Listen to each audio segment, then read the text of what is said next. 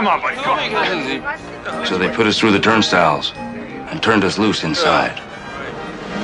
Ladies and gentlemen, boys and girls, visitors of all ages, the Bazuco Casino Circus proudly presents...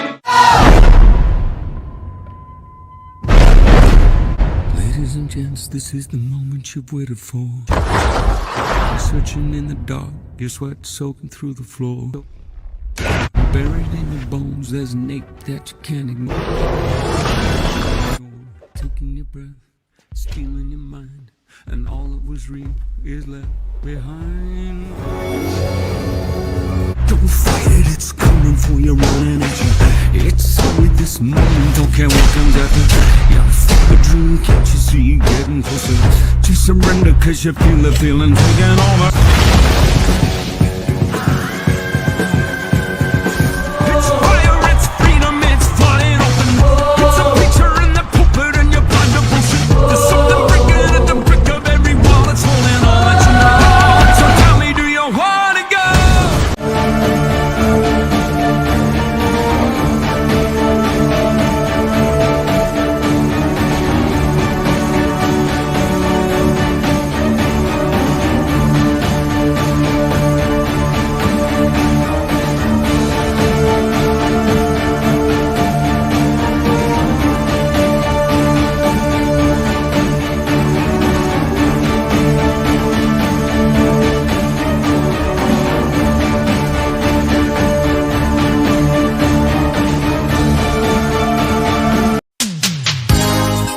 Leaguer, rock on, Leaguer.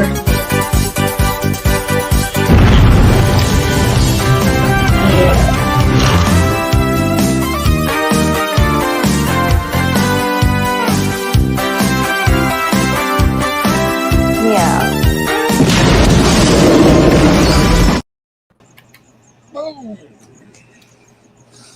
Just like that, we are live.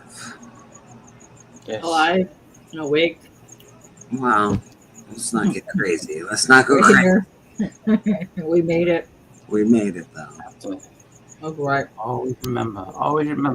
Vote Beckerman for Best New Channel in the comments. Best New Channel, Comic Book Community Awards, Beckerman. I think Voggs is voting Beckerman. That's his favorite channel. So. Nice. That's one of the best things ever. Is I love the card that you have. I don't have a channel. I like how he's always like, "It's nice to meet you." He's like, "I've been on panel with you 12 times." He's just like, "It's such a great time to meet fans." Like, you just about 6 times a night.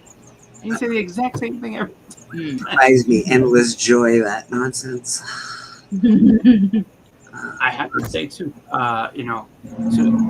please, really do vote for him because I just want to see this happen. But I'll also say on the other hand, for all the new channels that really have actual content and do deserve it, I do apologize, but this is just your sacrifice is needed for this to happen. Just because if we vote him and continue voting for him, he might be forced to make content on his channel. It's probably true.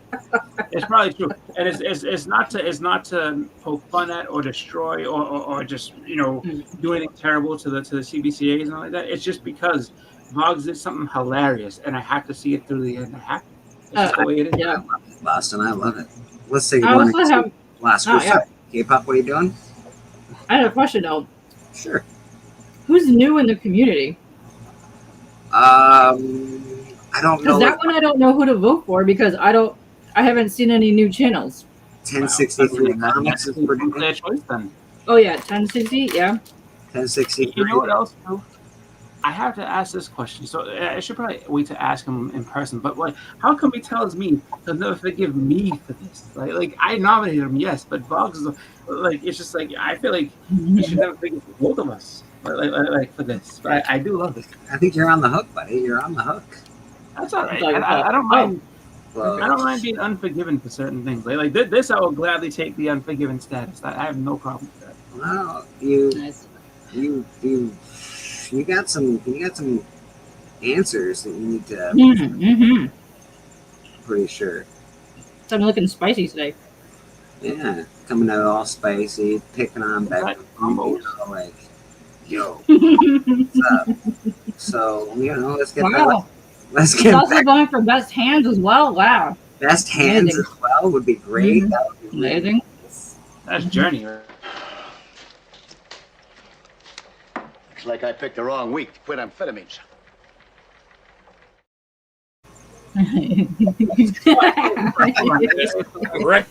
Don't vote for Becca Man. Hold on. Nice. All right, let's say hi to some people before we get out of control. Las Crucius, what's going on? There we go. Oh. Perfectly fixed. All right. Hi. Entropy Comics, how you doing, Kev? What's going on? Hi. Hello. And of course, we got Beckerman. He's here with us. We'll say hi to him anyway. Beckerman. Hello. Hi. Trev, the shipping guru. What's going on, brother? Good to see you. Canadian survivalist. Good to see you, my man. The best. Swag, good to see you, bro. Excellent, appreciate you here. Cliff on Comics, my nerd hole is ready. Ooh, it's like a good time. Hey. If we can make a new category, we would say K-pop for most misleading member of the community by saying that this is telling Splash straight, like, no, that guy says he wants those books. He loves those Atomo books, and the guy, I have no idea what you're talking about. What are you talking about? I don't understand. Splash was like, what? We never talked about that before, K-pop. He's like, we talked about this at length. We spent an hour on it. I was like, oh my god, she's gonna come and beat that guy up. Like, you don't do this to me. Trev, you bring the lube, Cliff. Cliff always brings the lube. There you go. Good stuff. Of course, you can have a K-pop. And Boston Chris. Hello. All right, Evils, what's going on, Mr. Mike? I found my pen. You made the list. How you doing? Evil Mike, what's going on, brother? Glenn, good morning, my friend. Sugar Skulls. All right, I think we're Phil. How you doing, buddy? Phil's Treehouse, what's going on? I think this is the last week for Phil's sorting with Phil. I think he'll be taking a break after this week, but he does have a show after us today. Frog Brawler, what's going on, brother? Froggy. And I think that's it. Brian LCS, what's happening, bro? What's going on? All right, I think that's it. I think we're good. If I missed you, I miss you. I'm very Come back around. The crowd is from Alabama, but I did see a friend, somebody in the community posted in the group that I'm in about a shop called what the hell is it called?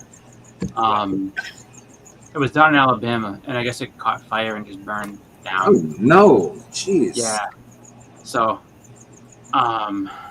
if anybody posts that up, I feel bad for you. I'm sorry that your shop is gone. That's awful. Yeah. I do have a question for all those heavy duty collectors that need the first of everything, and this is the first appearance. How are we doing on those hostess cakes? Because there's some first appearances in those hostess cakes. I'm just saying, there's a few first appearances. Ice Master, I think, or some bullshit. Wow. There's a couple other first appearances that happen in these hostess comics. How are we feeling about these hostess things? Well, I think they are beloved, and we must have them. We I must. never heard much of this stuff. I know there was Drake's made a comic book. It was a series that had Silver Surfer, Hulk, and I forget who else was in it. It might have been Wolverine. I don't remember. But I remember there was 4 of them. It was actually a pretty good story. But yeah, you had to buy like Drake's cakes to get the. Yeah, I love promo books. AIM toothpaste, amazing. Yeah, what was it? There's one toothpaste comic that's actually pretty sought after. I forget which one it is. I forget, but there is one that people are like, oh, like you gotta get that. Blah, blah, blah. I'm like, yeah, I'm good. I'm not gonna do the toothpaste comic stuff, and then I forget. A lot of things used to come out as like movie programs or something stupid. So like if you go back in the day, there's comic programs that are very expensive, that, very hard to find. So the rarer the better, I guess, for some people. So they have to have these, But I look at it where it's just like, you can only do what you can do. You can't have everything. As much as you'd love, you just can't do it. Yeah. I do. Bullshit promo books are my jam. That's what I do. Yeah. Charleston Chew Wolverine. Yeah, actually, I think for Wolverine, that Nabisco variant of 150 is super hard to find, and it's pretty expensive if you come across it. A real James Woodley, what's going on? Yeah, I've got a hard variant to find for Back to the Future #1. Yeah. It's like You should pull that out and taunt Pops with it. I have one where it's like I think it's like supposed to be like the cover page or whatever. I bought it just because it's Back to the Future, and I don't know if it's the one that has. Like, I haven't seen it in a while, so I don't remember if it's just him in the suit in the radioactive suit with the Vulcan, But yeah, I have one Back to the Future comic. this one was like a toy. It came with a toy, or it came with like a. Oh, okay, yeah. It came with a meal. Oh, I know what you're talking about. Yeah. You're talking about. Yes. I know that. Mr. Good morning, Beckerman. How you doing? You're doing a lot of nodding, a lot of fingering going on over there. Oh, I was flipping through some books I picked up yesterday. Not just flipping I Chris saw- off, then you're flipping through books as well. Good. No. I yeah, am. that's- Flipping Chris off is a pleasure of mine, though. Oh, wow. He's a real son of a bitch. But, Hey, look, I'm trying to get you out there. I'm trying to get you the accolades you deserve. I know what you're trying to do, and it's working. I love it. Because I'm well aware, which is why I'm trying not to feed into it. But it's slightly chapping me. But let's talk about some real life tales of treachery and deceit. No good Nicks. This story's got it all. And I'm going to change the names to protect the guilty and the innocent. Please do it. Yesterday, I hung out with some local friends of mine. We're going to call them Happenstances, who's kind of a real POS, and a newer collector. We're gonna call him Zagmet. Zagmet. And he's a starry-eyed young lad. Just started collecting within the last few months, and unfortunately for him, he's run paths with Happenstances. Who, like I said, is a real son of a bitch. As one does. So our Warriors 3 go out hunting comic books in a shop together, and none of us had been to that shop before. And as we're out hunting, Zagmet makes the mistake, and I told him it was a mistake afterwards. I said, you fell into a classic rookie mistake. He said what he was looking for, and what he was hunting, and where it was located in a box. And Happenstances then went and sniped that out of said box and took it for himself. Mother He too effer. was hunting it. Mother effer. Yes, some Beavis and Butthead books. oh no, I was about to say, are you saying that this man posted photo evidence of which No, I he hasn't commented on? posted photo evidence. He is proud of it, though. He this had, and you guys don't know these people. I mean, you'd never be able to figure. No, out. I've never. Who's Happenstance? No. Obviously, I've never heard of Happenstance. Totally not even in the chat There's right obviously now. someone in your area that we've never even heard Yeah. of. Either, Mhm. You know. So, Sugar Skulls, it is incredibly hot here. I'm glad I'm staying indoors today. oh my god. Yesterday was enough. Yeah, it's brutal here too. Ooh, There's no it's doubt. just boiled out in there. I don't know. Yeah, It's not just hot. It's muggy. it's stupid. Like All kinds of stuff yesterday, happened. the weather decided to straight out lie and say, oh, it's gonna rain all day. It's not gonna get any higher than 78 degrees. That was a lie. It rained for about 14 seconds, and then it just kept going up. And before I knew it, it was 87 degrees, and it was a sauna. It sucked, and it just kept going up. It was, I think, the last time I checked, it was like 93 degrees. I'm like, what happened to 78? You liar. I'm telling you, bro. I have a theory that the weather people, because you know, like if you look a week ahead in your weather app and stuff, you're like, Yeah. hey, it doesn't look so bad next week. that's like every time I look ahead a week, it looks great the next week, and it's never great. It's never great the next week. Wintertime, I'm like January, and they're like, oh, next week it's probably going to be +3. I'm like, oh, that I can live all the way till next week to see the +3. It never turns to +3. It just changes. It's like, nah, it's -17. Sorry, we lied last week. And again, the week after that, oh, it might be +3 the next week. And I believe them. I'm like, oh, fuck, I can live this week again. I have to say that like this next week for us is like there's literally no relief. Like starting like so it's right now 86, which is not bad, but I think tomorrow starts a straight string of about 6 days of 97 plus degrees. That's fun. Yeah. It'll be very lovely for you. Well, I mean, it's just what can you do? You know what I mean? Because I don't wish away the summer, but I do look at it where it's just like, you know, it is one of those things where the summer is great. I like being able to, you know, enjoy going outside and having fun and everything else. But the problem is that it's so hot that, like, unless you're doing something that involves swimming or water or something like that, you don't want to be outside.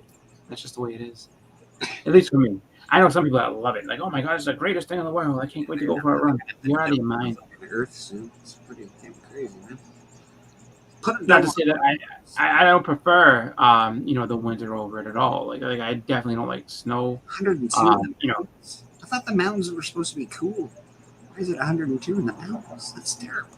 Yeah, it's just stupid hot everywhere. That is awful. Yeah. Like the mountains were the one refuge. You know, like I'm going to the mountains so I can be cool. I have only 101 today. Relief. Yeah. I used to live in Arizona. I used to go to school out there, so I've been out in 115 degree days. That's not fun. I don't care what anyone says. That dry heat is a myth.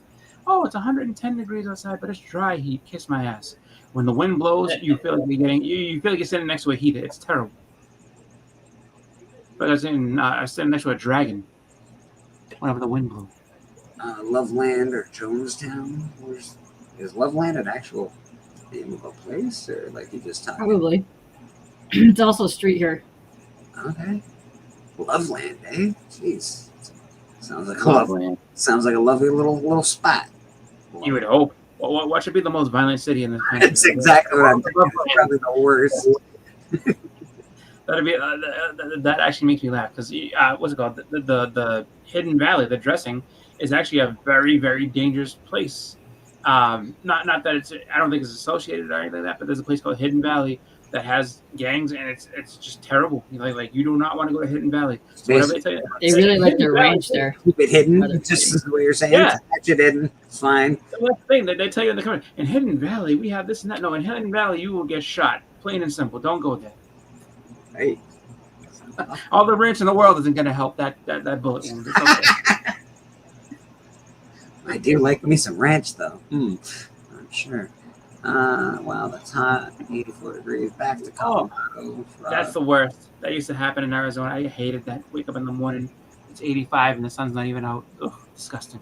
That is the worst, actually, when it is. Or, like, you know, you expect, like, summer nights. You're like, oh, it's 10 o'clock at night. It's going to be so, why is it so hot out here? What's happening? Yeah. Yep. That's like out there. The nights are hot because the streets and everything absorb all the heat, so it's just you know, laying in there, and then at night it just comes all right back out, and it's just like it's 93 degrees and it's 11 o'clock at night. So this sucks. Your actual Dracula in the house. I tried to see it, but somebody had brought up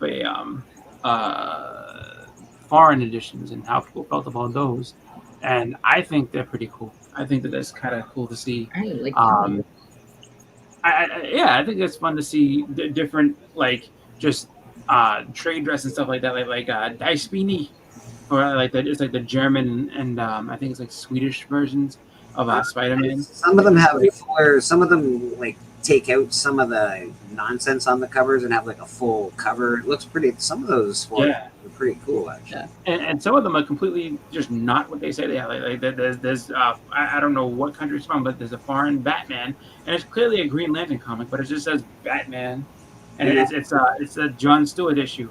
And don't it's just don't fucking go to Mexico and talk about Gwen Stacy dying. She never died in Mexico. They just kept her alive. They kept her going. That's a fucking actual thing. They just kept. They were like, nah, we don't like that. Gwen Stacy's alive. They just made different comic books. There's a whole different Amazing Spider-Man line after Gwen Stacy's death. That's just Gwen Stacy's still alive. That's all. Yeah. It's fine. They did the same thing with like Transformers out in Japan, and I think for the show out in Japan, they just kind of kept going. They were just like, this show is not over. Watch this, and then It's like, nah, we're not ending it. Sorry, we don't believe in the rest of the world. This is and then the English Transformers. I think the comics to a certain point, like they stick with the story, and then at a certain point, they just kind of go off on their own, and it's just like. So it's a whole different like new story. Yeah, I think the whole people were like, nah, no, I don't like it. We don't like it. We can draw those ourselves. We're just doing that. We're doing a whole different comic here, people. So that's enough of this Gwen Stacy dying bullshit. Yeah.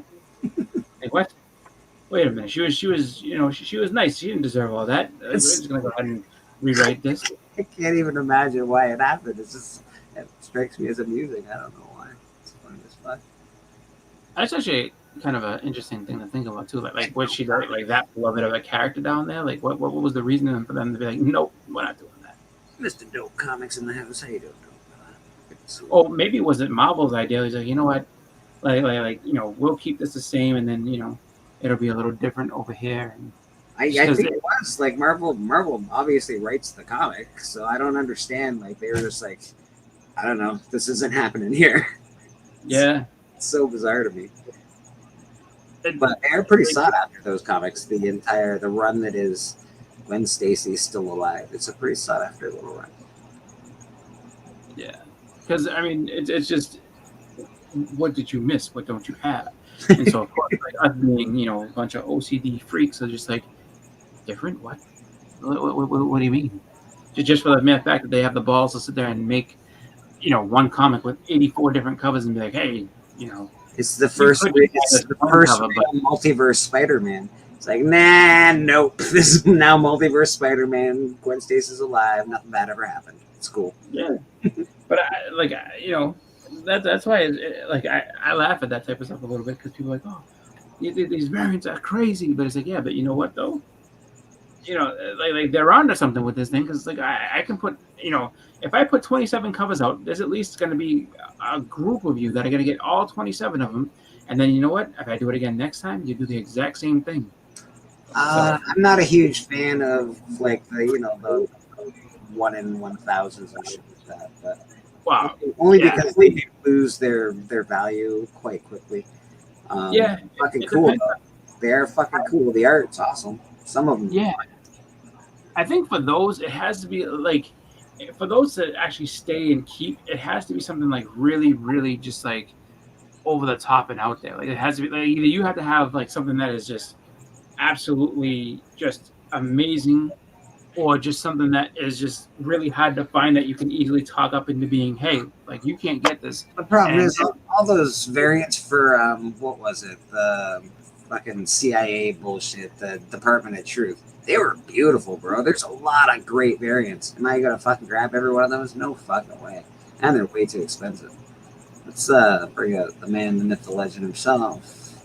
We got someone in the back. Let's see if I can't find it. Bullshit first. There we go. Oh, Big Biggie. Biggie. Biggie. Big Biggie. Morning, Biggie. How you doing, buddy?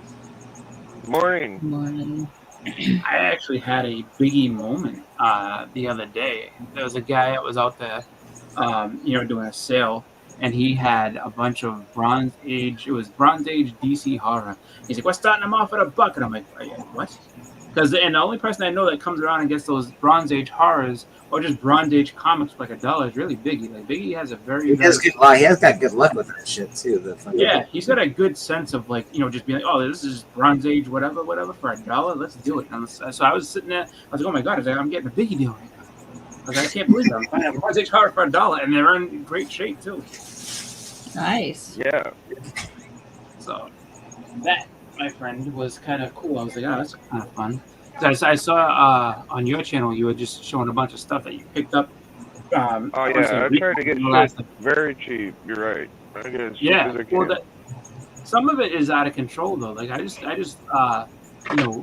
watch it and I'm just like, wow, like is it just because the person doesn't price them all the way, or what is going on? Just because it's not just like a one-time thing with you. It's constant. It's pretty consistent that you're just like, I all these Bronze Age or whatever, even Silver Age some of the time, which just great price. I'm like, wow, like wherever you're going to, you keep that a secret. Don't let anyone know where it is. Those deals are just, those deals are ridiculous. Collecto. Good morning. I will be in the congregation watching today. Well, make sure you put something in the plate. Yeah.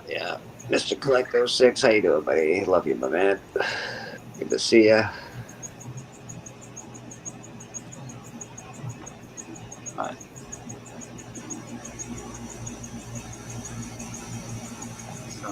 Good morning, Biggie.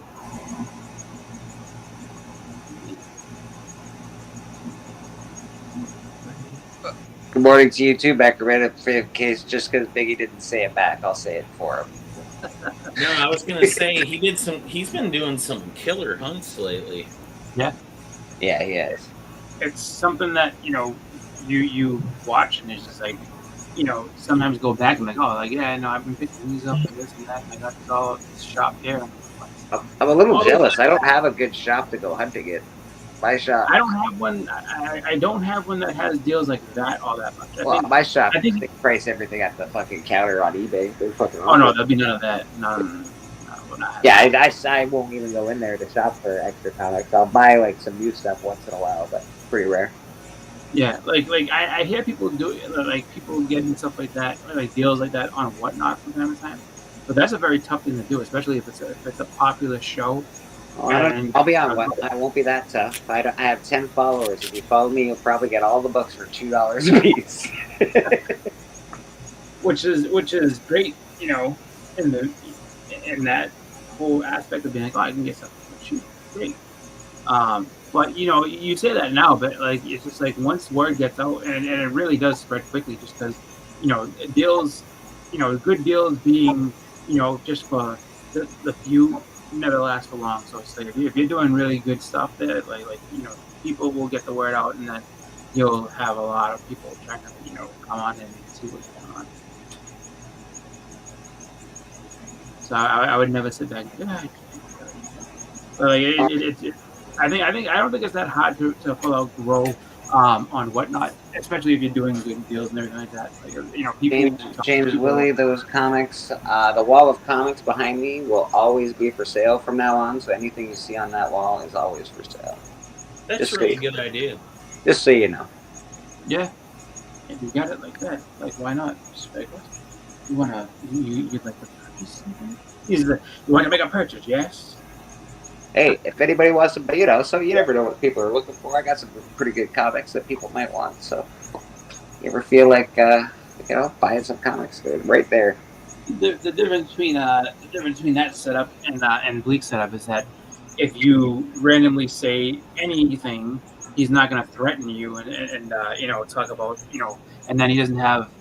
I don't even know what what his hype woman is next to him. Whether it's his wife, his girlfriend, his daughter, like egging them on to get more angry. It's just like peddling Pete's fucking.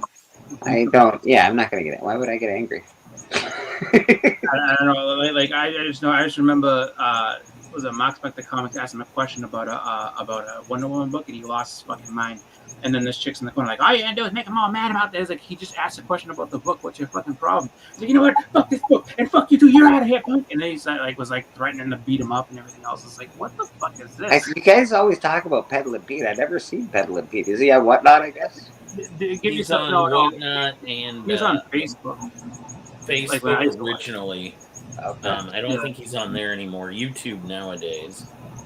Yeah, there's a group of goofballs that follow him pretty close. I never did either, Bleaker. I'm not a fan, so I never watched. I don't find him entertaining at all. I find him really like honestly, like when he started making threats and like really making the, because it wasn't like, oh, I'm just saying to you, like, he was really threatening this guy. I was like, this is fucking stupid. Like, okay, here's you yelling and screaming. Like, do you want people to buy books or you just want to threaten people? Because this is dumb. He was on Facebook back in like 2016. Yeah. When the people first started selling comic books on the live feature.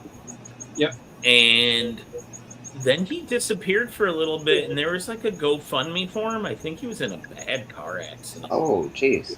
And you never wish that on anybody, man. That's no. And yeah, then he went away for a while, and then one day, Mark Legion of Comics started sharing his videos out in the groups and stuff. Oh, check this guy out. He's a character. Yeah. And I was like, oh, it's that guy. Like, he got better. Good morning, Madam. Oh, Madam. Is she I ever? can't agree with Evil. He's not for me either. I would never buy books from him, but again, I was happy to hear he was okay. Is Madam at her con? She was at her con this weekend. I thought she was. Yeah. I thought she was. I think it was just Friday and Saturday, though. I think. Oh, okay. We should, Madam. If you want to jump on and tell us how that went, you're more than welcome, Madam. Yeah.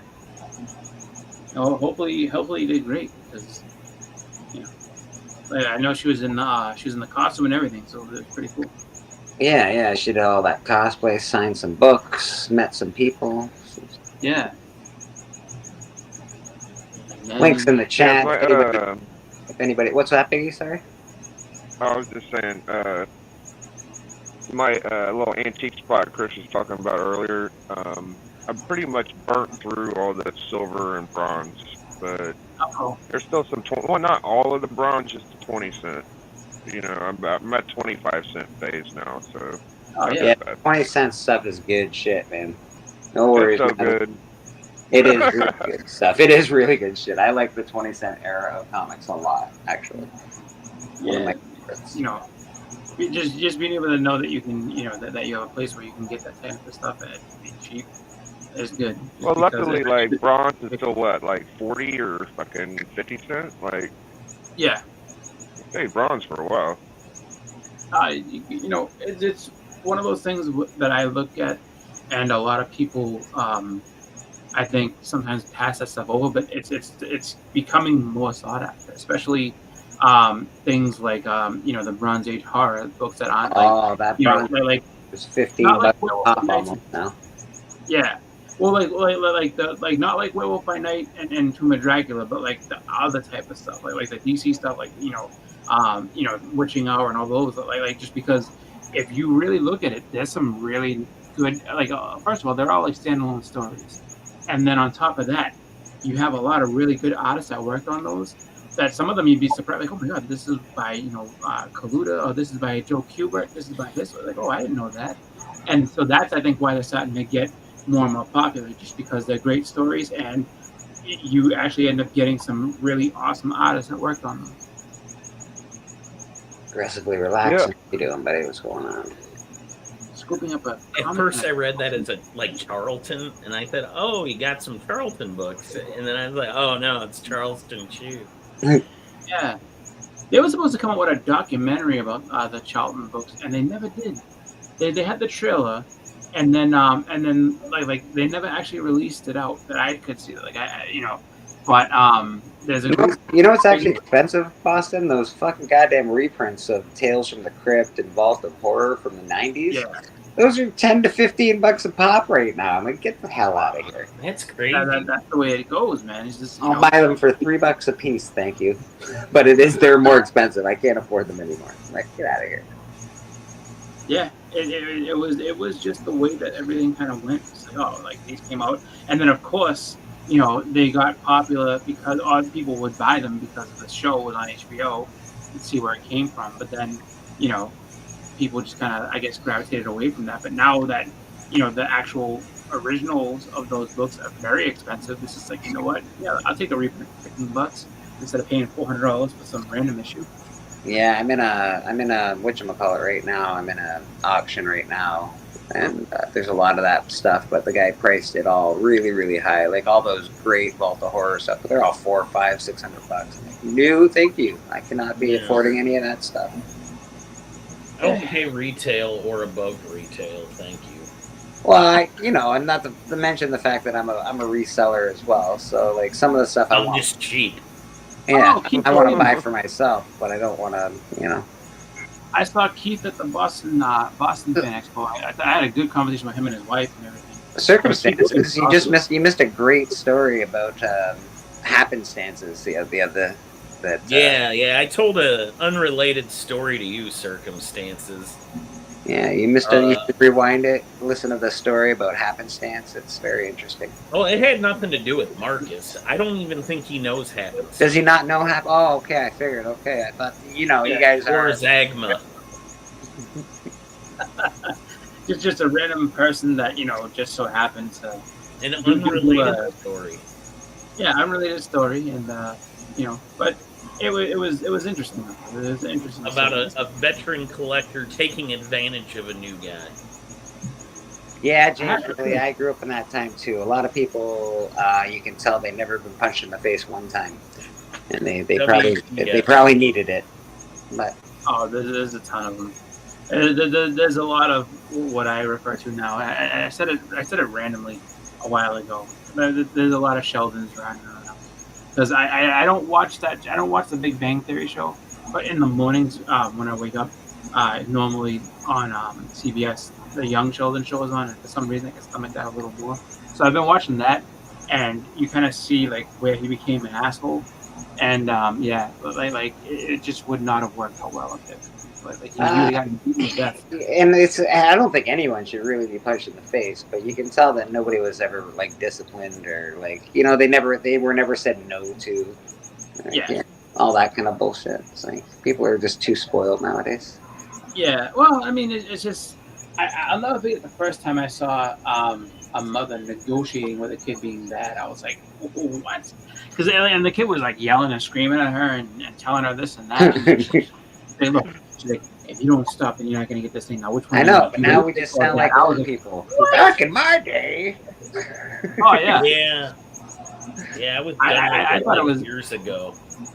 I just the look on her face when he was yelling at her, because like her eyes are all wide. She was like, I was like, oh, she's gonna beat the shit out of him right there. And then like she's just like, look, your choices are getting narrowed down now. You can either have this or that. I'm not gonna have any more of this yelling shit. I'll tell you that right now. And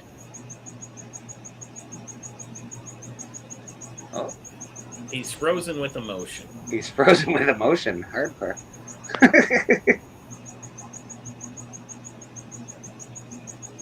I'm gonna show some books before I hit the road. Yeah, you want me to send it to you? I forgot to send it to your email this morning. But you want me to send you one there as well? Yeah, I'll hop on my computer later. I was going to ask you in a minute. Yeah, no worries, man. No worries, man. Sometimes I forget because I know I think you're the only one I actually send it email. Am I back on? Can you see me again? We can see you. Yes, we can see you. Because that just kind of came out of nowhere. He's going to show some books, though. Yeah, I heard that. Yeah.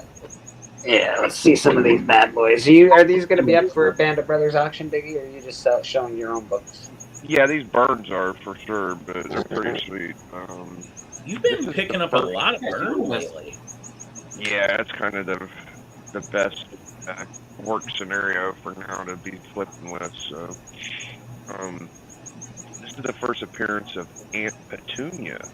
It's a Herald, I believe, or some bullshit. I don't know. I have to read it later. Oh, Aunt Petunia. Yeah, old Aunt Petunia. What the fuck? What? I'm not a Burn guy, but golly, those fucking early '80s Burns might be my favorite. That's same with you and Lady Fantastic's always preaching John Burns. Look at that motherfucker. That was the pick of the litter yesterday. Little ego story.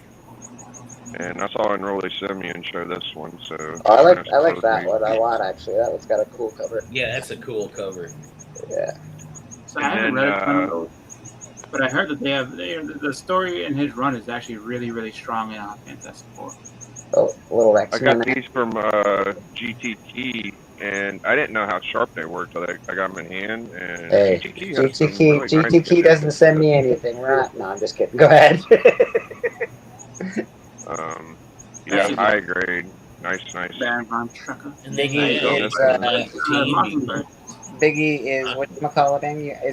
Didn't GTK sponsor you for Yeah, kinda. telling people about his comic book sales on eBay, I think? This is the payola right here. He said, "Hey Biggie, I want to send you some books, but could you, if you didn't mind, promote my channel? Because I'm in need of selling my books, and I've been promoting them." He said last night, a guy from Holland and a guy from England to watch my channel buy from him, from what I told him yesterday. So it's been working. Nice. Yeah, beautiful books. Thank you, GT. Go GT Key Comics. Negotiate everything. That's all I got for now. I'm hitting the road. I ain't going nowhere.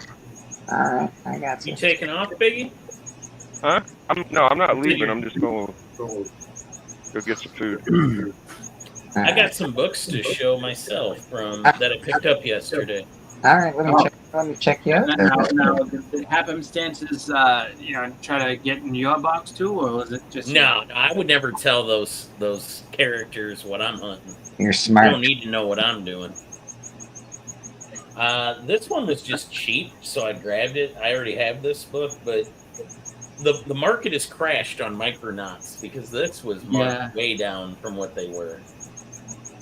I ended up getting this for $5. Like, yeah, I'll take it. There you go. We got nothing too crazy, but I always like this book. Yep. Jim Starlin, of course. And then we've got a first Wildcat in the Silver Age. Oh, nice. And I was able to get them to come down significantly on this. So that shop was there to deal. They were good. And then I got some Marvel swimsuit issues. Oh, wow. Joe Jusko on the cover for this one. Hello. And then that Silvestri cover. Yeah, that'd be nice. I don't with She-Hulk. Yeah, I sold one with She-Hulk to Stefan. Yeah, those are great. And then I spoke it into existence, I think, because I told Mike I'd given up finding a nicer copy of this.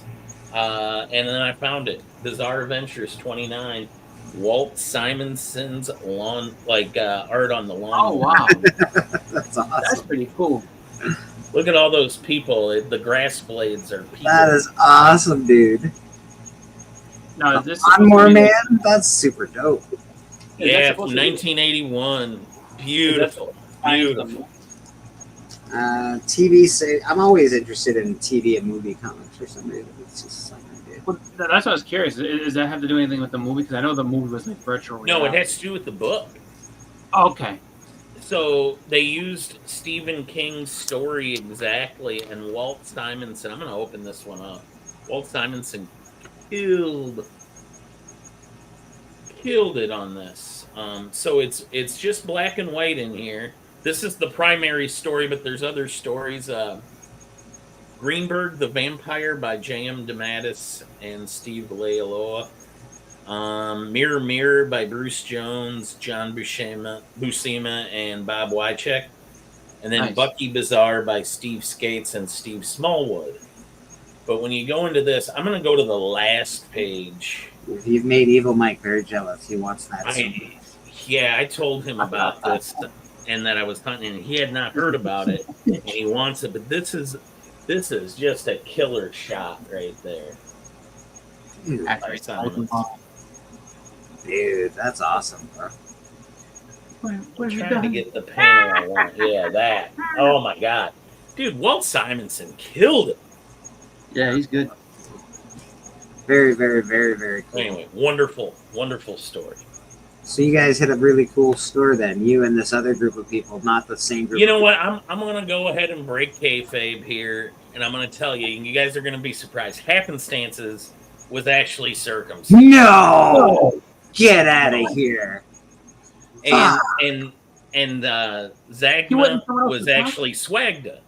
No. Oh my So god. yes, Marcus stole Beavis and Butthead books from poor Swagda. Wow. So these are the ones that he posted on Instagram. He's like, "Oh, I found some he pretty cool posted books them? today." Yeah. Oh yeah. So he even He's like, I brought found some books today. I'm like, I need to complete that myself. Well, now I Send him the you know link what? if he Don't wants you to dare. defend himself. Don't you Is that dare. cool, Bleak? If What's you that? come up north, Yeah, you can send go through that Beavis and Butthead box. You can Those are send it. mine. or whoever the link. I'm pretty easy. False accusations. So know this: if you go to a convention or if you go to anywhere that has Beavis and Butthead comics, do not point them out because somebody might just have to snatch them from you. I'm just saying. If Doesn't matter now. He already has them. Yeah, if you're with your buddy, you think that people don't want doubles and triples so they can sell them? if you're with your buddy's circumstances and you're going, okay, we got a plan at this convention. I'm looking for this. He always asks, "Oh, what are you looking for? What Yeah, do you got?" I'm never gonna tell you. Don't The tell answer him. is always, I'm looking man. for a good time. That's about it.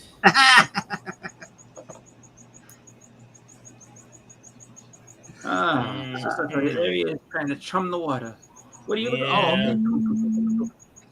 Oh, okay. I remember it how I remember it. What are you looking for? No, what are you looking for? Now he's defending himself here. He says, "I'm the one that found the damn books, not Keon." Wow. Didn't he tell you what box they were in? I thought I saw some Beavis and Butthead over there. I don't know. Yeah, from what I remember of the story, he said they were in this box and someone went over and grabbed them. But hey, what do I know? I just heard Keon was pulling out Beavis and Butthead and made the mistake of saying what he was looking for. And Shit. Marcus was just faster. That is some harsh stuff right there. That's always the way. See? And being fat and slow for me, that doesn't work. It's like, oh, what do you want? I'm really thinking I want to pick up these. All of a sudden, they just start sprinting you like, you son of a bitch. What Beavis I and want to talk about what fat Beavis and and Butthead slow. is he looking for? I actually might have it. Swagda, if you're still around, let Bleak know what you're looking for. Yeah, I might actually have that. So just check. Just let me know. He may have a spare Beavis and Butthead just laying around. It's true. That is true. That is a fact. I've always I have number one. I don't have any of the other issues. And Got a spare powder. Oh, they're so much fun. You know. They look like the covers are hilarious. Most of them. Yeah. So. The problem is you read it in their voices. It's great. I don't mind that. That makes it better. I can deal with that. Walk of Shame. Yeah, I haven't really done too many comic things. I did get on Whatnot this week, so that's cool. I'm now an officially a Whatnot seller. That's Now you should put the link in your stream descriptions from now on. Yeah, as soon as I buy a scale and get a couple other things, I will do that. So I'm more prepared. Do they still have the shipping requirement that you had to get it out within 2 days? Yes, that is it. Because I heard that something's changed. I didn't know if that was one of the things. Cause that's the only reason why I don't do it. Because I just, as much as I would love to get on there and just sell a bunch of stuff, I just don't have the time to. Like, if you end up selling a lot, or if I was to sell a lot, it would take me more than 2 days to put stuff out, just because I figure I'll sell on weekends. Monday is the day that is usually the only day I can get to the post office. So yeah. So I figure I'll sell on weekends and ship out Monday. And to tell one more story from yesterday. This is about me, though. I actually kind of banged up. Well, not banged up. My leg is hurting today from standing in a barbecue line yesterday. How fat and out of shape you gotta be to hurt yourself standing in a line for barbecue? Welcome to the club. That'll do it. You're right. Actually, that's even worse. So now, not only did you hurt yourself standing in line, but now you're just adding onto the pain. It's like, you know what? Let me just go ahead and add some more weight to this painful thing. Right. And then, as Marcus pointed out when we were leaving, I somehow managed to wear my entire barbecue sandwich on my shirt. If it's good barbecue, that's where it winds up. Let's be honest. Good barbecue winds up. It was a brisket sandwich, Frog Brawler. If you know Joe's of Kansas City, we went there and I got their famous Z-Man sandwich. That's Tom Zink? Brisket. Z-Man like Tom Zink, the Z-Man? No. Oh. Well, then that just loses lots of stuff. I'm surprised how many buildings I'm seeing as Biggie drives by. Like, this is for a little box there. I'm actually seeing a lot of the. Yeah. What was there another Z-Man? I only know of the wrestling guy. Oh, there was only one Z-Man, Tom Zink. Yeah, no, I don't think they're related though. Is what I was saying, Chris. I'm guessing Biggie, you're going to get the Sunday afternoon lunch or Sunday breakfast. That's every day for me, dog. I like my food fresh. I don't like to keep meat in the freezer and shit. I have a weak gut for old food, so I eat every day. Fair enough. I like to kill my food daily. What? Sugar Skulls knows the Z-Man sandwich. It's a fabulous sandwich. Well, how do you know that? So you said it was Joe's barbecue. How do you know that Joe actually isn't Tom Zink? He just opened it on his own. He's like, you know what? I have a Z-Man. Just like I said, I don't know. Leika has a wonderful name for McDonald's. He call it Raunchy Ron's, and I'm like, if I ever open up any sort of strip club, just anything, and I'll admit that if I ever open up any kind of business, it's going to be called Raunchy Ron's, and it could be for anything from selling comic books to even insurance. I don't care. It's Raunchy Ron's, and like, who owns that place? Like, I don't know. So I can sit there and take my Raunchy Ron's. I love that name. That's what I like. That's what I call McDonald's. Like, Raunchy Ron.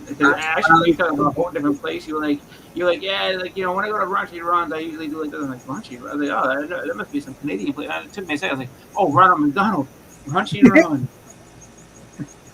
I stayed up last night with my conspiracy YouTube guy, Ratchet TV. We go on Discord and we play chess. And that's the first time I played, and I haven't played in fucking years. But that's a lot of those guys. That's all I play chess. I got like chest tattoos and fucking shit on their wall chest. I beat the whole lot of them motherfuckers. I got beat a couple times, but I won the last matches. So pretty proud of myself. Chess is not easy, man. I'm gonna bring in somebody in the back. Let's bring him on. Smell that? Napalm, son. Nothing else in the world smells like that.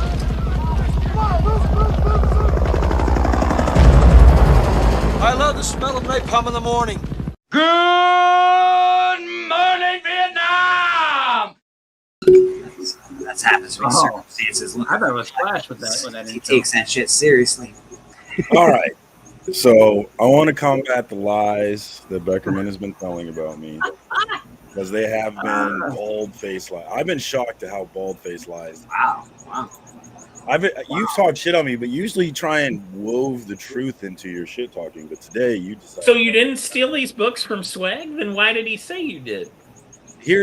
No, he didn't say you did. You said I did. First of all, he literally, where's Swag? Second of all, you described it as Swag pulled the books out and I came over and took them from him, but that is not at all how it happened. Why are you making up stories? So that part did not happen.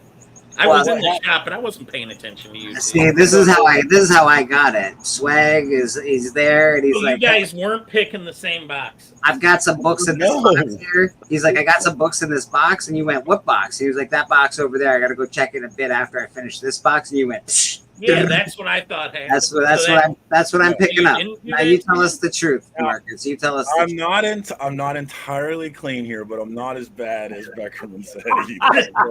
So what did you do then? So here's the truth. So as we agreed, we would be at this shop at 11 a.m. right? But these fuckers didn't show up till 11:40. So I was in this shop. It was 11:30, and you know it. Hey, let Marcus tell his side. All right, so I'll give you that. So I was in this shop for 30 minutes looking by myself, and I found some Beavis and Butthead books, and I said, whoa, those are cool. And I thought about getting them, but I decided not to get them. And then when Swag came in, finally, 30 minutes later, I said, hey, this shop has some cool books. I found some Beavis and Butthead. And he said, you know what, I'm going to look at those Beavis and Butthead. And I said, hey, they're over there in this box. But he didn't go get them. And then as I was sitting there, I was, you know what? I think I want those Beavis and Butthead. So I did decide at that point that I did want them, but he had plenty of opportunity to go get them. He just never did. And he wasn't buying $5 books. He was buying the cheap books. So he wasn't going to buy those anyway. So I am not as guilty as Beckerman is trying I'm not mad at that. This doesn't seem nearly as bad. I was sitting No, in it's a not. chair. I was So sitting, not entirely clean in this one, but not quite as dirty as we were. Yeah, I mean, I'm a little dirty. I admit, I'm a little dirty here. A little dirty, but not filthy. Because he does. Well, He once does you think found just out filthy. that's the part I knew about. Once you found out what he was hunting, You know, he made wasn't sure- hunting that. I said, I found it. And he said, oh, where is it? He didn't come in and say, I'm looking for this. I said, I found some cool books, one of which is these Beavis and Butthead books. He said, oh, that's cool. I might want those. See, the way I heard told him where they this, were. he was pulling them out of the box, and you went over. No, And just took that's them. why- You're just like, I oh, wasn't these even. are great. I wasn't even gonna jump on, but when I saw him just straight up telling stories, I was like, "All right, I gotta come correct this." Is that the pile you're gonna buy? Oh, perfect. My I have dude, stuff like this. my dude said, That's "I don't how know I the check. story." That's how I My dude said, "I don't know the story, so I'm just gonna write it like here, right here, live on YouTube." Yeah. Ah, Well, that's good. So that's my story, and I'm sticking to it. They are dope books, and like I said, I am a little dirty. The more I thought about them, I was like, you know, those are some really cool covers. Did you get the? You want to show off your dope books? Maybe I should have. Maybe I should have bought them because Oh, that's my favorite one because I love boobs and I Yeah. love redheads. So this is my favorite one.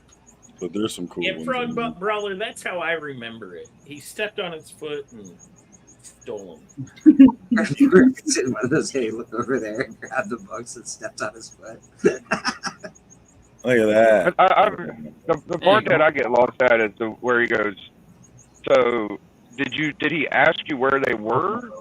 Yeah, I told him where they were, but he started digging in so the I cheap thought bins. he told you where they were. That's the part No, See, that's the part where I get confused too. he didn't Also- go get them. He started digging in the cheap bins instead. Also, He as far asked you as where they my- were, and you pointed. Go ahead, Blake. I didn't hear you. Go ahead. No, that's okay. And also, I figured that like he was taking them out of the bin, and you were just taking them out of his pile. That's how I thought this story. I'm an asshole, guys, but come on. This is a dope one. I'll share this one on Thanksgiving for sure. Oh, that's a good one.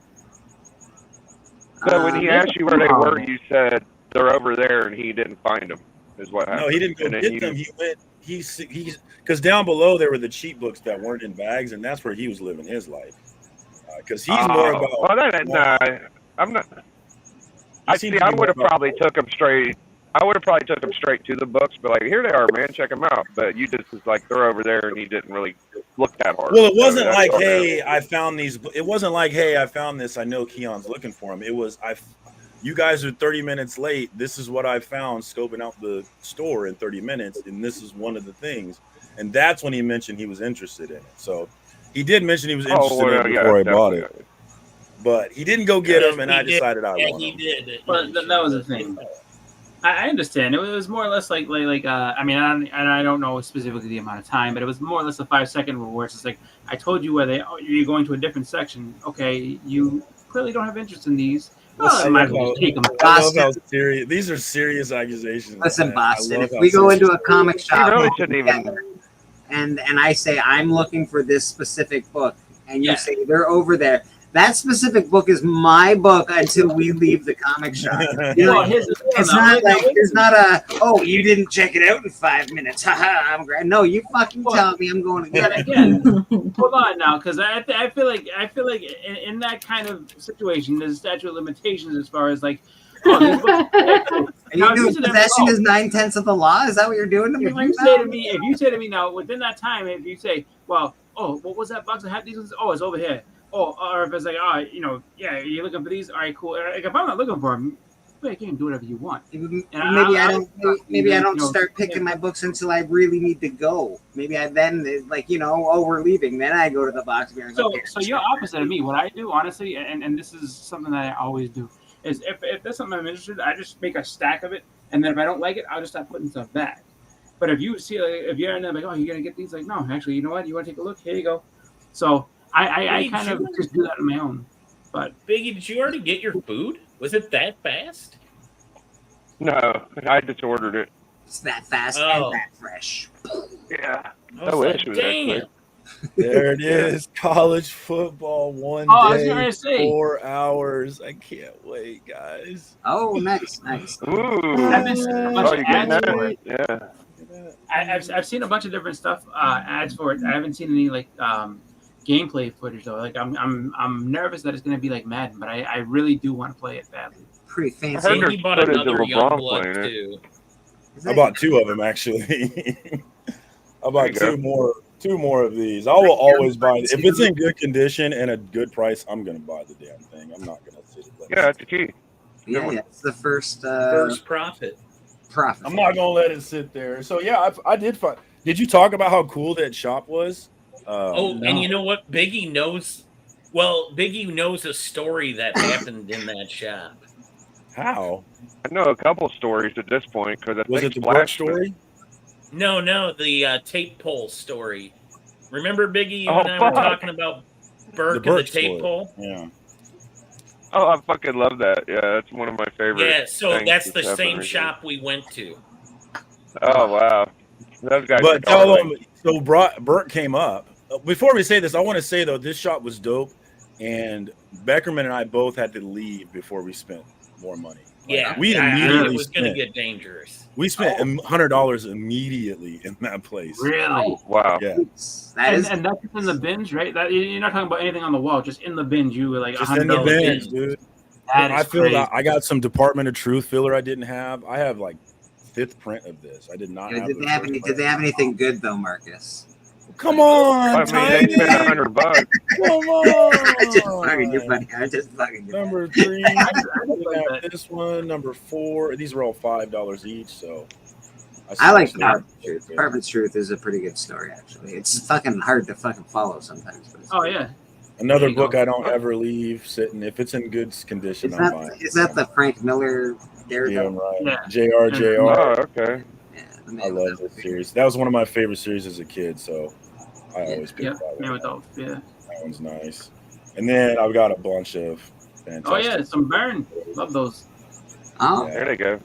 Those are good. Yep. I saw you say that in the chat. Yeah, that's around where I was getting. Biggie was just showing a couple of those books. Jesus. Yeah. Similar. I was like, yeah, I just picked up. I've been looking all over for this book. I have Oh, the finally completed Oh, wow. this one. This book is overpriced because it's the first appearance of her kids. Yeah, Their kids, I Yeah. should say. you shouldn't be But that. ten I always bucks. love forgot that the one. names. What the hell's her name? Wicked Tommy and yeah, I forgot the names too. But Yeah, Wiccan I was and pumped in 5 minutes. Wiccan. That's it. G-Man, how you doing, buddy? And the Great Legend Showman. I found the run. And I was like, oh, they got a run, but they never have 12. And I was like, oh, they have 12. Yeah. I couldn't believe it. 12 to Oh, shit. There you go. I like that. Good That's dude. good. Another book I don't leave in the book. Man, if it's nice price and nice quality, I'm gonna buy this one. I've got a lot of these. A fuck You ton. think he's going into a strip club with someone with that big smile. Oh, there's another one. So Yeah, you buy repeats. You're a repeat buyer. Yeah, I like to own. Repeat Like, offender. there's a guy in our Kansas City Collectors Club who. What book is it? Wolverine? What 20s? What is it? It's the one Becker? with the Duran looking Sabretooth fighting Wolverine. He always buy. He has stacks of that book, and he kind of inspired me. Like, I want to be stupid about one Is particular. that book. Wolverine 10? And this might be my Oh book yeah, I'm stupid about. the one where Wolverine 10 is Okay. their first battle, I think. I know Don't- Callie does the first Magic. That's his fucking book. He's got. Well, that's a three good All right. book. for that. Here's the biggest steal of this shop. So I had already bought my books, and I'm sitting there, and we're just shooting this shit because Keon's still looking. And I look on the wall, and I see this sketch, and it has a $15 sticker on it. I'm like, oh, I'll take that for $15 because I thought for sure it was like a mistake. It was just a sticker they left on it. And like, oh yeah, no, that really is $15. I was like, are you fucking kidding me? Give me that shit. So What? For $15? a dude, a local artist, Andy, last name I can't even begin to pronounce, Yeah, but don't even try. I posted him on Instagram as well if you want to check him out. His commissions are open, but he just dropped these off at the shop, and they were $15 each. And I was like, yeah, bro, that's not something I'm gonna leave. So I That's picked this up for $15 bucks. That's a dope Grateful violator. that you bought those. I saw him respond on Instagram. Yeah, he did respond. Yeah. And this one, That's dope. I love this one. $15? Are you fucking kidding me? Yeah. Wow. So yeah, dude, I came up in that shop for sure. We're definitely going back. You did well. You did well, sir. Burke should have definitely gave them a much nicer review in his video. I'll just say that. I just have to say, I like the fact that you like. I mean, obviously, I have no way of getting to a shop like that right now. You know, that shop specifically, but I do have to say, I do like that the fact that you're talking about like potentially making horrible financial decisions based on the type of books that are there. So yes, that is a great shop. That's one of the best ones. My shop won't even let me in the basement. They're like, "No, sorry, bro." And everybody gets allowed in the fucking basement. They're like, "No, we can't let you in there." Like, go fuck. Oh, that's fucked up. You do the Biggie Shack. Because you'll spend too much. Is that why? Yeah, it's good. I think it's just because I know my shit. If Bleecker knows his shit, so they won't let him back there. Yeah, they don't want you to get them. Oh, that's different. Yeah, that's the. I mean, it ain't getting them. They're just fucking too lazy to know what they got. So they keep the good fucking comic collectors. But did let anybody else go in there? Yeah, they let other people go. Yeah, other goofballs. That's what happens at my shop. Hey, I'm just down. I'm up from Boston. That's messed up. That is crazy. Yeah, like bro, there's people that wouldn't take that shit. Yeah, when you're limited only 1-2 shops per 100 miles, you kind of got to put up with some shit. Yeah, it's Becker, how did you like Grommets? I love Grommets. I'm liking it. I love it. The art is I've only read funny. the first 2 issues. I was kind of rereading them right now. There's only 2 issues so far, so. Oh, okay. Yeah, so you're caught up, and you got that 2B cover for cover price, and that thing is going for $25-$30 right now. So that was a dope pickup for you. I'm a winner. You are. Well, and then think about it. You get to go back and win again, as long as you know they have good stuff. So yeah, definitely going back to that shop, and they're good people. They were cool. They hung out. They talked to us. They laughed at our shenanigans. Yeah, Burke should have gave them a better review after they hooked him up. I mean, he didn't give them a terrible review, but he kind of acted like the tape pull was their fault. Which is wild, and so Burke too. Oh, look what you did! Go watch this video. You be the judge. Love it. Who's you know how I first found out was there's a channel called Naomi Comics, and they kind of review shit that happens in the community, and they just popped it on. I'm like, they're watching Burke? What the fuck is going on? And then at the end of it, they're like, oh yeah, that guy's a fucking goof. I'm like, god damn. I won't go that far. He is my friend, but he does things that make you not root for him. He's very the way I describe him is, and I don't mean this in any way because everybody knows I love Kansas at Astra per Aspera, but he's very rural Kansas. We'll just put it that way. Wow. Circumstances. Whenever I pick up shit like this, I always think of you for some reason. I picked this up at my con this year. It's the black and white ink, yeah. Pen and ink one. It's pretty cool. Oh yeah, the pen and ink, yeah. I love that one. It's actually nice to look at it without the colors in there. I enjoyed looking at that book. I love Werther's art though. Yeah, I was like, okay, I need to pick that up. As soon as I saw it, I think it was like $7 or something. It's funny, when I first started reading Some Things Killing Children, I wasn't exactly feeling Werther's art, but now I would not want anybody else doing it. It's got to be Werther. It's funny how it grows on you. I've talked about it before. There's some art that I hate, but it really goes well with the book.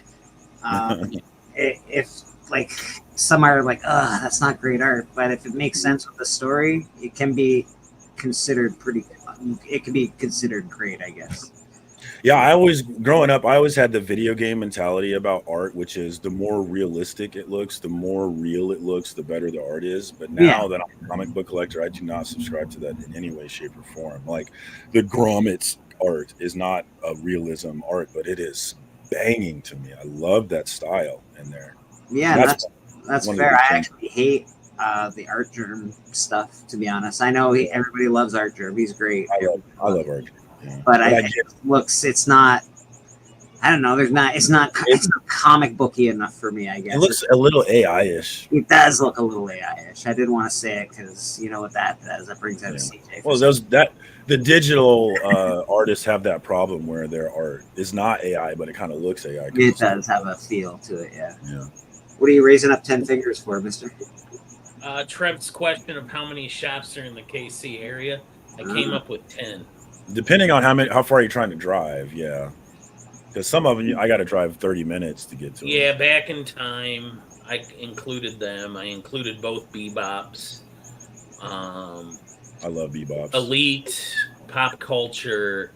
PC. Yeah, that's his spot. Nerdstalgia now, we've got to include them. Crossroads. Oh, we got to go to the Crossroads one. I haven't been there yet. We still got to go to Crossroads. Mind Games and Magic, my shop. A to Z. Anyway, I came up with 10. And Clint's, of course, the OG. Although that don't really count. That's invite only. Yeah, you can't really get in there. I realize though. Bobby gets us in though. If I can go to the shop, I consider it a shop. Yeah. And Bobby has got our in there, so. Yeah, I'd love to have some money and go in and fix that shop up and get it to where it should be. It's a really good thing that I love V for Vendetta, because I think I've said that a lot nowadays. V for Vendetta. I look like a man that needs to find a man with 6 fingers. Yeah, your V for Vendetta cosplay would be off the chain, dude. You should but do honestly, it. for all the shops we've been to, Marcus, I want to say Nerdstalgia maybe had the best vibe of any I've been in. That shop there had the best vibe. Yeah, the one we went to yesterday. It's a matter of being able to keep that. And the reason I say it is we were first timers, and it felt like I'd been there for multiple times. I'm going to be biased and say that I like my shop because David has always been a super welcoming. Like from the first day I walked in there. I don't know. He was always kind of a dick about that hand sanitizer. How was the He new was shop? always super nice about it. It was just being a dick because he required it, but it was during COVID. He doesn't require it anymore. He did it within this calendar year, so let's not get too. I will not accept that complaint. For a shop, I like them to have new backstock inventory often enough. How often do they get new backstock? That's why Nerdstalgia is cool because they seem to be getting books in, and that's another reason why Bebop.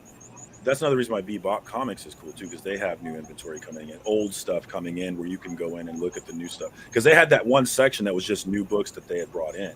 Yeah. Bebop's has the Bebop. same thing. Bebop. The reason why I don't rate them higher is because they must roll like a 6-sided dice to determine the price multiplier. Yeah, their prices. Like, here's the price. Now let's see what we multiply it by. And the thing about it is like they don't change it either. Like they still have Eternals books way overpriced, like the movie's about to come out. Yeah, who are these people? You know what though? There's a lot of people that don't. There's a lot of people that sell comic books that just don't want to lose on what they invested in, and I'm going to tell these people, you've lost. Sell the book, get the money. Well, you can.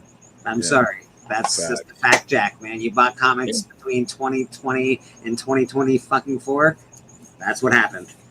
We apologize. There's a tendency to want to play the game of waiting to get the best price, but sometimes you know, especially if you're moving books, you got to just take. Sometimes you got to just take the loss on it and go get some new books that you can. The other thing too is that people don't really factor in that you can make that loss up. It's not like you're just losing and then out completely. It's just okay, so you take a loss on these books, but you know what? You sold these for way more than you should have. So guess what? Sugar Skulls is KC. I didn't know that. What's up, Sugar? Yeah, you've had dinner with Sugar Skulls. My God.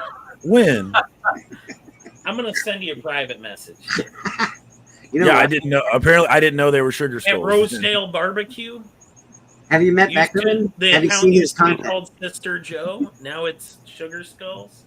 Oh, I didn't know that was Sister Joe. Okay. Yeah. There we go. Now I'm on it. Okay, I'm with you. The account is Sugar Skulls now. I had no idea that was Sister Joe. Okay, got you. No, it's Sugar Skulls. Use that name. Sorry, Sugar Skulls. I didn't know that you were the artist formerly known as. That's my bad. My God. Of course I know Sister Joe. Of course I do. Yeah, we went to Rose. Sugar Skulls.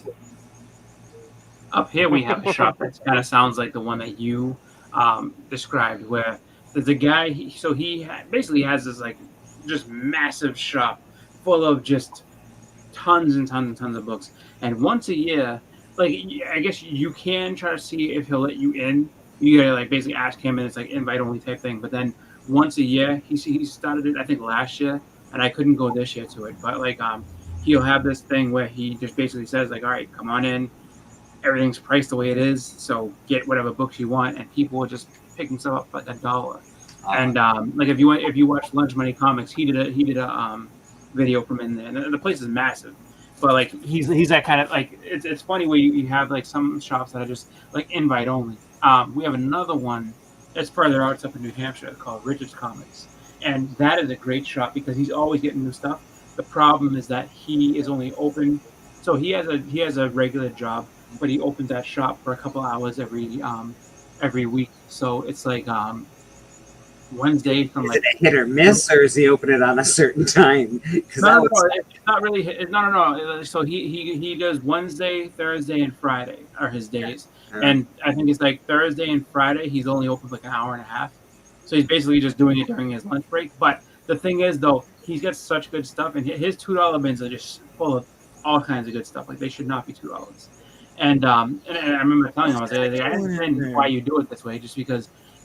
And I don't think he thought about this when I told him, I was like, it makes sense that you do it like this, because if you were open, let's say 5 hours a day every day, you would have nothing.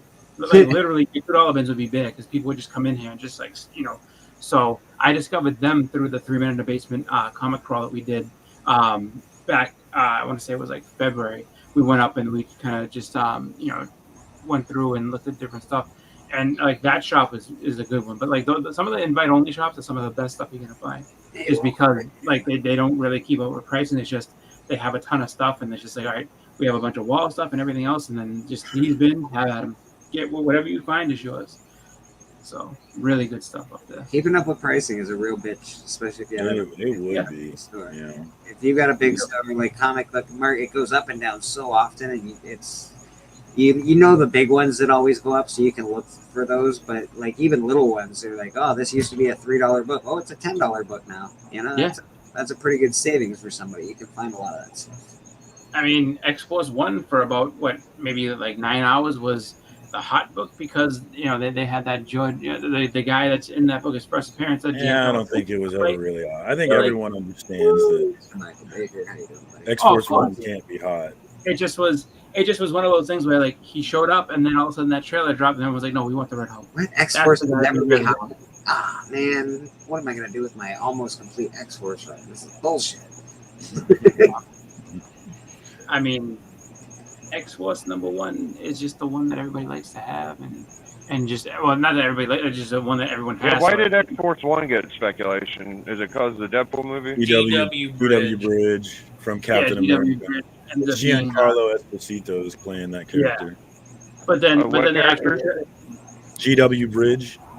GW Bridge from X-Force. Yeah. He first appears in the X-Force comic. But the thing is, he also had passed with Cable in the 6-pack. Yeah. Well, it's still only like a $3 book, right?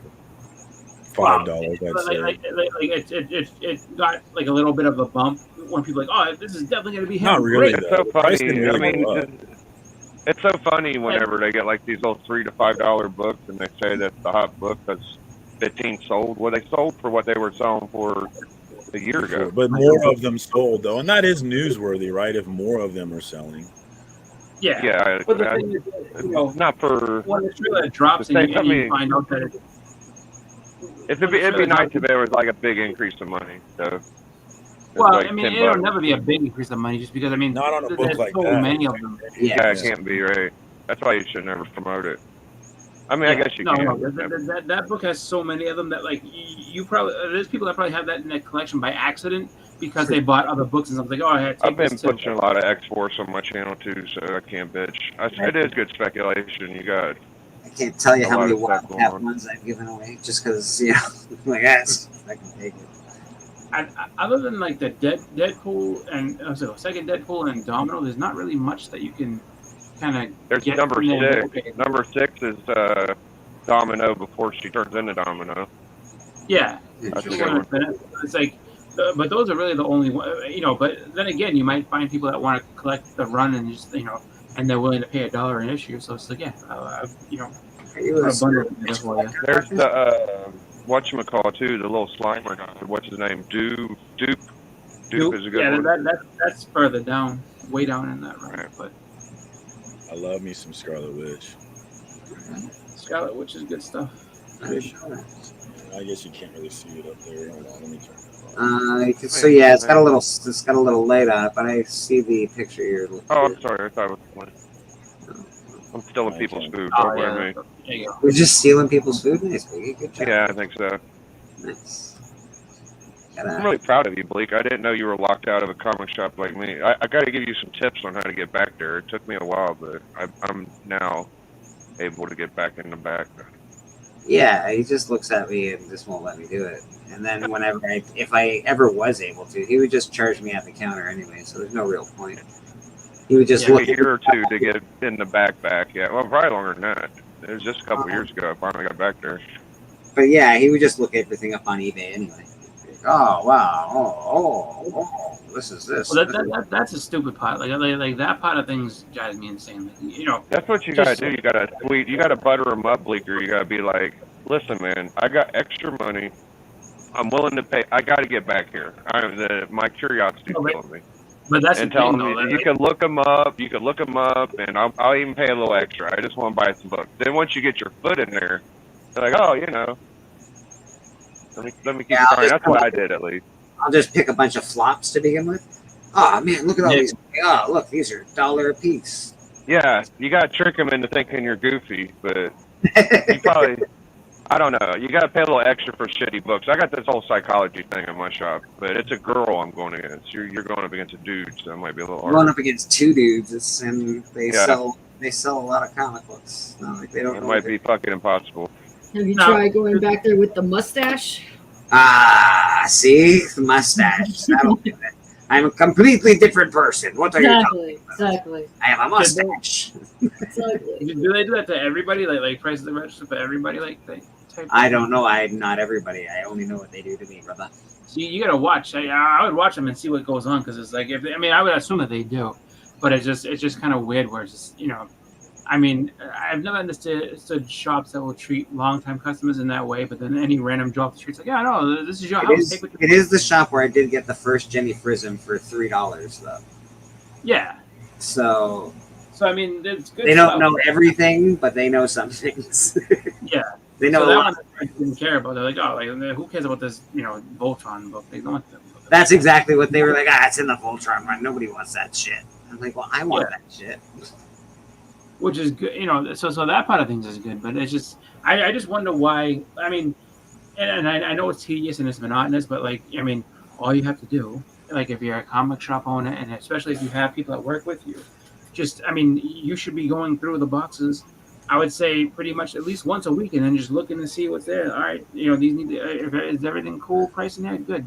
If this just dropped them, you go ahead and pull these and then figure out the prices. And the thing that you do, okay, so this is what I do with my comic shop. I have a little spot, and I don't do it all the time, but usually once every 2 months, I have, I think, about 20 boxes in my shop. So I take those 20 boxes, I take them out, and I put 20 new boxes in. And then I can go through all the boxes that I just had in my shop, reprice everything if I need to. All the boxes that I just brought in are freshly priced.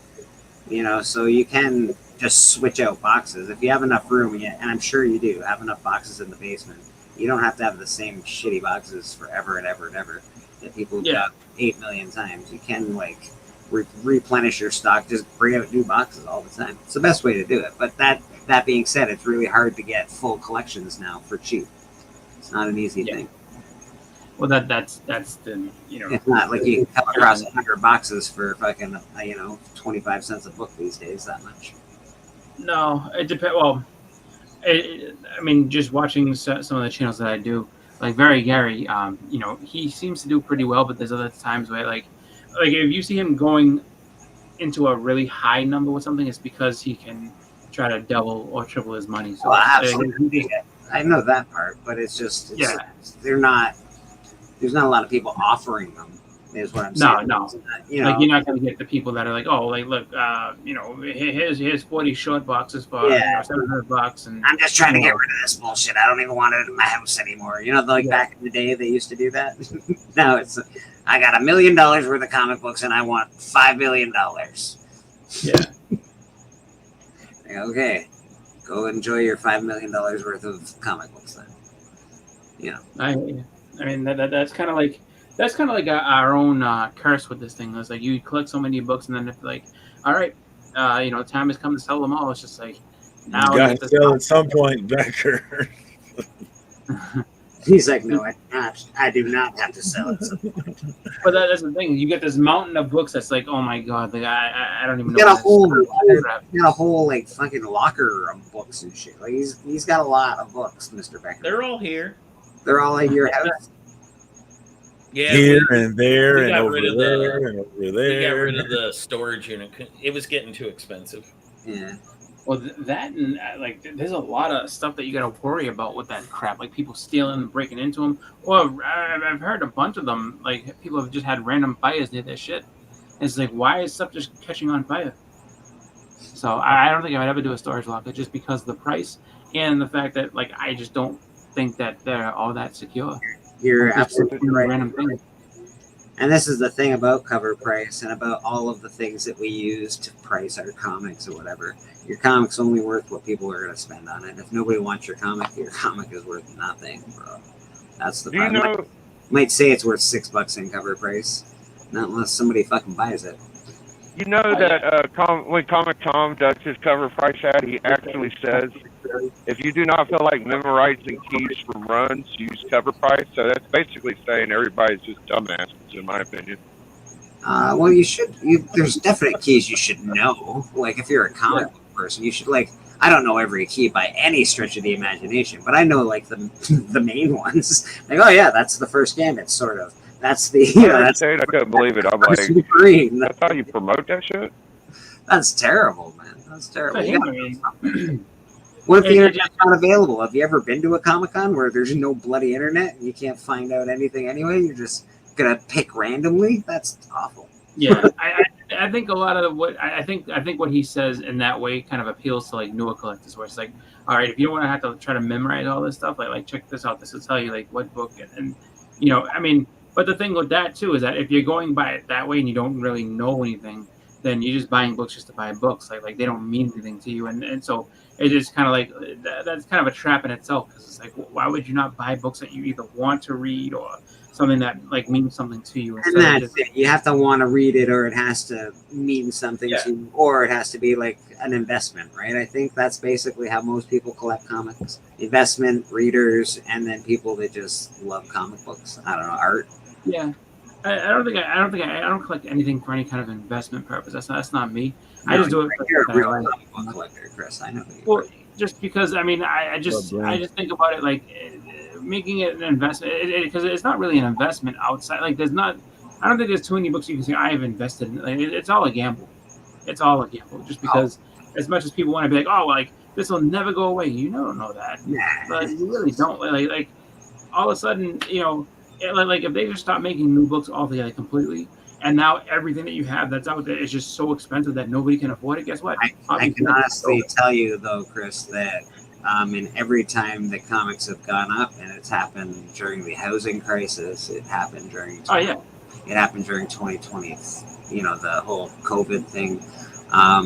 Comics never went back down to their original price. They always stayed up a little bit. The market always corrected itself, but they always stayed up. So comics have a pretty good reputation of if you have the right books, obviously, to stay. Oh yeah, definitely. To stay. It's just the way I see it is that eventually modern books are a little different, bro. That's a little different. Well, modern books is just like that. That's where everyone's like, I'm investing. Like Flavor of the Week is totally different than like an actual solid. This is a real solid key. But I'm surprised. There's books like the first, Omega Red that are cheap as fuck, and I'm always shocked at that. X-Men 4, cheap. You can get it for $20 mostly. And that's the thing now, because you look now, is like that book came out 91, so that book's now a 30-year-old book. So it's not like you sit there and say, well, you got to wait a few more. Like it's like, no, you're probably gonna have to wait. Like that book probably won't actually see like some serious. Michael's after Becker's heart here. But if it does, it's gonna be like 60 years down the road. Like it's gonna be like that's how old. And just to give a contrast, it's like that book's 30 years old.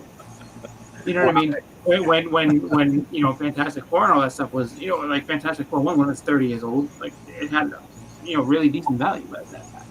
So Well, it's a weird situation. I just got the first Zorro recently, and that wasn't an investment book for me at all. But yeah, a friend of mine just sent me at Steppo actually just sent me he was bidding on it, and the thing went up to $500, and mine's in much better condition. So yeah, I'm pretty happy. There's things that I like that it was like, that I'm like, oh, I like that. That's great. Oh, look at that. It's actually worth it. Well, the other thing too is that there has to be interest too, because that's the thing. Like we being as invested as we are with them, of course, like that. That's where this market goes. But like once we all start dying off, it's just like, I mean, who steps in after that? Like the next that is my generation question. people. Who steps in and maintains the value of these books? Where does the demand come from after we die? I think about that more than I should. There are people. Yeah. No, it's true. There are people, because I meet them in my comic book shop. They're, the real weirdos, man. The guys that actually in the 50s kept them in separate bags and sleeves. All those guys. There are people that are still like that. Real, like, weird collectors that are kids. But they're all old. No, I know some kids that are like that. There's not many. Good. There's a few. Foster these children, grow them. I try a little with my daughter, but my daughter's rough on all her stuff. So I'm like, she would not give two shits. And when they're kids, they can be rough on them. I'm sure she would destroy it. I know she would. Yeah, that's fine though, right? She's, not because she doesn't like them. It's just like she would think it was cool, but it was like, all right, gotta put this in the bag and leave it. No, she would freak out and be like, no, I want to open it and read it. Like, okay, they should be allowed to, right? They should be allowed to do that. I know. Absolutely, go ahead and have fun. But like, it's so awful that so it doesn't connect. Me as a parent, I'm like, or I'm not a parent, but I'm like, oh my God, you're opening Star Wars toys. Oh God. Oh God. You have no idea what you're doing. Yeah, and my kids don't even play with toys. No. She's just little, but that's the thing. It's just like, now once I get her a little older and the point where she's like, we can go and you can read these and actually like them. Like, is she gonna care? I don't know. Like, is she gonna think that they're as cool as what I think they are? Is she gonna look at them and respect them for value at all? That's really tough to say. Just because some people just look at them like, my dad really liked these. I think these are weird.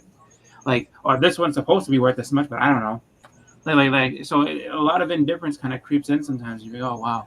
But like Circumstance was saying, like if you know children like that are meticulous, like no, this it has to be kept good, then you keep that going, because that's the only way that when you get old and feeble, you're like, I want to unload this collection. And those kids are now old and have money. It's like, all right, well, that kid's gonna buy those books because he knows them, he likes them like that. But my daughter, though, on the other hand, she's probably like, I don't give a shit about these things. Well, and that's it. There's gonna be people that I really truly believe that comic books are gonna go the way of the dodo at some point in time.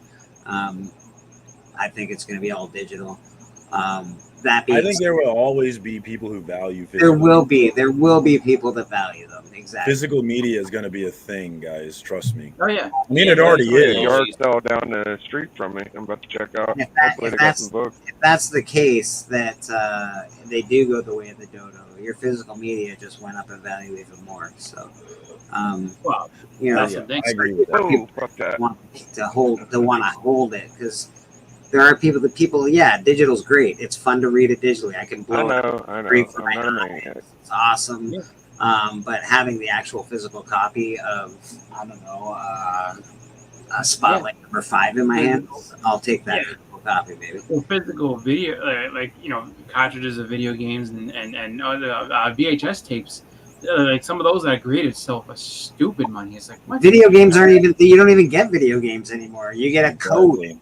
You get a There's a lot of people who are looking at that, and they're seeing that when you buy a game or a movie that way, you don't ever own it. You're only leasing it. You don't own it. And I think a lot, and me especially, because recently I think it was Sony PlayStation. It was someone who had sold movies to a bunch of their customers, sold them to own, and then they lost the rights to them. So everybody who thought they owned it no longer owned it. And that made me, that was at that point where I realized, okay, these physical media people are right. They're onto something.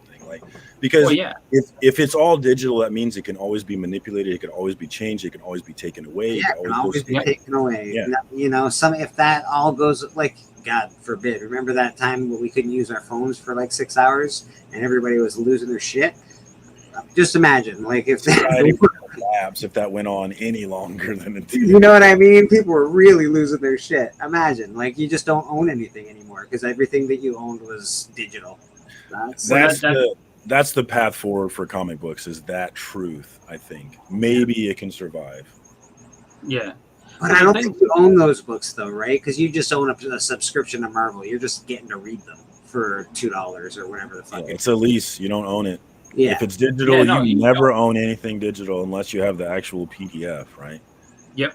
Exactly. Unless you download the actual file, you do not have it.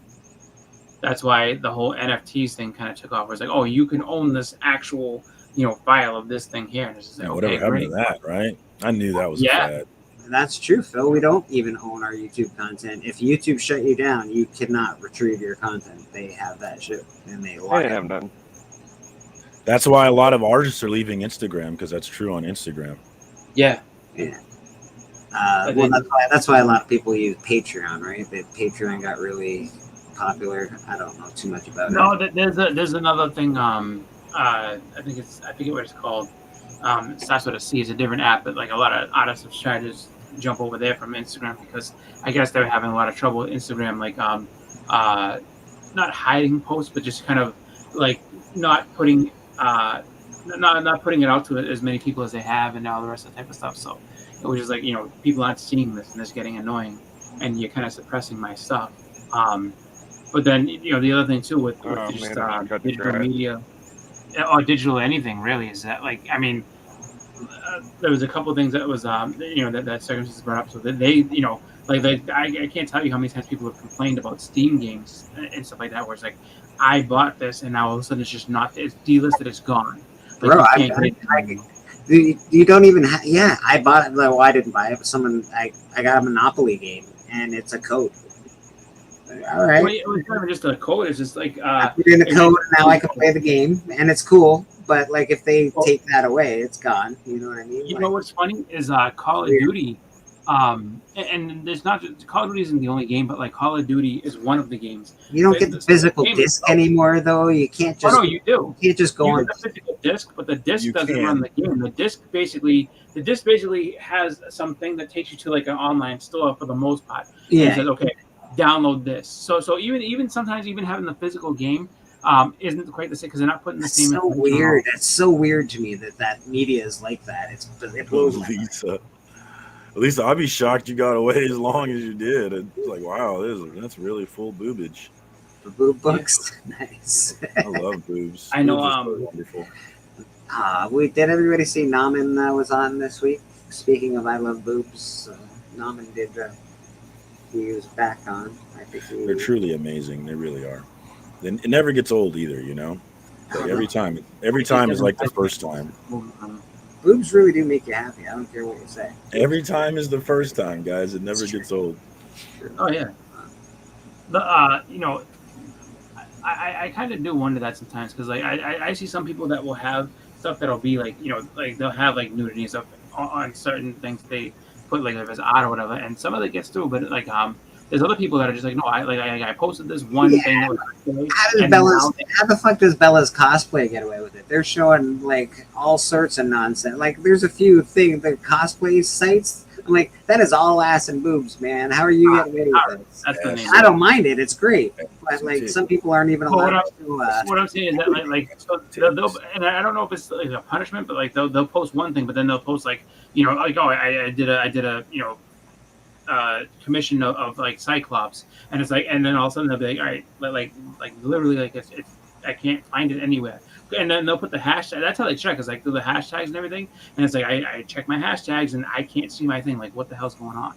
So that's where I think a lot of that is coming from, where they're just kind of like there's no rhyme or reason to it. They just kind of just like just zero in on certain stuff, and they're just like, oh, cut it off. So I don't like it. But I think that the other thing that people would complain about that circumstances did bring up. I remember back in the day, they used to talk about like the Breakfast Club, the movie. Like if you owned the VHS, and then I think if you bought it on DVD, there was certain stuff that was different, and they were just like they changed this. Like this is not the same at all, and it took a long time for people to kind of I guess get a version of it that had the original I guess, content that was in there, and it wasn't like anything that was like out of control. It was just like they just changed up a couple things, and that is, I think, more. That's definitely something that you see a lot more now. Like they do that on like Disney Plus. Like there'll be things that like they edited certain things, they changed certain stuff because they can do it, and why like is something that becomes not politically correct anymore, so they're like, oh, let's take that out.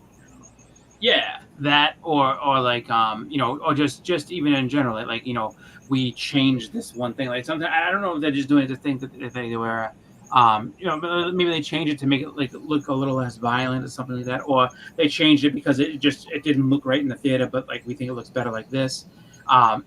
It's just I think a lot of people just don't like, or the physical media people are just like, no, this is bullshit. Like if this is the way it came out, leave it the way it is.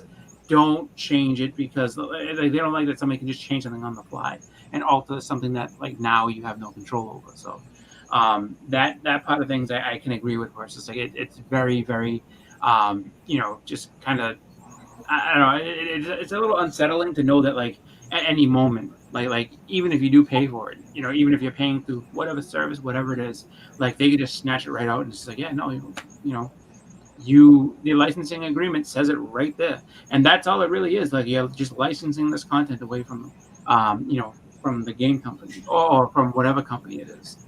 You don't actually own any of it. Comic Book G-Man brings up, he says he has 6 hard drives of everything he's done on YouTube and anywhere else, and that got me thinking about how different things will be for our grandchildren. Right. If I wanted to see my great grandparents or my grandparents, there's really, you can get pictures maybe here and there, but our grandparents or our grandchildren and below are going to be able to pull up full hard drives of like so much of us. Right. They'll have so much more access to us if they want it than we would ever dream. Because like I think about it, if I could go watch a hard drive of my grandpa Bud doing things that he loved, I would definitely spend some time checking that out. 1,000%. That's an interesting thing. That's something I never thought about myself, actually. Now you say that, though, that makes a lot of sense. Where it's just like, there's all this, like, you know what I mean? And that I think does kind of help people out, especially like if you're grieving or something like that, or if it's something that you never get a chance to meet the person, like, oh, that's huge. We actually talked about that on FOC and Chill, me and Cliff, with Empire Comics, who passed away. And he met up with Empire Comics' mother recently, a year after his passing, and she talked about how, in the beginning she couldn't watch Empire's channel because it made her so sad. But now, a year removed, it's like such a great joy to be able to go back and visit him on his channel. Will they keep his channel up? It's sitting there. I don't think YouTube would ever take it down, right? I don't think it just sits there for content, I guess, eh? Yeah, his YouTube's there, his Instagram's still there. It's all still there. Interesting. Yeah. Whenever I'm going through my stuff and I see like he commented on it or something, or if I'm watching one of the old live and he said something in the chat, it's like, oh man, it's crazy. Y'all hear about Shannon Doherty, by the way? Have y'all talked about that? What happened to Shannon? She's 53, gone, passed away. Yeah, she was battling breast cancer for a long time. Oh, that's too bad. I was kind of sad, dude. 90210 was a moment in my life, like. When you were a kid, we don't have that stuff anymore now, but when you were a kid, like there were certain shows where you came to school the next day. You couldn't miss it.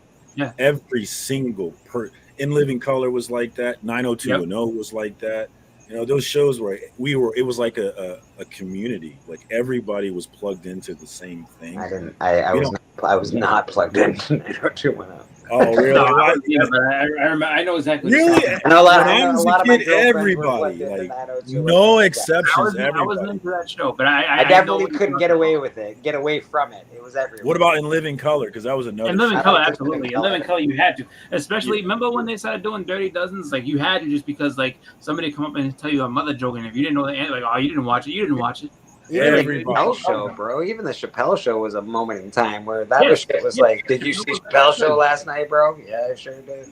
We don't have those collective moments anymore, man. We don't. Mm-hmm. I think that's part of why we're so divided, because we don't have. I think the last was what? The last would have been like Game of Thrones, really. Game of Thrones was really good, yeah. But even still, Game of Thrones never reached the heights of In Living Color or 90210. Never.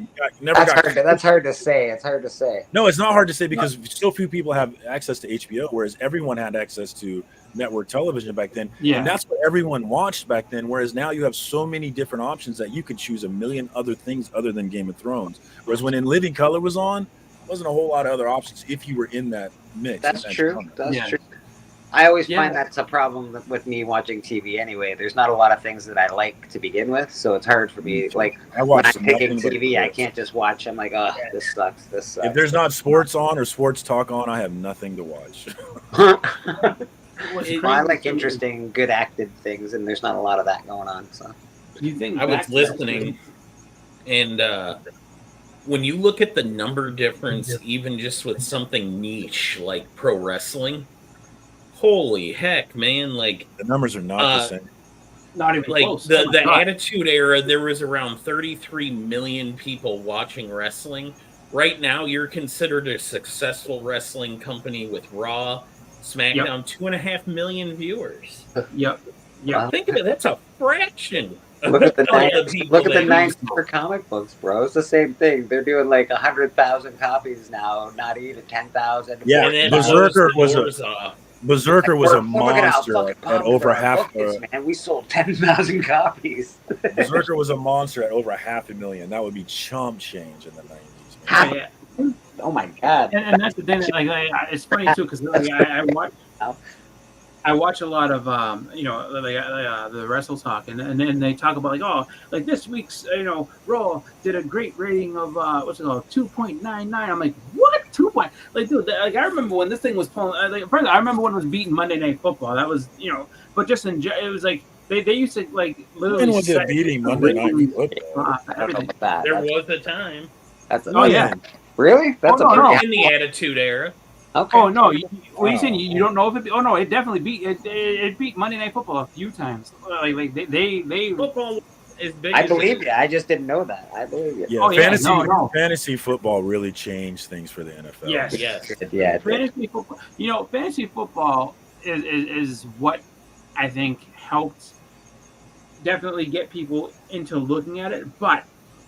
That combined with sportsbook, oh my god! Now you can't like that. That's exactly what gave. I think that's what gave way to sportsbook being as successful as it is, because now you got to watch a game and you have your fantasy players. So that I watch every game for fantasy, but now I watch every game because I have money on it, and that's because just watching with my friends. That's the exact and it's just like so for you. It's just like you just. I can make money every Sunday. Are you kidding me? And I watch my fantasy team. Make money every day. It's so fun. It's a thrilling. Did you make money last night? Did you win? No, last night was a big fat fucking L, folks. Lost. That's what happens. UFC was rough. You literally just say I make money every day. No, I said I could make. I said I could make money. No, last night was terrible. I had a fucking terrible night last night. Would you watch UFC?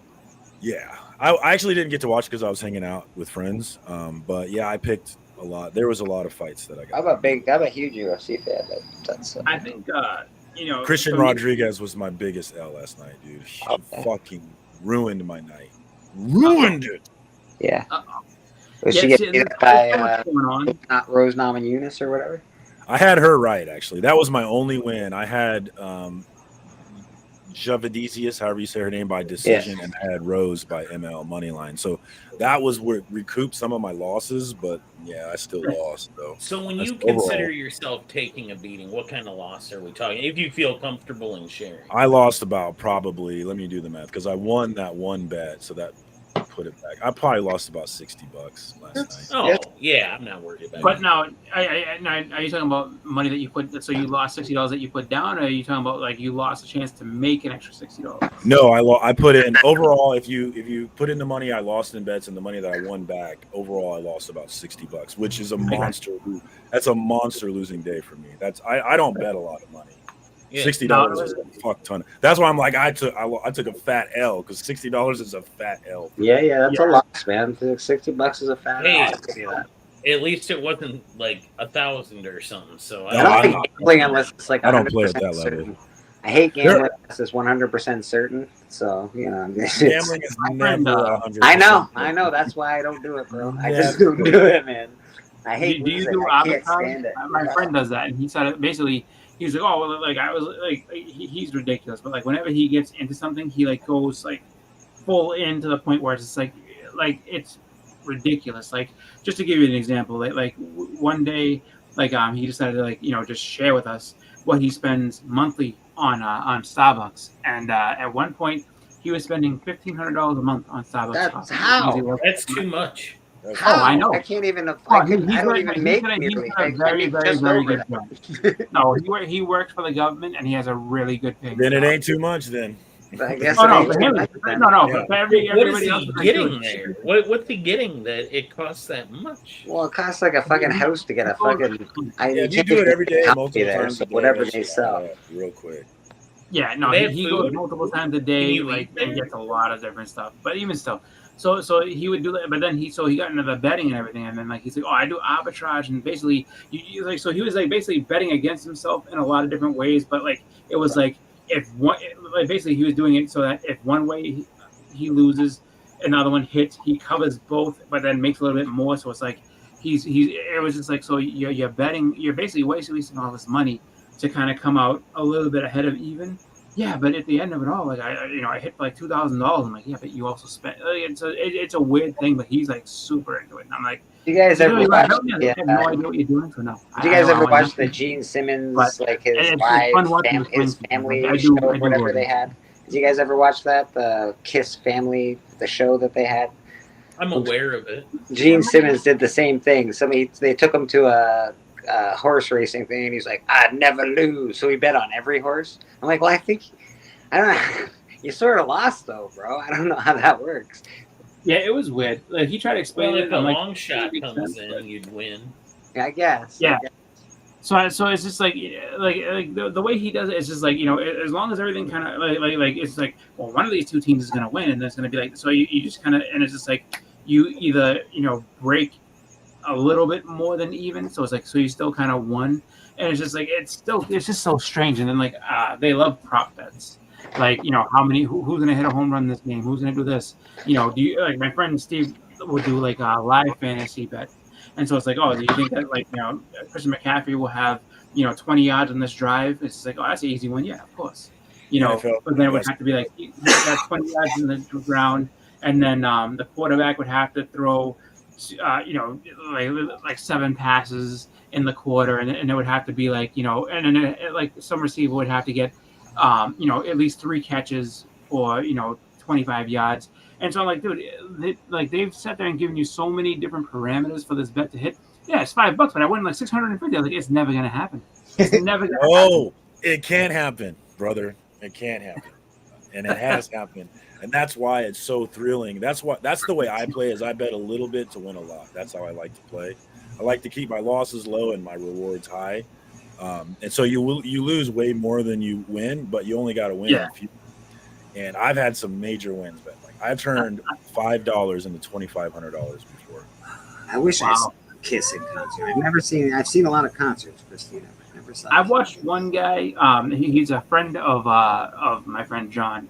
He works with them as a firefighter, and this guy, like, he's another one that, like, you know, just has a science down to how he bets. And I watched that man win $20,000 on college football in one afternoon. He made a bunch of different bets. And that's what I want.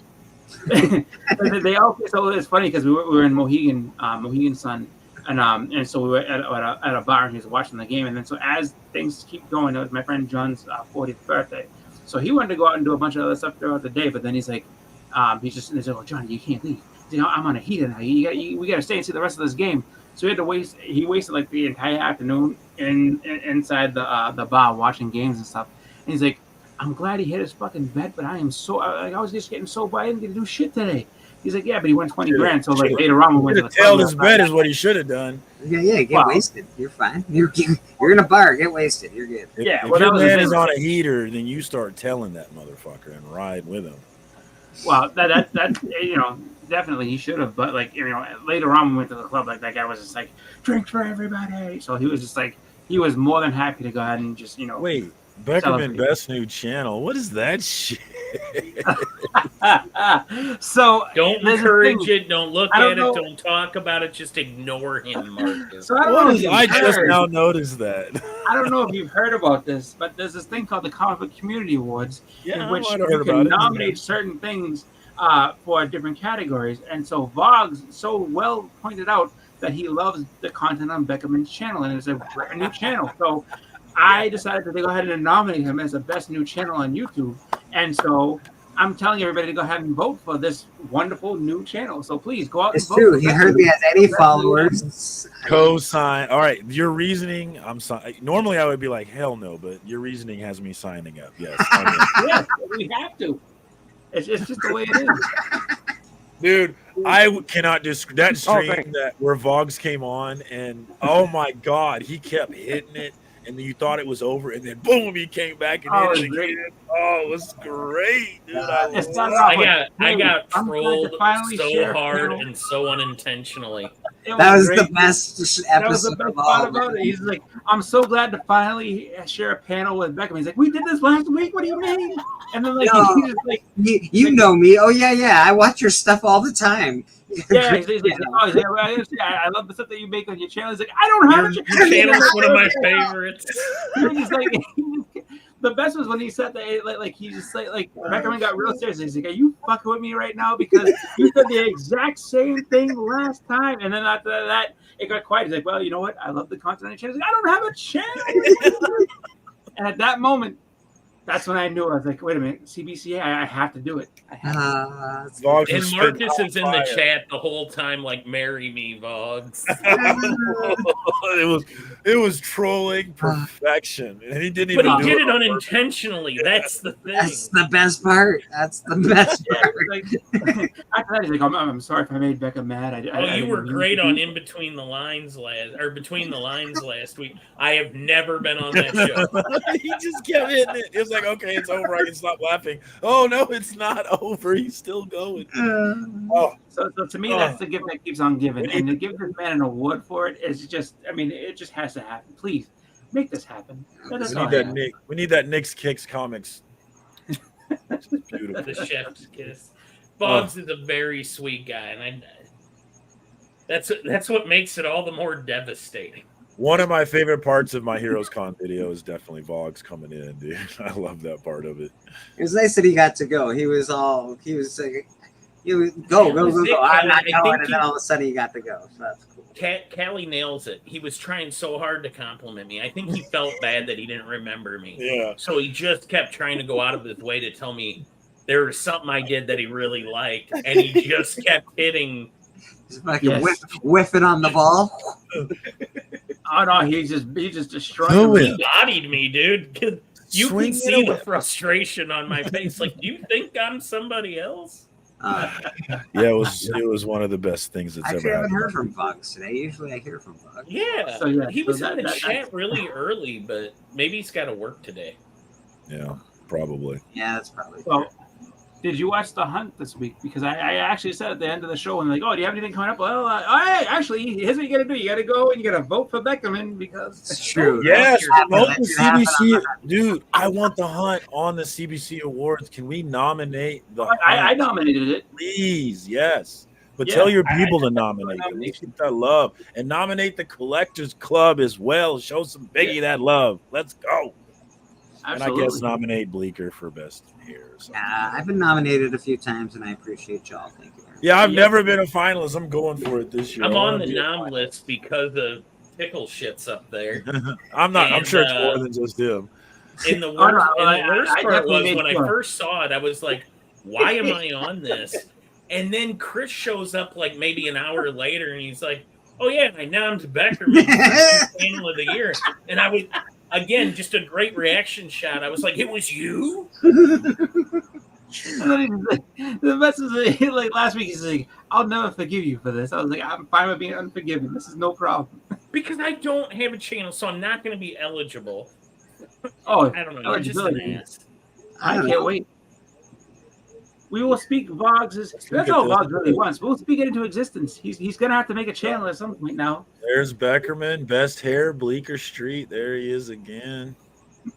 Yeah, Bleak's all over there. Bleak is Bleecker Street Comics, Bleecker Street best hair. Is Church on there for Church not this slab? Yeah, get Bleecker in there, guys. He's got multiple things in here. Yep.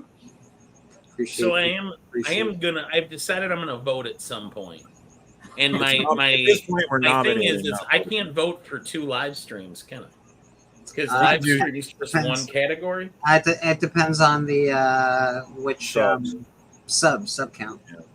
Well, But you can, if you care enough, you can just do another email. Because I'm below 1,000. A lot of people are above 1,000. and Marcus, you're below 1,000 as well, correct? Yeah, I'm still Obviously, it's church. Thanks, Becker. So F and yeah, honestly like just fucking Marcus. I'm just fucking you, buddy. Beckerman, I would expect you to nominate Bleeker, and I'm fine with it. Church is your spot, dude. You spend way more time on church than you do at FOC and chill. I spend a lot of time yelling at my phone when FOC and chill's on, though. I don't know why you hate my show so much. What did you say that one time where you said this is the drizzles or something? I'm going to bed. The drizzling shits. I texted you while you were live to tell you your show was the drizzling shits. Dude, I had to come on and save the day this week. And we were there. Me and TJ were about to have a full FOC, dude. It was about. I was to so happen. excited, and Bleak pissed me off. I was so disappointed. Bleak has done that like 4 times where it was locked. We were gonna do He it. will not. And Bleeker was Honestly, like, just like whenever you're about to do FOC, you might as well play that clip of Ultimate Warrior running to the ring. That's a great idea, actually. I'm gonna get that set. Oh, you really need that. You do need that. I like that Begerman's text was mean jeans, insult to the people he didn't like. That's all he used to say. Like, you're the drizzling shits. Oh. Yeah. Apparently, so is FOC and Chill, guys. So check us out every Tuesday night. So yeah, I mean, how can you say that show's a drizzling shit? I was on there to thoroughly you don't even know, bro. I watch. I'm in the background. I haven't said anything. I'm just waiting. I just wait just in case they play the Ultimate Warrior theme song. I need to get down. That's 1,000% happening the next time. I promise. I promise. It didn't go that way. When I was on the show, there was no Ultimate Warrior moment. It was just me thoroughly defending why Survivor was the greatest of all time, and people agreed it was London. It was a good time. It was a good discussion. Absolutely triggering. All right. So does Becker have a channel or not? Like I'm confused. No, Do he you have does not have content? a channel, but I don't. He does. He has the Comic Viking channel where you can find the Hucklebuck. On It's most not Monday his mornings. actual channel. But he's No, there. I that's mean, not it's my kind. actual channel. It's kind of his channel, though. He's there. So I have a channel He has that a I live comment through the Beckerman, and the Beckerman account, and thanks to people like Chris, Somebody it now link it, has by the like way. 56 subs. Somebody and link it, 0 please. videos. Link Becker's. Nobody has a wrench. Nobody has a wrench in here. Well, you have a Beckerman account. You don't have like any content. Yeah, there's no content on there. It's like Well, Austin he's LeMay, It's just wait. How many does Austin LeMay have? He has no content. Oh, either. Austin's in the hundreds. Yeah, he's got a ton of. Like, how does that make Let's you feel? see You're where out I'm here at. making content. You have less I than have 100. 55 subscribers, thanks to YouTube- assholes. Wow. You're welcome. He's really not happy. What did you say, Biggie? Sorry. You need to make a video, Beckerman. Yeah, drop a video, man. He does every what is it, Tuesday or Becker, if you wanted to do a Tuesday series, mornings? I would love to have Hucklebuck that. with Comic Viking. I always watch Yeah, that. the Hucklebuck on Tuesdays. If we ever return Thursdays with Biggie and Papa, Yeah, what's going on with that? I'm a little. we Where just had bad luck. Pop lost power on Okay. Thursday. Okay. Callie says 56 now. What a dick. Yeah. It's a joke at this point. Like, sadly enough, I'm going to hit 100 subs at some point, I'm sure, with not a single video and no redeeming qualities about me. I'm actually almost at 600. I'm hitting my. I hope we create a loophole where it's just like you be the first person to win best new channel with no channel, and that would just make that would be Keep the It Thorough's in the mix. Here is Keep It Thorough gonna make it this year? That'd be interesting. He didn't make Lisa Noble's on the list. What's up, Lisa? See, Lisa did it. 100 The subs. low grades.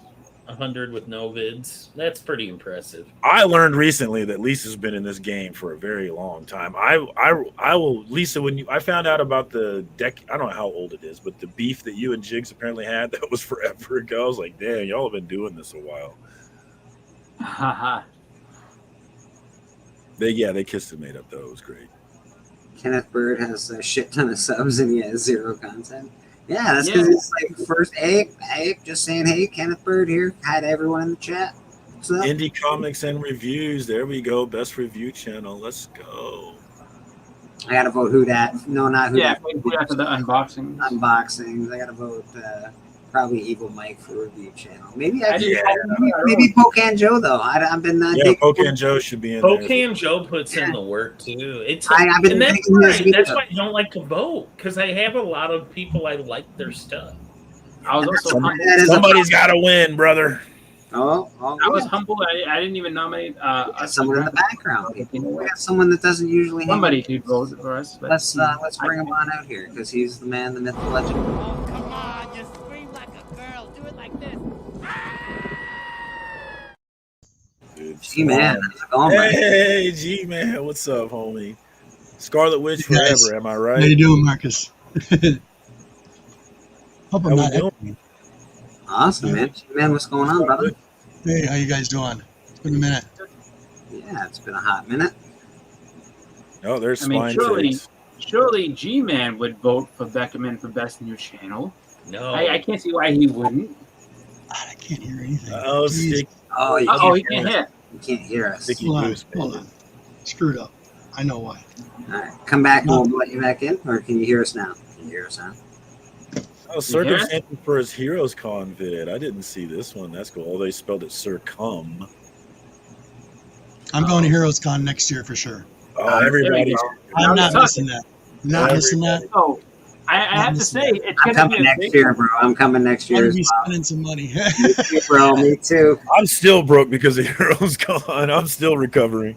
Some It of the was stuff, worth it, some of though. the stuff, my buddy Matt from Comic Hall Crew, some of the stuff they were posting and showing me personally on texting me back and forth from the show. They were fun. Unreal.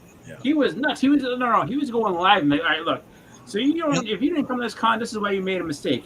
Look what this man just bought. And he was sitting there and he bullied one person and said, "No, shit, give me the rest of those books. Look, he got this and this and this. We negotiated on this." I was like, God damn, man. I was like, Bleaker, there was a really cool thing that he sends me this picture of because he knows I'm into Dracula, right? Right. And he sends me some 1934, I think it was. It was a non-sports card graded 4.0, and it was the original Nosferatu, the black and white, and he's coming down the staircase. It was about this big. The guy wanted $4,800 for the card. Jeez. Holy shit balls. If it was me, I would have said 1,000. Take it or leave it. I will always say, if you want that, you can keep it. That's a great card. I'm glad you have a $4,000 card in your collection. Yeah. Here we go. Yeah. No, fuck. I have a hard time, man. Even buying big comic books, I really have a hard time spending over. Well, I guess I just spent $800. I haven't reached the $1,000 level yet. I won't. It's hard for me to fucking go over 500. I'm like, Marcus makes me upset. Ooh, I have love two it. huge sets. 3 actually of her. I love her. She's so pretty. Oh man, she's awesome. I like your Galactus on the wall. And for all that you, Galactus is nice. And what's that that? Morbius. I like your Galactus on the wall back there. Oh yeah, that's an excellent. That was, and hey, I supported Heroes Con. Look at and Morbius, of course. I did just. Yeah, is that Morbius original art? It looks like it. Up there. Yeah, up in the right there. Yeah, right. Gabby, artist did that for me. How's that California Blend? Yes, California Blend. Oh, that is dope. I want it. Those are from the community, and this here is also done. She lives in Europe. That crow picture. Yeah, that looks like Bleaker back there. Yeah. I'm pretty sure. I'm pretty sure that as far as from what I know, I'm reorganizing like big time. Oh yeah, it looks reorganizing. So you just say you is this like your comic room? That's like one. I actually have the whole first floor of the house. Oh, nice. This is only part of it. Okay, all right. So this is just the comic room then. And the comic room, yeah. I've been bagging and boarding. I'm a big fan of the 70s wood panel. I've been on a hunt, and these are really hard to find, especially in really good shape. As an example, this one here, this one is Astonishing Story Quarterly from 1928. Oh, that ain't hot. I got 4 of those. I don't have any of those. That's awesome. He doesn't have shit. And I gotta show you this. This one is cool. I just got. You said this. 1928. 1928. Jeez. So a 50-cent book in 1928. God, that must have been like, Yep. you know. And then this one is from 1930. You're gonna love this, Vicar. This is cool. Oh, that's nice. Of course you had to get it. There's tentacles. Yeah. Of course. A little bit of roughness, but you know That's what? pretty awesome. The age is not bad. Things with I like think jars and science shit. I'm really into pulps. Cthulhu. Yeah. This. I get you, man. There's some really nice folks out there. K-pop's back from the dead. Hi. Hi, Katie. Hi. Hey, it's nice to see you, hear from you There again. you go. 49. More tentacles. More tentacles. More tentacles. Of course, of course, of course. I like 1949. that's awesome. That's really awesome, actually. Jeez. Those are Yeah, super I cool. love those covers. Like, Oh, the these fact are that they're so much detailed fun. The back in painted day. covers are excellent. 1944. What did you guys think of? Oh, beautiful. What did you guys think of the amazing fantasy covers that they came out with in the in 2021? I think it was. Love I that. didn't see They were pretty good, but not Oh, obviously nothing like these. that. Elephant? Nothing like these beautiful comics. Come on, clear up. There There we go. 1950. Very cool. Rehabbing, rebagging, and reboarding, redoing stuff. Everything with an X on it has got to be reboxed. All that stuff back there is organized finally. All right, take it. All right. And how do you organize your comics? Do you organize ABC or do you organize I do Hero? them through alphabetical order, but then I do them through, if I have a lot of something of a certain character, like Spider-Man, for example, it will all be ASM. Like Spider-Man, everything related to Spider-Man will be in those boxes. And I got notes in every one of those short boxes. So in case I kick off tomorrow, the wife is not going to be lost. There you go. Smart. And my grandkids too. So you guys are talking about grandkids earlier. I actually have one of those couple data files that has like 5 hard drives on it. And every show I've ever done, I've always backed them up and left them. They're in my data room. So it sits in my data room. Just in case YouTube decides to like, hey, gonna catch off. Well, at least I still got a backup for my grandkids. You know? That's actually Nice. interesting because CJ couldn't get half of his content off one of his You're channels. kidding me. Well, see, when I would, there's an interesting thing. When I started like using this software, like for StreamYard in the very beginning, I was able to upload those videos and keep them, and then it will put a backup on your drive. When you pay for a subscription, I've been paying for my subscription since they started. So every show you've ever done, you can actually download, record it, and put it away, and then just get rid of it.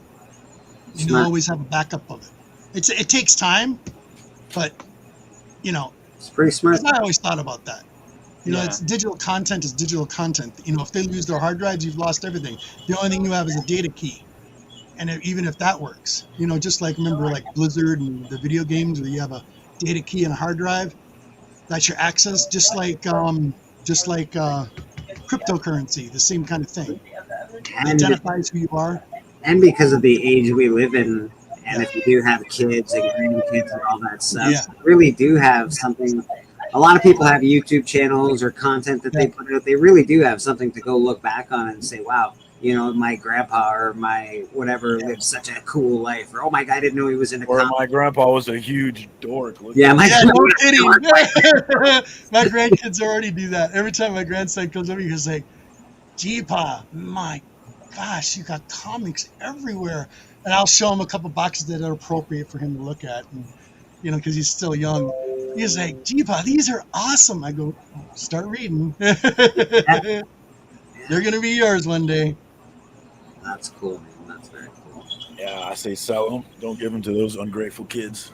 Nope. They don't get anything until they're 19. I tried that once, actually giving slabs to my grandsons. And then I'd go over there, I'd go, where are the slabs? Why aren't they on the wall or They don't in the give a box?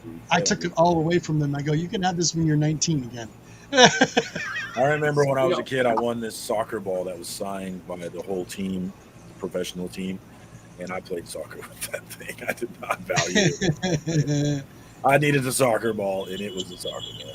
It's nice to be on with Marcus for once. Jesus Christ. I've been trying to get this man on my show. And no one ever. He's a hard man to get a hold of. I love you, buddy. Yeah, Beckerman said everybody thinks we're an old couple, and I'm like, bro, it's your fault. You know this, right? It's not my fault. Your fault. Just don't let your collection go to I don't know, fucking Value Village or something. You know, give your collection away to your grandkids or something before you go. Just don't let someone when you pass, don't let them fucking, you know, take it to Value Village. That's terrible. Yeah. It happened and it's awful. That's why I want Beckerman to sail before he dies and go on vacation or something, dude. Come on. Take Jill on a nice vacation. She fucking deserves it after the past 20 fucking years of her life. Wow. My cousin Andrew is like Where's this hostility coming from? Jill is a saint. All right? Sweet if anything, woman. I would say, if not selling things, if I was to give it to anyone, I would give my collection to anybody. It'd probably be my cousin Andrew, because he's the closest person to me that likes comics. So he would appreciate it. I just don't know if he's as up on the value. I have two people that I trust in case anything like that happens to help my wife. So I had a lot to go through. Drove a lot to go through, and I don't want it to be lost. So yeah, you got a hell of a collection over there. Special instructions. So. I'm curious. I'm sorry, you guys. I know I'm probably an old fart, but it's always be prepared. You never know about tomorrow. Yeah. You know, always think about tomorrow. You know, always think about the future, about living in the moment, but always remember in the back. Because I'm going through some crap right now. I lost my dad back in 2 months ago. It'll be a month ago. Excuse me, and he passed. And I lost my mom 2 years ago prior. So it's like both of my parents are gone. And I'm dealing with a huge battle right now with his fourth wife. Oh, jeez. So, not fun. It's not fun. No, I can't imagine that's any fun at all. Who did we lose? Biggie, what's up, buddy? Biggie, Here. I mean, McDouble, my kid's freaking out. I'm trying to just chill. Oh, yeah, no. What's up? So I have a question for everybody on the panel, or just for the panel in general, as far as Heroes Con is concerned. Is it? Do we have a head count of who's planning on going? Because I'm going. As far as I know, I'm going. I don't care. I'm going. I'm not gonna lie to you. Like I'm booking that hotel as soon as I get a chance to. So, I have a feeling that this is. I'm going to do a bread and breakfast with my buddies. I'm going to pitch it in. I like that idea. Renting a house. Renting a house. They got an entertainment room in there. They got a pool room in there. Like 2 so extra bedrooms. So as long as you're willing to Uber and whatever, that'll be fine. But being next to the con space is really nice, and it's where I want to be. I want to be close to it. Yeah. I want to be next to the con. Loved it. I know the place is my buddy that rented. It's only like 15 minutes away from the con. It's like right there. I want to be walking around down there. It's cool. You see people. Come. Yeah, that's what I want to see. I like what I like to do when I see one. I like to just call them by their first name and say hi, whoever, and then just keep walking. Well, that's going to be crazy. Is that it seems like this is going to be like the big beat up for YouTube and I guess Instagram community people that are into it's this. Getting bigger. It's getting bigger every year. My first year was 2022, and I know last year was Monty. And I think this year was bigger than 2023, so I think it continues to grow. And next year, a lot of people saw the videos from Heroes Con this year and were like, "Yeah, I'm not missing next year." So I got jealous, man. I'm not gonna lie. I got jealous last year, and now I'm like this year. I'm really jealous. I'm like motherfuckers. I think it's that, and the fact that it's not on Father's Day weekend, which helps a lot. That helps. That's gonna be a huge help. So that's why I'm like, that's why I'm saying like I'm trying to jump on it as quick as possible, just because I feel like for me, Father's weekend was more perfect though, because that's like it's Father's Day weekend. I'm doing what I want. Yeah, me too. Let it happen. I'm staying out 3 days too.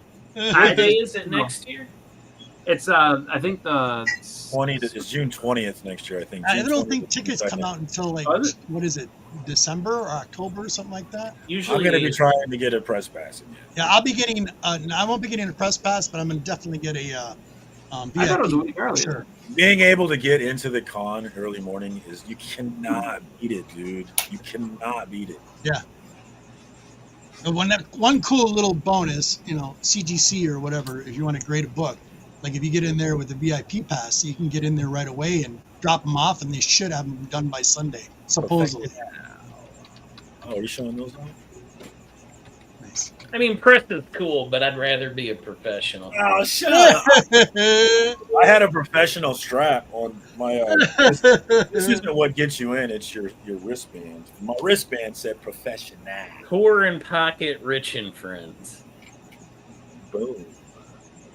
Best part about that con, though, from what I've seen, especially with all my buddies that have been there, is meeting everybody. That's the really big bonus. It is, dude. It is. Face to face. You know, it's a great con because there's so many comics and it's so focused on comic book collectors. That really is great. But the best part is meeting everybody. Yeah. By far, for me, hanging out at the bars, I got so fucking drunk. I spent way more at the bars than I did at the con. Straight up, I did. It's so much fun. I really enjoyed. Me and Pocan Joe didn't leave the restaurant at 4:30 a.m. on Friday night. Wow. Or actually Saturday morning. Did he leave his tags there all over the con?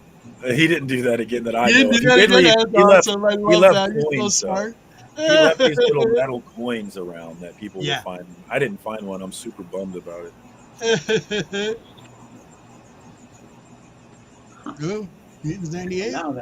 Won this from Legion of Comics, baby. I did not own this book either, so this is new to my collection. I'm super excited. Oh, nice. I'm gonna You get a good deal on it there? No, he This won was a it. win.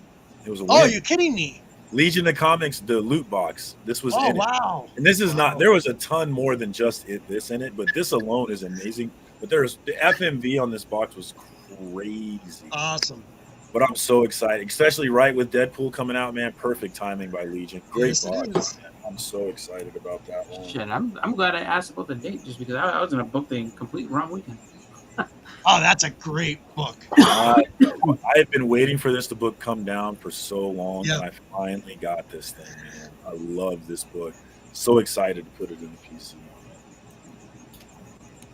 PC. Anybody on that Grommet type? Yeah, buddy, what is up?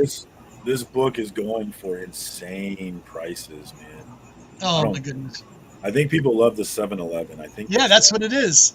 Christina did a video with her kids at a 7-Eleven. God, I missed those. I missed that place. I haven't seen This it so book many is great, years. though. You can easily get the A cover for a cover price, and it's worth it, guys. Go get it. This is a great book. I'm looking forward to it. And what we all love is nostalgia, and this book is full of nostalgia. Big time. My favorite Yeah, thing about it, how the story tells you how different things were just by showing you, right? Like people smoking everywhere, kids just going off and leaving and not being known. Drinking and driving. How you doing, Cliff? What's going on, buddy? There's a great video of people like when they were going to make it illegal to drink and drive, and people just being so against it, like it's ridiculous that we can't drink and I drive. can't have a beer in my It's car. crazy how times change. You know, they did the same thing when the Clinton administration cut back on public smoking. Everybody acts like it was the end of the world. Now we wouldn't dream of people smoking in a restaurant, right? We wouldn't dream of it. Why is Cliff sitting in the dark? Why are you sitting in the dark? Cliff? Because if you notice, I am burning up physically and metaphorically. So yeah. What's up? Oh my goodness. What happened, Cliff? Look at that sweat, baby. Someone got a rosy glow sitting on my seat. Look at that man sweat. Were you working out? Oh, you bet I was. I was cleaning the bathroom. I was hauling garbage. I was rolling out cement. Someone else is doing the cement, but I rolled it out. Damn, buddy. Wow. It's a magical day. It's a magical day. Here on planet Earth that I can't escape. Cheers. Why would you want to, right? Bitch, I don't know, man. I want to live It's forever. I don't want to miss humid here anything. too, and it's like a balmy 69 degrees in my house right now. I like this place, man. I want to live forever. I want to see all the changes. I want to see when they bring transporters in and shit. Like I don't want to miss any of that shit. So I'm just gonna try and live as long as possible. Put me into a machine, do something. I would love if Bleeker and I were somehow cursed with immortality, so we had to be here and watch everything until the sun finally comes to the earth. Like, I just think that'd be great. And then we just stand there holding hands at the end while everything around us is gone except for the cockroaches. All right, I'm down. And then, once the sun consumes the earth, is it just us on an asteroid with a bunch of cockroaches? I don't know. We'll have to wait and find out. I mean, if you're immortal, maybe you can survive this time. No, but can you imagine I'm all right with my mortality. but alive? Terrible. If you're on the asteroid, you can just take the roaches, like as you find them, just flick them off the asteroid. You know.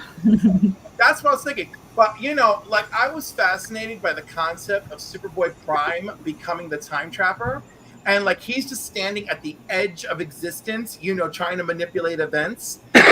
Cockroaches all running around his feet, and then someone burned Superboy Prime's chest in the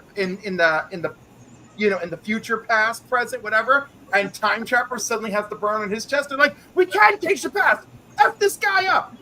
Also, totally let down by Jeff Johns because he opened the story with Superman wanted to redeem Superboy Prime, right? Like, what more of a greater message of hope is Superman trying to take this wayward, superpowered, alternate version of himself and be like, snap out of it. I know how much you've lost. Come back, right? And no, that was not what happened at all. Instead, it was like, oh, hey, that future that Supergirl went to, that's actually Earth Prime, and they're stuck with handling Superboy as a problem. Okay, everybody, we wrap that up. Oh, you other Legionnaires want to go back into the void and find who else is lost out there? Okay, cool. We'll send you right back. Love you guys. Peace. DC does that a lot, man. They What's did your it. dog's name? Doomsday. They're like, oh, you know what? Let's just the Doomsday Clock. Let's just bring Superman and tell Superman to relax. Superman, relax. Oh shit. And again, these are my critiques of Jeff Johns because otherwise, I mean, I do enjoy Legion of Three Worlds very much. Look at the dog. What's your dog's name? Her name is Zen. She's 7 months. Oh, doggy. Zen? Oh. Zen. Who's a good girl? Bin. I lost my old boy in April. 14. He was 14. Man, I'm sorry to hear. It's part of having dogs, unfortunately. You sound like you've been going through it, man. I'm sorry to hear that, brother. It's been a few years for us, and I think we're finally we kind of want a dog again now. We're going to get her another one in February. We're buying another min pin. So she'll have two, so she's not alone all the time. And I'm working, so yeah.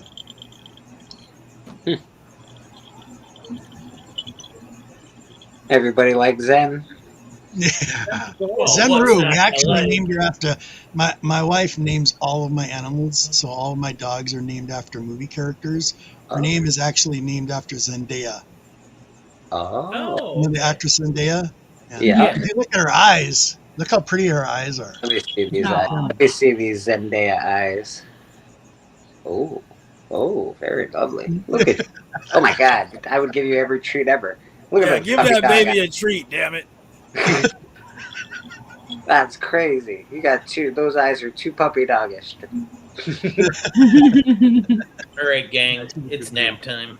Nap time? Beckerman, what do you got going on this week? You got anything happening just in case? Yeah, what's going up on your channel, Becker? Yeah. Promoting best new Tell us all channel. about your new channel. Tuesdays, Huckle Comic Viking. Thursdays, Wrestling with Papa Wheelie. And Sundays, Church. Friday, Biggie Shack's got his stuff going always. Check him out. Talk to you later, Don't forget to watch Beck's new channel. He's vote Beckerman CBC Awards. Best I am gonna send. I'm gonna send Boston Chris like a beehive or something. Can you send me through the mail? He might be able to.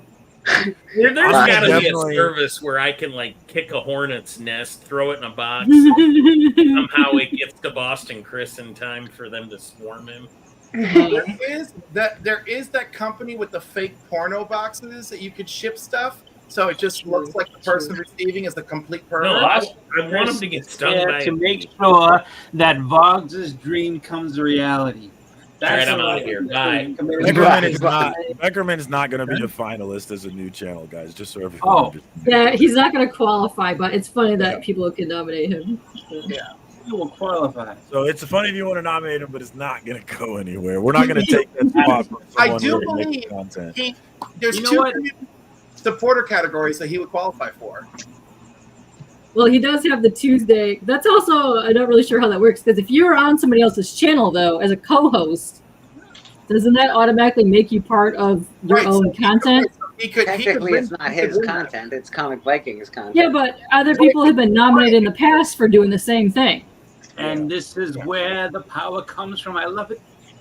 'Cause now, I think if you're a show, you all win, though, right? You all Yeah, It might be- 'cause you- yeah. So you could still actually win something. yeah, it's one channel, but everybody Yeah. gets part of I it. mean, good luck because I'm gonna be fighting all of you all the way up. But still, you could. That's fine. That's Cliff is fine. gonna be rallying the votes again, so everybody be ready. Get your family, your coworkers.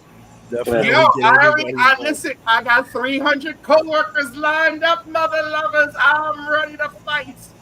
I'm ready. I'm perfectly You fine. know who I got lined up? I got nobody lined up. I also have nobody lined up. Nobody. You know what though? You got all that swag, all that charm, all that Rico Suave face hair happening, baby. I believe in you. You're gonna get something, and you're over 1,000. You should really get It's that mustache. I love that porn stash. I want to work with it. I want to work with it. The game is. I don't. I'm not participation, over though, so- 1,000 actually. I'm under. I think I'm almost at 600. Close. Oh damn it! Why? Why do people? Why do I have to go to battle with everybody I like? This is bullcrap. Hey, look, all I know is that I just want back to nominate. As long as he's nominated, I don't even care if he wins. But nominations, that's where it is. So just get ready for that. That's going to be a completely frequent thing that goes on annually until he makes a channel and can actually win. So we will not go down. This is not just a 1 year thing. Oh no. Boston, I need you to stop campaigning for Becker and start campaigning for the Hunt. Let's go, baby. Oh, I would Switch love it up. to. I nominated them. I nominated the Hunt, and we gotta mobilize. You gotta mobilize the Hunt community, man. Tell them, hey, put this thing on the map. I've been wanting you guys to get in there, but you guys are not really pro CBC. What category is under though? That's what I'm confused about. Running, Collab? Best ongoing Or series is definitely ongoing one that can series? go under. There's Yeah, a ton I'm that pretty can sure go it was. under, I'm pretty though. sure it was that. I'm pretty sure it was an ongoing series type thing because I know that as far as that is concerned, because it wasn't a category like Yeah. subscriber thing. It was like ongoing series for that, and then That's clearly one, yeah. Yeah. And then the other one that I remember clearly was the lifetime achievement thing, and I nominated those a lot. Best collaborative project is absolutely a category it could go into. Yeah. It's very much a collaboration of many Yeah. channels. So you Like, could definitely put them there as well. Yeah, I did that. So I don't know if I can go back and add things into places that I didn't put stuff. Favorite channel? I mean, if it could be Favorite your channel? favorite Yeah. I remember I voted for them last year, but I don't remember which category I voted for them in. Thank you, Kevin. By the way, Kevin, that was an awesome signing. I want to meet him so bad. You have no idea. Dude, Kev gets around. Kev gets everyone's signatures. I'm jealous he does. of all the people. So many signatures, that guy. It's unbelievable, actually. I know, it's amazing. I know what I'm gonna do. Oh, I guess I voted Kev for best review last year. So Kev does I do, amazing reviews. I fit in the over 1,000 speculatorial pretty good. Yeah. I do a spec channel, spec show. Hell yeah, Biggie fits When in. those ongoing series, when Yeah. There's like a couple of channels that I watch like regularly, but I don't know where they don't really fit in categories, but they're part of the comic community, which is the hard part. Comic Journey, the I like ongoing collector club collaboration. Kevin, There's one of Biggie's spec books right there. Biggie. what is it? What's Nice. the spec about it? It's the first Dark Beast. Really? Yeah, since Gambit died in the cartoon, they're probably going to come back with the Four Horsemen, and that's part of it. And it's also that book has the son of Apocalypse. I can't remember his name off the top of my head, but His name at The that first time appearance was of two characters. Holocaust. That and sounds like really good spec, actually. His name now is Genocide. See? Okay. That sounds like spot on spec. That's Biggie's spec right yeah, there. it's coming. Marvel. I'm going to cut the grass, but I'll be listening, guys. I'll be right here. All right, brother. Okay. Yeah, they actually have moved pretty well through the comics. So there's a lot of stuff that you could like if you know the X-Men story, just different things. Especially with Apocalypse being part of it, as the end of the episode showed. There's a lot of good Age of Apocalypse spec that you could look Can I at show and you a say, possible spec? Huh? Can I show you guys a possible spec? Absolutely. I don't spec on books. But I found in my collection. I love Let me Spec. show you what I pulled out. So I'm waiting until next year, actually. Please do. Please show us some good spec. I'll try. But I got. You can vote Bleecker Street Comics Church for best speculation channel. Yeah. So I'm going to show you something. See if you guys can figure it out. All right. So I did this in sets actually because I have this in sets. Earth X. Oh, nice. Yeah. Earth X sketchbook. Now you're going to see why. Here's my spec book. Oh yeah, that Shellaball. Yeah, everybody was into that for a little bit, right? And then it's calmed down. That's one. Yeah, I think she shows up in a Hercules comic, actually. Nice. Well, I was crazy about this story back in the early '90s. Actually, 3. Yeah, I got hyped on that because of the wizard inserts. You bought some spec. You bought some spec. What's the spec on that again exactly? Female surfers on the cover. Oh, not done. Hold on, everybody's talking at once. I can't hear. Female surfers on the cover. Okay. It's not just a female surfer though. It's the fact It's that there's two Shellaball. surfers. Okay, so Yeah. if anybody was paying attention, what's interesting, and I was curious because I knew this, and I caught this, and I'm like, wait a minute, I got this book because I love the story. I got the whole storyline. I think I got 2 sets of this book, or 2 sets of the story, but I bought this one especially though, and before it even got popular, and I was surprised. I had pulled it out, and I'm like, wait a minute, Thorough did a special on it, and I'm like, holy crap! And I checked in with him. I go, did you say 12? He went, yeah. So here's the thing. They already got the actress for apparently, so everybody's spec'd on a female Silver Surfer, whatever. Okay, cool. Okay, I get it. They're turning everybody female. Doesn't matter to me. But I like to see them put out a good Silver Surfer movie. And apparently that Silver Surfer movie is supposed to come out in July of next year, supposedly. And everybody talked about Shellaball. They found the actress that's going to play Shellaball, which is his lover, his wife, pretty much his wife, the one he really, truly loves. And in this story, if you guys have never read this story arc, it is so good. This is like a story told before its time. You know how you guys talk, we got all this AI and all this stuff going on with computers now? Mm-hmm. It's talked about this in this story. And it's all about an android that's seeing the future and the past of what's happened to all of the superheroes through one of the seers, but the seer is blind. Using an android, the android thinks he's human. And he's getting all these memories, and it's all these cross-story references from Black Panther to Silver Surfer to Fantastic Four. It's a really good series, guys. If you have never read it, it's really worth reading. It's fun to read. But this is a surprise because this is the only place you're gonna. It's like first cover appearance, the sketchbook, and the other one. They even got another appearance of her and him in there, and it's really interesting. But yeah, that's my spec. That's cool. I think it's cool. Biggie actually did a female Silver Surfer spec as well. I think she shows up. Her first appearances in Hercules miniseries or some bullshit. That's a different person. That's Juno. Yeah, but different. Yeah, because this one, and the other thing too, where everybody like freaked out, like, oh, I can't believe it. Like, so if they go with that story, she dies at the end of that story. Oh, and the funny thing too about this is, I can't remember. Damn it! A couple of the other creators that created this story, they actually did some other movies. They actually did movie titles, and so they've had their hands in entertainment. The same people that made the story, which I think is interesting. Yeah. No, it's going to be interesting to see what happens with the Silver Surfer stuff. All I gotta say is, they better do Galactus right. It's gonna piss me the fuck right off. If I just see a lot of him, people he off, doesn't yeah. come out.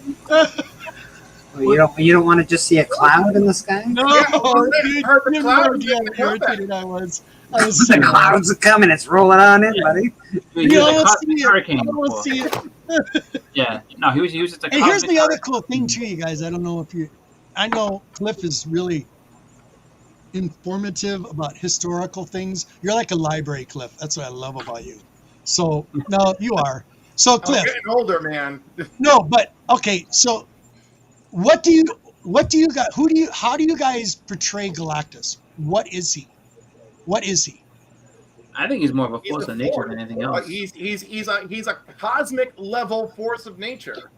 Okay, think about this for I think one he's an moment. important Because force. you know how they grab stories, they don't tell a complete story when they're showing these umped up, kind of messed up movies that they've been doing, especially Marvel and Disney and all this stuff, and a lot of these cross Tie this into the Eternals, baby. Tie it into the Eternals. Thank you. See, Cliff, you're on the same page. If you guys have never read the Eternals or the Bad Movie Watch, the only thing good about the Eternals movie, the best thing for me, was seeing the Celestials. Yeah. Celestials that are out there that seeded the universe, which is interesting to me because you have life, death. What is Galactus? He's an energy.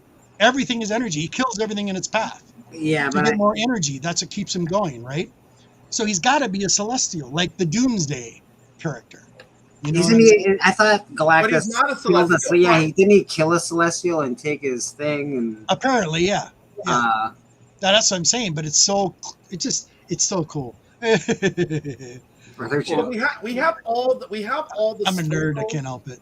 We have all the sprinkles of Galactus in the MCU. Should they actually be intelligent enough to use it? As Mark always tells me, imagine if the actual MCU writers put as much thought into their movies as I did.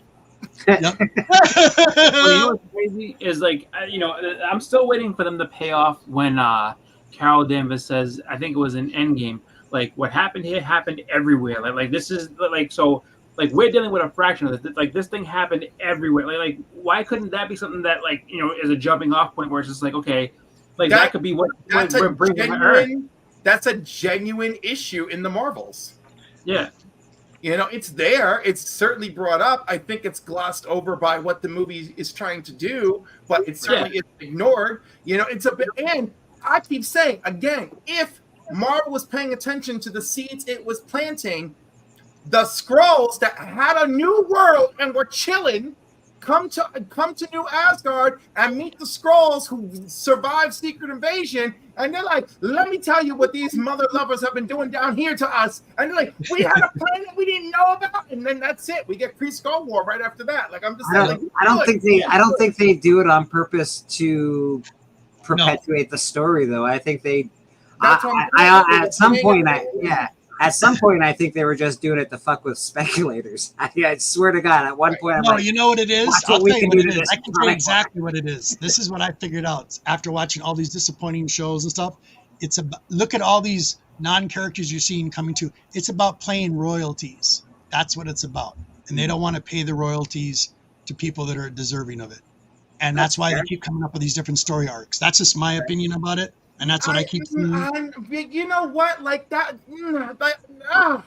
No? That's not like as far as I'm concerned, that's not enough. They just spent over $350 million to fix Captain America: Brave New World. I mean, my lord. If they spent $350 million to fix it, it means it's going to be a bad movie. And I'm terrified. That's classic. They've done it a million times in Hollywood. If you know anything about Hollywood, whenever they do rewrites and reshoots, know nothing about it's Hollywood. fucking terrible. I know you do. I know you do. But holy fuck, I see it. I think it's awful. Paying royalties. No, but you know what? I bet you. You know what? I bet it's going to succeed. No. What? Probably because all these people out there have been reacting to that trailer, and a lot of it is a lot of hype, even though the trailer doesn't actually tell you shit. Yeah. So I have a feeling this thing might just fucking do it. I didn't hate Captain. I didn't hate Winter Soldier and Falcon. I thought I love Winter Soldier and Falcon. I've been waiting for this movie. I was like, they gave us Patriots, they gave us Isaiah. This motherfucker flew up onto a tower, smashed the window open. I was ready. I actually just bought Truth #1 for like I think $6, and it's a mint copy. I'm like, how is this $6 Speculation. Like that character is not going to be full out fleshed out and in the story for a long time. He's kind of not for a long time. You know who his fucking kid is. Yeah, but that doesn't make a difference now. It's a huge deal. Let me just tell you, if I were doing Captain America: Brave New World, I would open with the opening. So I would have the opening arc. Yeah. Or the opening scene would Yeah. be in the Isaiah Thompson origin. Amen, brother. Amen. Right. And then we cut to modern day Cap Preach talking it, to the preach president it. about all the eyes are on me. That would be the way to do it. Preach And then introduce Patriot in this movie. You know, get his ass out there. No, I There's, agree. who knows anything? Who knows a Disney exec? Can you get him in here for a minute? Can you get some Disney execs in here for a fucking job? The only Unreal. job. I mean, look at here's an example. Here's an example, though, Cliff. Here's an example. Look at the new. Okay, I'm gonna watch it, but I've been giving all her shows a watch. But look at the new Agatha Harkness. Bitch, I'm so ready for that show. It's for me. I'm I was like, excited oh, I'm too. But look what I'm saying. But look what I'm saying, though. See what I'm saying, though? Bring It's me like, Catherine Hahn. yeah, well, yeah, she's awesome. I think She is she's good. She is fantastic. That's just an example of what I'm talking about. Who knows that character other than a true fan, other than watching WandaVision? But this is the thing, though. They did it with fucking goddamn Guardians of the Galaxy as the prime example. No, I don't fucking care who you are. Nobody fucking gave a shit about Guardians of the Galaxy. Yep. Now they're the best fucking thing in the world. You know why? Because the movies were good. The characters And the music were good. was excellent. The music was excellent. You know what I mean? Like, all you got to do is make a good movie. It doesn't have to always be Spider-Man, Batman, Superman. It doesn't have to be the big 6 or big 7 that we have. There are other very interesting stories in the Marvel universe. You don't even have to put the fucking Marvel thing on it. You can just make a movie. There's some good stuff that they can do. So I don't understand. I think it's kind of easier to do with stuff that's not established, but that's the thing. Like they're not like I feel like at one point they you know, like in the beginning of it all, they were just kind of doing things just to make good movies, and that was it. And then they started worrying about a bunch of extra shit, like we have to kind of. I think they just kind of started worrying about like bottom lines a little bit more. No, because Disney bought them, and that's when it became the real problem, right? Because even though they kind of didn't have all their shit together, they knew they wanted to have they knew they had a plan, and they knew what they wanted to do with that plan, you know. And we got all the way to Avengers, or was it Avengers 2? When did Disney buy them? Disney bought them. I think right before Avengers came out. What, the X-Men stuff? No. Talking about like Disney had bought Marvel prior to the March of 2019. Disney bought Marvel, right? So up until then, we got Avengers 1 and 2 out at that point. Marvel had something of a plan. And then Disney bought them, and it became quantity over quality. It became bottom line numbers. It became all sorts of shit that us common folks who just want to enjoy our shit on the big screen can no longer conceive of. And it's too bad because there are really good stories they can do, and they choose not to. They choose to fuck with things. Make it interesting. Damn. They could make it interesting, and again, so let's bring him Papa back here. He's finally.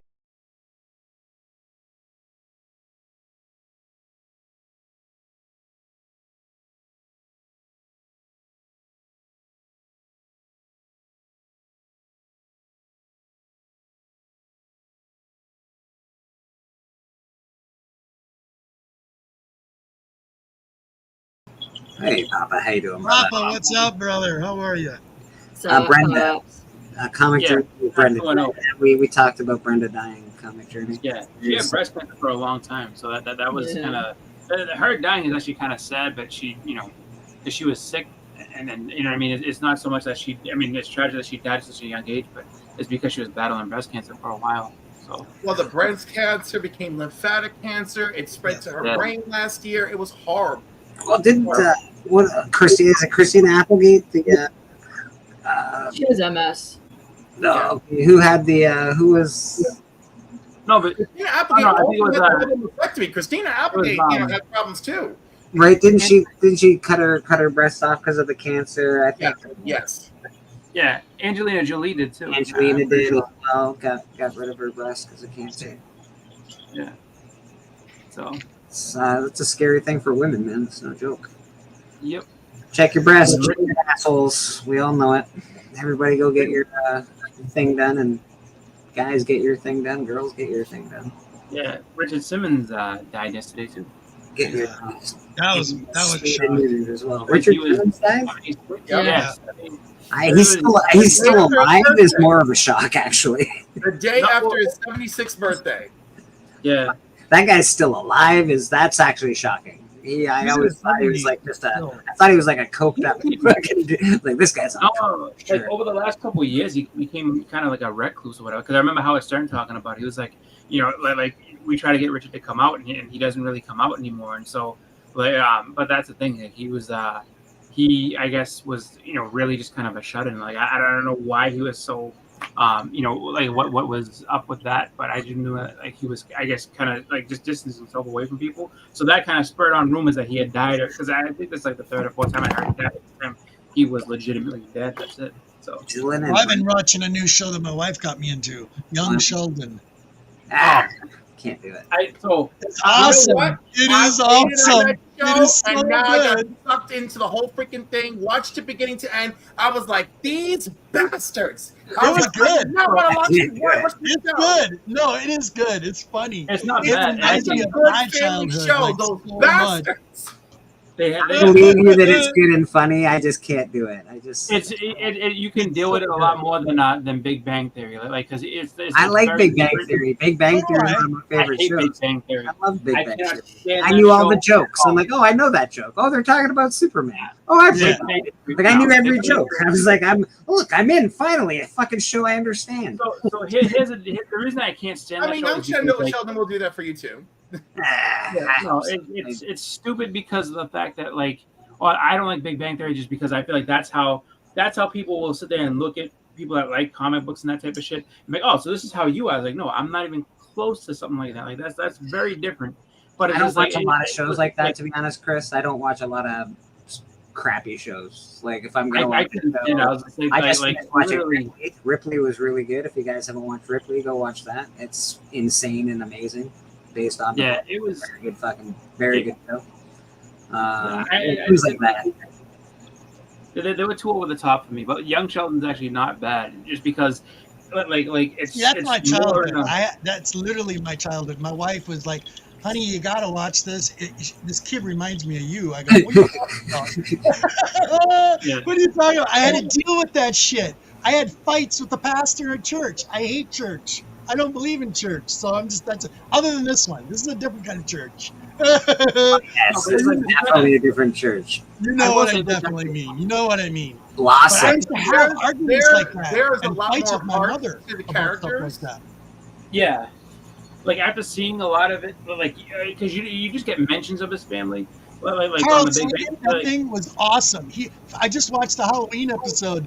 He's walking around in a Carl Sagan outfit.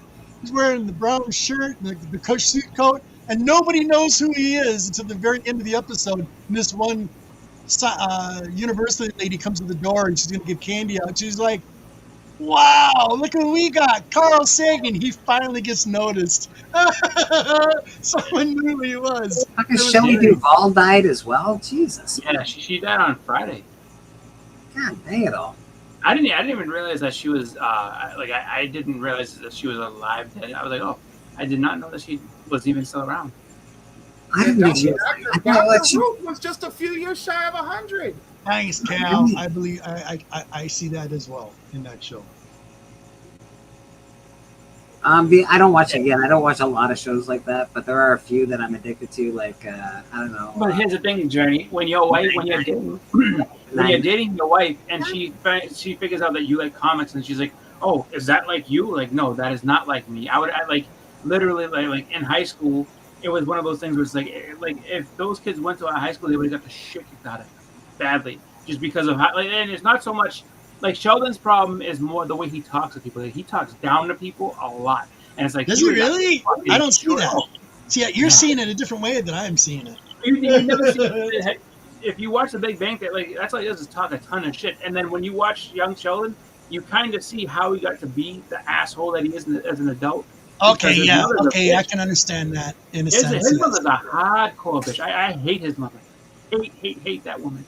Because she, like, with her being like she's the exact same as him, just instead of science, it's vision with her. So she just like no matter what it is, It's she's funny always we're ready talking to about a dog on her TV side. show. It's unreal. Bro, I don't know. He is a I can't. Whenever I see his mom, I just think of her and Roseanne. No, it reminds me. See, there's two sitcom shows that remind me of my mom. That woman definitely was like my mom on Young Sheldon, and then the other one is Everybody Loves Raymond. You know, Marie. That was my mother, about 300 times worse though. I know that Marie is my mom, that's for sure. I tell her all the time. But like that's just where I get it from. I was like, all right, so this is why I became such a prick, because his mother thinks that she's right about everything, and she's a big hypocrite. Like if you watch it, you see how much shit she flops back and forth on. I do like his older brother is all right. His sister's cool. Like his sister's actually like the one that's like the most grounded in reality, and his dad is not bad. I'm gonna tell you something. If you have any solid, real, like I believe in this 100%, and I do not shake from this, you're gonna find yourself not in a great position. It's better to give yourself a little leeway and say, I believe in this right now, until somebody tells me that this is more true, and then I might believe in that. Who knows? I'd hesitate to say this is what my 100% belief is, because that does not promote growth at all. Now it's a change of subject again. So, what do you guys think of the new? I'm more curious because I've seen other previews of the new Alien Romulus. It looks good. It looks interesting. It gives me the gothic horror vibes that I love of the first one. Yes. Yeah, and the claustrophobic feeling. Yes. I didn't hate the new Alien. Sort of. I guess it's only been 2 of them, but I didn't hate. It was some of it was bad, like some of the actual. Right. Maybe they made bad cuts because, like, where'd you get that ladder? Why didn't she tell Buddy she just fucking had an alien? He's like, hey man, she might have wanted to say that to the pilot. Hey bro, I just gave birth to an alien. We gotta get the fuck out of here. She might have wanted to say that at some point in time. So there was some bad writing or bad cuts or something that they did. But I liked the movie. I love aliens, so that movie was awesome. Me too. The second one was a little boring. I found a little too I don't remember, predictable, but I'm looking forward to this one. This one looks good. I saw the first. So I actually own on DVD Prometheus, but like, and I don't know why they blend together so much to me. Like that one and the next one. So I confuse characters all the time. They're basically one movie, Chris. It might as well be one movie. It's pretty good. But that's the thing. Like, so when you're saying the girl that, because I think the girl which is the one with the girl with the bowl cut, because that one. Like that's the one I think you're talking about, where that girl like doesn't say anything. She doesn't want anybody about anything else. That's the one. Yeah, the Prometheus. Like, say something. Like, you know what just happened. What are you doing? Yes, I didn't get it. I'm like, you just gave birth to an alien. You didn't tell the pilot, maybe? Yeah, Bowl Cut just sat there and screwed everybody, and now she's just sitting there crying in the corner, looking sad. Like, you did this. This is your fault. But I think you go down. I think that's bad cuts. I don't think that's actually bad writing. I think they just. It might just be bad. Yeah, it might just be like they just didn't chop it up right. Just like, all right, this would make a little bit more sense. But I would say Aliens in general as a series, there's a lot of stuff that they that people say like should have been in. Like if you watch a lot of deleted scenes, like, oh, this gives way more. Like even the first movie, it's like this makes more sense now if you like look at these extra stuff. Dude, I even like the one that nobody likes. I like the one where they go to the jail planet. I'm like, that's fucking. Alien 3? Oh, dude, I never. That one actually is all that bad. What was it? What was the one where she was kind of pot alien herself? Alien Resurrection. That one, I was just like, this is very strange. I don't know, because like, and it's a scene where like. See, my 2 cents on it is, the only thing I follow is everything that Ridley Scott has had his hand in. That's the first one. First one, Prometheus. Yeah. That's the only ones I follow. I don't follow the rest. Now the Aliens with what's his name? Who did that? Which one? Oh, that was James Cameron. James Cameron. It's entertaining. I think it's good for what it is. But that's it. When it comes to story arc, that's what I follow. So you're a Ridley Scott fan? Oh, pretty much. Yeah. People don't like him, but I do. He's awesome. I think James Cameron, although clearly adding his own vision, he adapted to that world, the existing world of Ridley Scott. That's why I think Alien and Aliens are so good together. They go well Because the together. first one was all scientists. The second one, it was like the military. So It's actually hard to see that somebody else did it, to be honest. Yeah, Like, exactly. unless you know it. It's a good job of understanding, okay, I'm going to add my vision, but we are using this world. Yep. You know, and we so rarely see that because mostly we see people's egos getting in the way in filmmaking. Yeah. You know, or The only thing you nowadays notice nothing at all. The only thing you notice is that it's James Cameron. He does things really big. Yes. No, but it was It's a smart, big though. action scene and the big. But it was very smart the way they did that movie, though, because when you really think about, like, when you really look at it, it's like, okay, so like the first one was a science mission, so it was a bunch of people that were like just not equipped to handle what was coming at them, and then the second one is the military, and then you have this scientist who's like, oh, like so you're enlisted in the military because we made you, but. And then she knows right away what they're dealing with, and the military's like, "No, you hang back. Like we'll take care of it." Like, you have to leave now. Like, it's not right. Yes, exactly, Tony. Exactly. He was great. But yeah, no, that was a good contrast between those two movies. That's why I say like Alien and Aliens, like they're very good. Like It's that. great, and even the way she reacts to an android, she's just like, Yeah. yeah, She bad knows. experience last time. Yeah. And Bishop's like, I'm not that dude. yeah. But you know, it makes plenty. That's why, you know, it's funny because like I actually watched last night. I think the last Terminator movie they made, where John Connor gets killed in the beginning. Yeah. But like Sarah Connor 100% from the second she saw Arnold Schwarzenegger, she's like, "Fuck this guy." She's like, "He killed John." But like, no, but it makes sense. Like, and like, so he does well with that type of thing, where it's like a character like exploiting someone who's in a tense situation with PTSD. He's like a genius at that because like he gets the people to play it exactly the way they would. Because it's not like, oh, I was in this bad situation and now it's okay now. You know what I mean? Like look at the Nightmare on Elm Street movies. None of them are like this terrible thing. I lost all my friends. They're just like, you know, Nancy just goes on. She's like, yeah, like, this happened, but I'm telling you, like this is how we survived this, okay? And she's like, no, fuck that. She would be like, I'm not going anywhere near anything having to do with Freddy Krueger. I want nothing to do with him. He killed my parents. He killed my friends. All that. No. And that's what he does well. Is that like he goes ahead and he knows how to do like characters that have trauma and then make them face their fear again. It's just like, and then build them into something stronger. So like, I do like practical effects a lot better than CGI, but a good blend is my favorite. If you can blend them really, like Matrix does an amazing job blending actual effects with practical or CGI. If you watch all the stuff after, like the extra scenes and all that shit. Like a lot of those explosions are real. They just add more things. It's all toys. It's all like fake sets and stuff. But it is to do that is my favorite.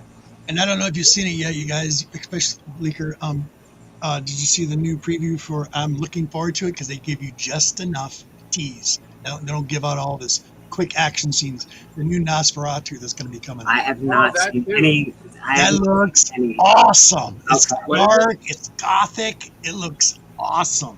I'm just crossing my fingers like, come on, buddy, you can do this. The actor is going to be doing it. I'm not gonna lie, I've been disappointed with the last bunch, and I'm a huge vampire. I love Dracula. I love vampires. I like the one where they were on the Demetra. No one likes that. I don't understand. You know why? like that movie. It's because it was There's nothing I didn't expect. There's nothing I didn't expect. It's a blend of probably two or three movies. I've heard the story before. This is what I envisioned the entire. Nothing new happened. I was like, okay, yeah, whatever. I did like the Dracula. Was it Netflix or HBO? The That was good. 3-part miniseries. That was really good. That was very good. That I loved. And I like the fact that they brought it back to more of a 50s looking vampire guy. He looked like a 50s gentleman. I was like, oh, this guy's I'm trying to think. Nosferatu has everything I want. Gothic horror, a visual spectacle director, hot ass men that I want to fuck. It's got everything. I knew you were going to say that, Cliff. I'm pretty sure I said the same thing. Was that the Last Voyage of Demeter? I feel like that was like a poem or something like that. See, here's the thing. All right, here's my take on this on Demeter. No one liked it. if you read the actual story, you know everybody's going to get killed on the Yeah, movie. yeah. Everybody gets wiped. Yeah. Period. So the thing I was hopeful for, and it was because of Universal. Universal's downfall is when they did The Mummy with Tom Cruise. It was terrible. Yeah, and it's too bad too. It's really too bad because I was looking forward to that a lot. Yes, because that was supposed to bring the Universal Monsters back again. They're trying to reboot their Universal Monsters back. Because if you watch that, they've got a terrible job. Yeah, if you watch that, they've got the oh my goodness, Dr. Phibes is in the beginning of it talking. Okay. Right. And then they show the chamber and all that. Even at the end of the movie, they talk about that on that stupid Mummy movie. Okay, is what I'm saying. And they were trying to reboot it. Then the Demeter comes out.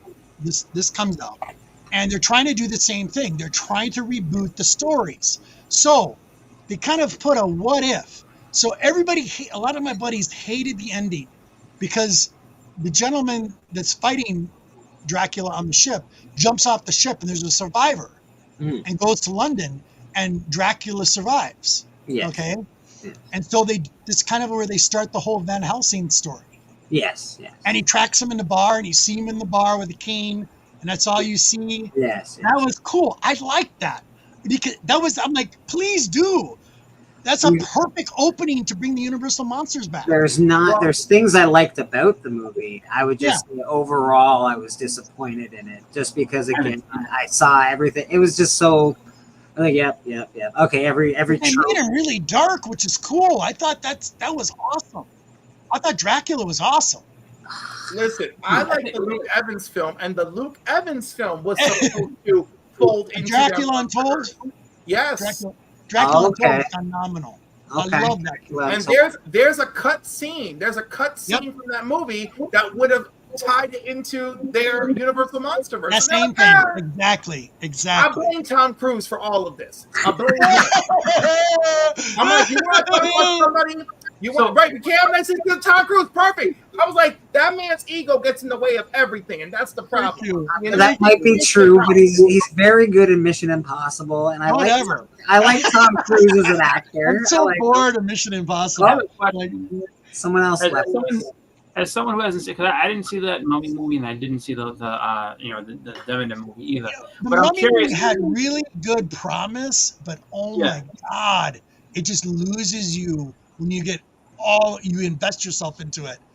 But if you're gonna reboot the monsters, I don't know, what did Marvel just do? They did fucking Werewolf by Night. They did that brilliantly, and they did it. You know why they did it in that style? Because that was the fucking style that was made it. Yes, they reboot your monsters like that. It makes no sense to do it how they did it. Thank you, Hylia.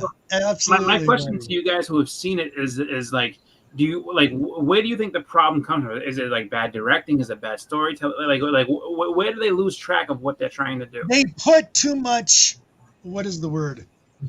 Yet what I research is the directors. So what do we had on a lot of these new shows? No offense, there's nothing wrong with that, but there's a lot of interjections. It's like, what are some of the things we hate about comics? Yeah. Sometimes those story writers will write themselves into the book. Yes. Okay. That can get a little old. It's the same thing with people don't like change. I like change. I have no problem with change. But don't be like, this is what you have to believe. This is what's in your face. That gets a little old. And they do that a lot with our shows. I just watched something that Hylia recommended, actually, which is why I watched it. I watched Ripley. And it's a noir, black and white TV series, 10 episodes, and it's awesome. If they can do your monsters like that, man. Not everything needs to be fancy fucking cameras and all sorts of special effects. It can just be cool. You can make things that are just cool, man, and look good. And I wish they would do that. You want to reboot your stuff, do it like that. Yeah.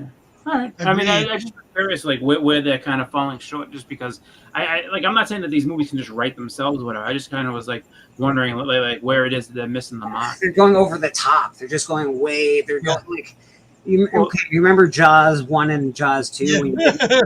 You didn't really see the shark that much, and it was fucking scary. And then Jaws 3, you saw the shark every 2 seconds, and you're like, I'm not so scared of that shark. Yeah. Sort of looks pretty fake, actually. So You know? I just actually recently heard something that was kind of interesting about Jaws. I didn't realize that the second Jaws movie apparently, like there was all kinds of issues and everything, and then I guess Steven Spielberg had been contacted, like, do you want to come back? And he said, yeah, I actually have a story I want to tell, but I need a year to finish, filming Close Encounters of the Third Kind, so that I can, get back. And they just couldn't wait for it. But I guess he wanted Jaws 2 to not even have anything to do with, going forward. He wanted to take it back and make it like a story about Quint and the story that he tells about, like, the Indianapolis and everything. He's like, it was going to be a completely different movie. And it's like after they did 1, 2, and 3 and 3D and all that. Yeah. The best scene, I swear, and it still reminisces with me.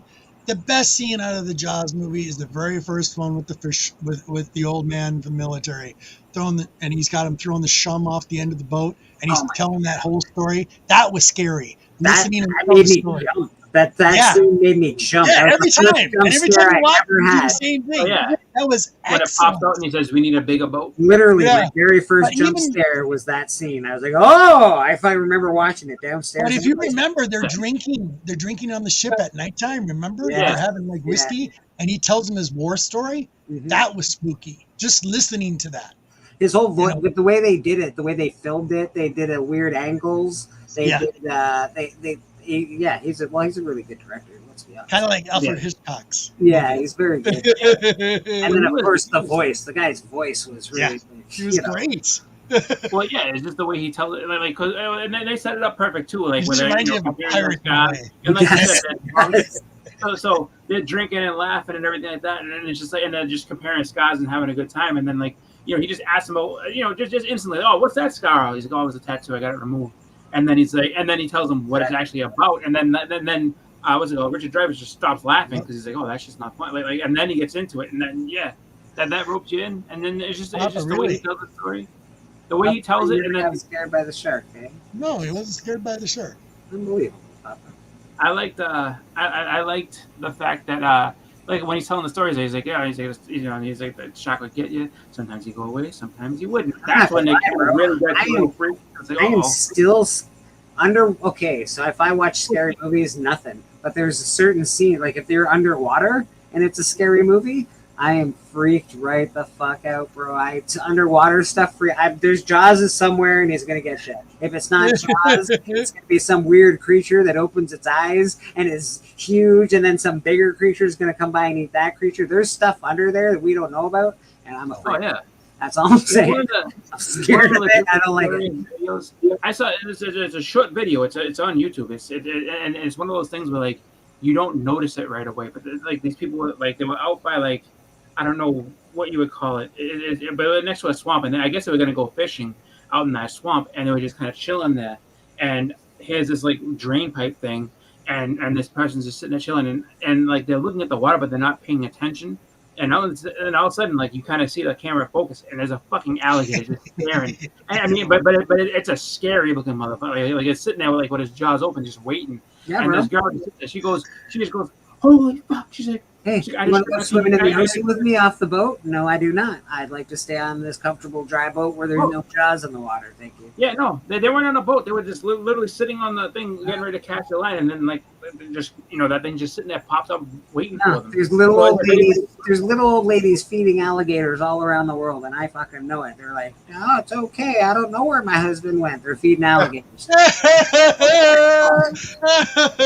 why, like, What's in that funny? Oh, it's just chicken. It's funny because you sit there and like one of those one of my biggest, I would say, just kind of worries is down in Disney, because like all the time, like they tell you, like like you see the signs, don't feed alligators and that, and so at night I tell my daughter all the time, is like like when you're walking on this path or when we're walking, do not go near the water. Like the water's edge, do not go anywhere close, because what was it? I guess a few years ago he got snatched. Like he was. Do you guys have alligators in Boston?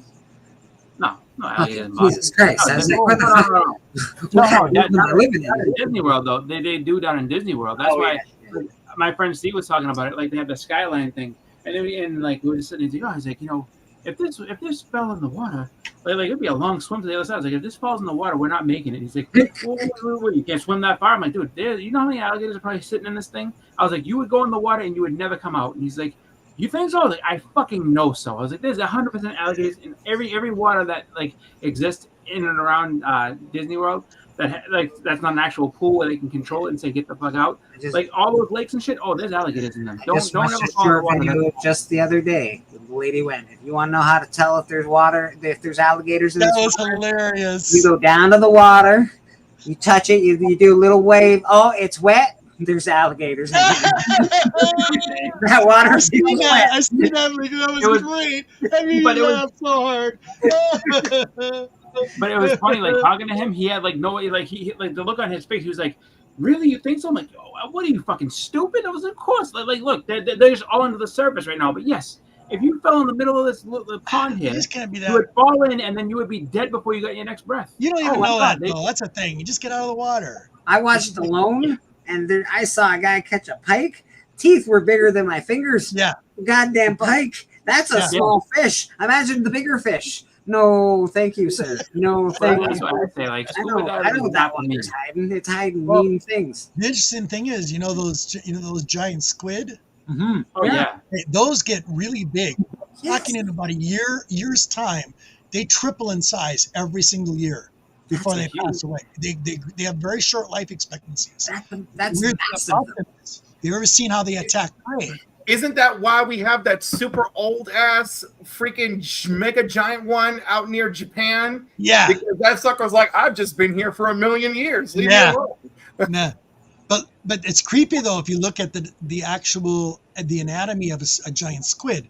'Cause the Their beak- suction cups are not like octopus. They actually have hooks, Yes. claws in Yeah. their suction cups. So when they have two large tentacles that grab their prey before they gape on it. That's spooky. And the size of their beaks are huge. No, thank you. You would not get crushed by one of those. And then if you're any kind, if you know anything about the Bible or you're any kind of Christian, there's God says he's got all sorts of shit under there that he's gonna unleash. So don't fuck around. There's like real creatures under there. Mariana Trench, probably a fucking 8,000-foot Godzilla in there. Don't fuck around. You know what's funny? They had That's gonna get you. I forget what the made-for-TV movie was called, but it was basically about a giant squid that basically sat there and was terrorizing all these different things. So they had this one point where they had 2,000 Leagues Under the Sea. No. It was That's a made-for-TV movie. It was way later. I want to watch it now, actually. Like you can find, I think it's called like The Beast or something like that. I think it's something like that. But like there's one scene, and like even as a little kid, this scene scared the absolute shit out of me. So these guys are in the sub, and there's this one guy who's like real panic and nervous. He's like, oh, I'm kind of nervous. I don't like being in small places, and just knowing the things out there is scary. And so they sit there, and eventually the thing gets it, and they're like, oh my god, what's happening? And it starts shaking, and then they show that. So they show the mouth going, the beak going, dum, dum, dum, dum, and then the guys are screaming, and all of a sudden it just goes off. It's like, I was like, that's scary. Because the guys are sitting in there screaming and they're showing it from the inside, and the thing's just like come. Oh, it was terrible. I was like, I want nothing to do with that. No, thank you, man. No, thank you. That's freaky shit. Yep.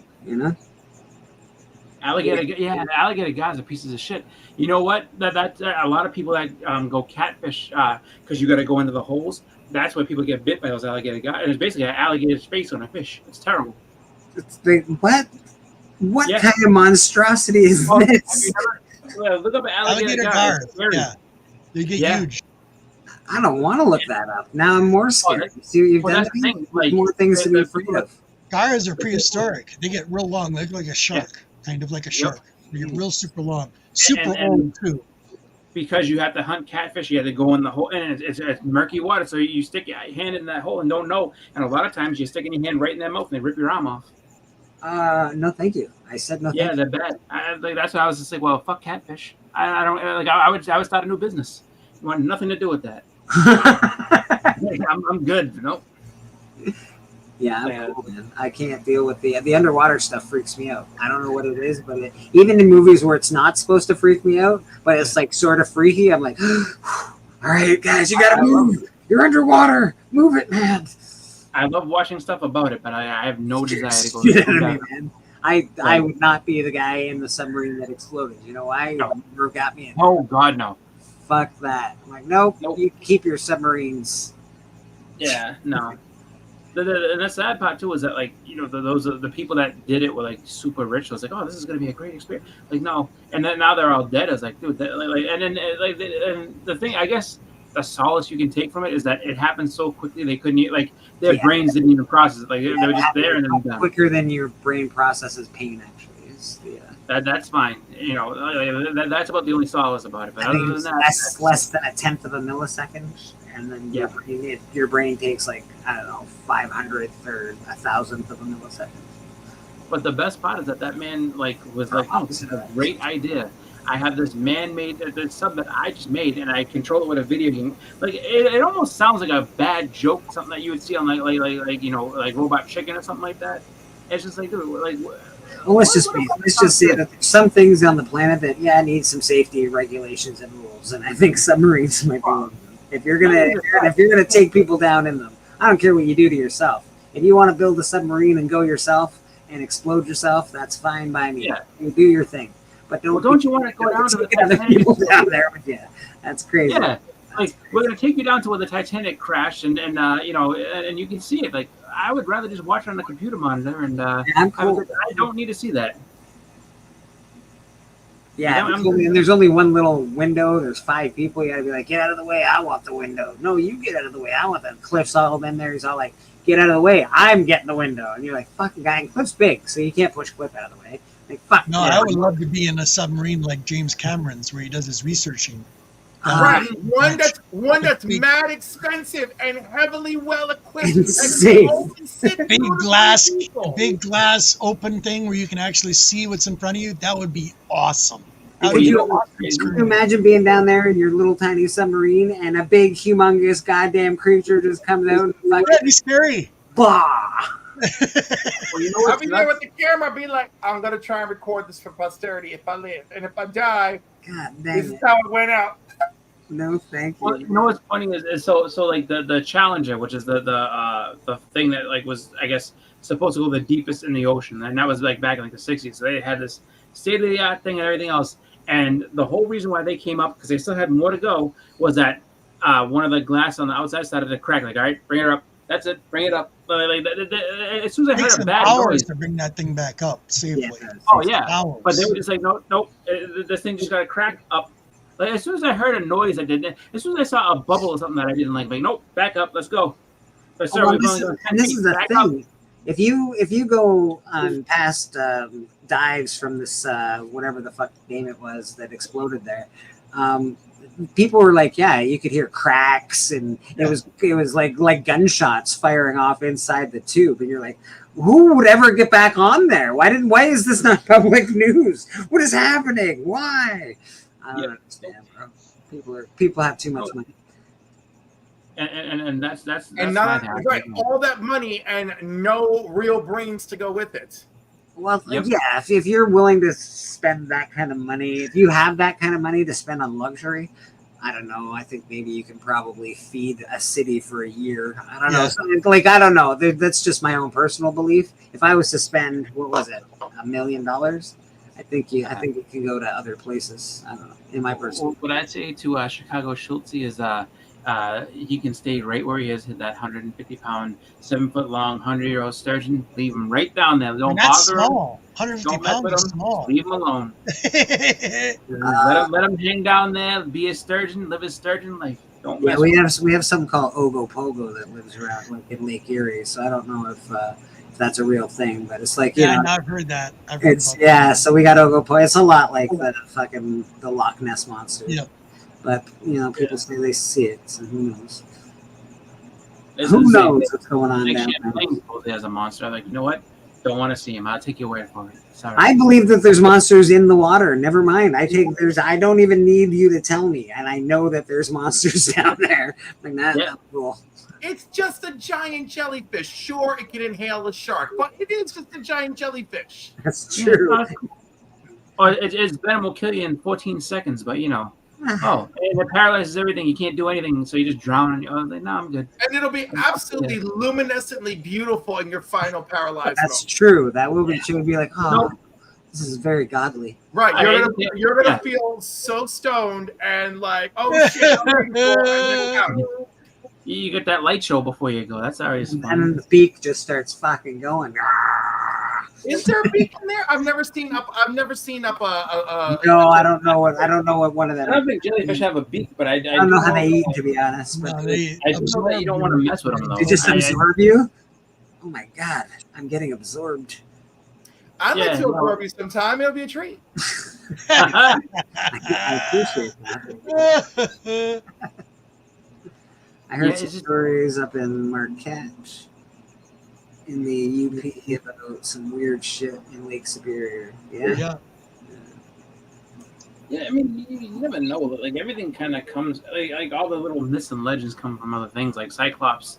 You know, like where that came from was elephant skulls, because it's the one eye. So like, oh, there's a Cyclops. You know what I mean? Like that's what this thing is. It's just like, but I mean, I just look at it where it's just like the ocean is not for us. We're not like if it was meant for us, we would be down there. I like that kind of thinking, Chris. You know, why would I tie this parachute when I'm in a perfectly good airplane? Think about your inner body workings. You're 97% water. Yeah, it's astral. Like, it's. You probably came from the ocean. That's fine. Oh, we could have come from the ocean, but we put it this way: if we came from the ocean, I'm pretty sure we got our asses kicked out of there because it's like, you don't belong here. Like everything else that involved in there, you don't belong here. You know that, right? Like you can't swim as fast as us. And the other thing that pisses me off a little, like, it doesn't like make me mad, but it's kind of like a shitty thing that makes you think twice about going in the ocean. Is how close. Susie Q, like, I was down in 25 years ago. I was in South America. I actually did a thesis on anacondas and boa constrictors. I did my own thesis on anacondas. I caught 25 footers, and I've got scars on my hands, so I know a lot about snakes and all. You can't be afraid of everything, and I would just run in there crazy and just grab these things, and they're strong. We got someone hanging out the back. We got Biggie Shack back with us. Big if you're Yo. I know that I just know that when it comes to that type of thing, it's just like it is kind of scary when you see like you're like, oh, like you have to be kind of far out for shots and things to get, like, not really. I mean, they come in pretty shallow. Like if you're waist deep, like they can get you. It's just you just got to be smart enough to know when not to be that far out. That's why the people are like, oh, I swim way out. Like people like back in the day, I used to swim way out there. Like you took your life in your own hands. That's a terrible thing. What movie cured you of your phobia? What phobia? What phobia? And I'm guessing water phobia?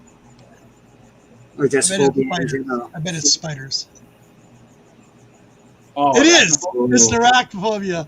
I love spiders. I have no problem with spiders. Everybody hates spiders. I don't get it. I don't hate spiders. Spiders aren't my fear. Spiders are alright.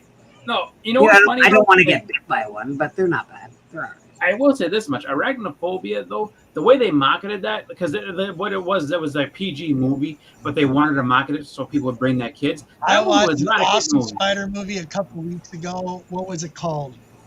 Oh my gosh!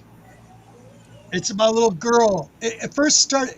If you don't watch it all the way through, the very beginning of it, Stitch or something like that, and it's these asteroids are hitting our planet, and she lives in the city. And a little rock, a part of the asteroid, rams through her window. It comes through the window, and it lands. It's actually aliens, little pods, and the aliens are spiders. And she comes across a spider in her bedroom, and she's a cool little nerd, collects animals, reptiles. She likes snakes and spiders. She picks up this spider and she puts it in a little jar, and all of a sudden she goes, and the spider copies her, and this thing grows enormous. It's awesome. It's an awesome movie. It's brand new. Gosh, what is it called? Oh, I know the name of this movie, but it's really good. It's entertaining. I saw one that was kind of like Alien Freaks is okay. Yeah. Well, that's the thing. Alien Freaks, they made that to be like, oh, that's funny. But they tried doing this. Like, if you go back and you watch the original shit for arachnophobia, they tried to make it look like it was a comedy about John Goodman. That movie was nobody's comedy. Like that movie was because when I saw it, I saw it as an adult, like for the first time, and I was like, wow, this movie's a little bit more dark than I thought it was going to be. Like the movie was like it definitely was something that if you took a kid to as a child, like that would scare the shit out of them and make them not. I thought they marketed it dark, and I wound up being more funny. Like I know it's no. Like Arachnophobia, it was the opposite. Like they tried to make it seem like it was like a funny movie, and John Goodman was like, wiping them all out. And I thought that. I mean, I was there, so that's what I actually thought. I was like, this looks like it's going to be a scary movie, and then it turned out to be like, I don't know, John Goodman. No, John Goodman. You're going way back. I remember as a kid that like. It was, at first I thought it was going to be very scary. Then I thought it was pretty scary. Then it was funnier than I expected it to be. I went through all the emotions as a kid. Okay. Yeah. I remember, I don't know the name of it, but it's basically this kid turns into Spider-Man and eventually he turns into like this like actual Spider. Like it's kind of a creepy movie, but. That was the most recent new Spider movie I ever saw. That I saw. I don't remember the name of it, but it was pretty. It was gruesome, but it was pretty good. I don't watch a lot of horror movies. I like slasher movies. I do like slasher movies, so I do watch a lot of those. So then you watched. You had to watch. What's the one with the clown? Oh, Terrifier. That's just a plain gore fest. It's just a gore fest, bro. It's all gore. It's all gore. The second one was better than the first one, but it was disturbing as hell. They tried to give you the shock and awe, and that's exactly what they did. It's very the lore that they're creating with the character is very interesting because he has very human qualities, yet he also has very mystic. Thank you, Rad. It was called Sting. Qualities. That's it. He's an interesting character as far as it's just bizarre. It's bizarre, but they really focus on the gore. Awesome special effects. I have to tell you, I could only stomach that one time, and I couldn't watch it multiple times. That second one, that bedroom scene was extremely disturbing. That just freaked. They spent too much time on that scene. They do actually. You know what? I'm going to say that a lot. Remember The Hills Have Eyes? Yes. Right. I'm like, that is way too long. That scene was far too long. Yeah. I'm like, what is it? Half an hour? 40 I agree. I'm like, no, this is too long. I just want to get. I want to get the impression of what's going on, and then you don't need to live it. Yeah, man, that's fine. I'm good here. Stop with the fucking. It's so weird. I did not like that at all. So I agree with you. They can definitely do things too long. A movie called Sting. I don't know if I've ever watched Sting. Yeah, that's the movie. That was the movie I watched, Sting. It's it just came out like less than 3 months ago. It's all about this little girl. She finds a spider, but the actual spider is an alien. And it grows within a couple of days. It gets super big. And it's a whole story. It's all in this apartment in wintertime. It's interesting. So they give you a very claustrophobic feeling. It kind of gives you like a Terminator ending. You have to watch it. It's entertaining. It's definitely entertaining. Yeah, I know. I don't hate that, man. I like watching some things that I've never heard about before. I can't remember the name of the movie that I watched, but I'm going to look it up so I can talk about it in a second. Yeah, talking about what Splash is talking about right there. Here's an excellent picture I can tell you. He's talking about ecological imbalance. Perfect movie, and it still scares me to this day. But it's so bad and so cheesy when you see it. But when you understand what it's all about ecological disasters, which is perfect for the time. It was called. It's all about a wood logging facility in Montana. Okay. And they're throwing mercury in the water to separate the wood. It's called Prophecy. And it's all about that mutated grizzly bear. Oh, yeah.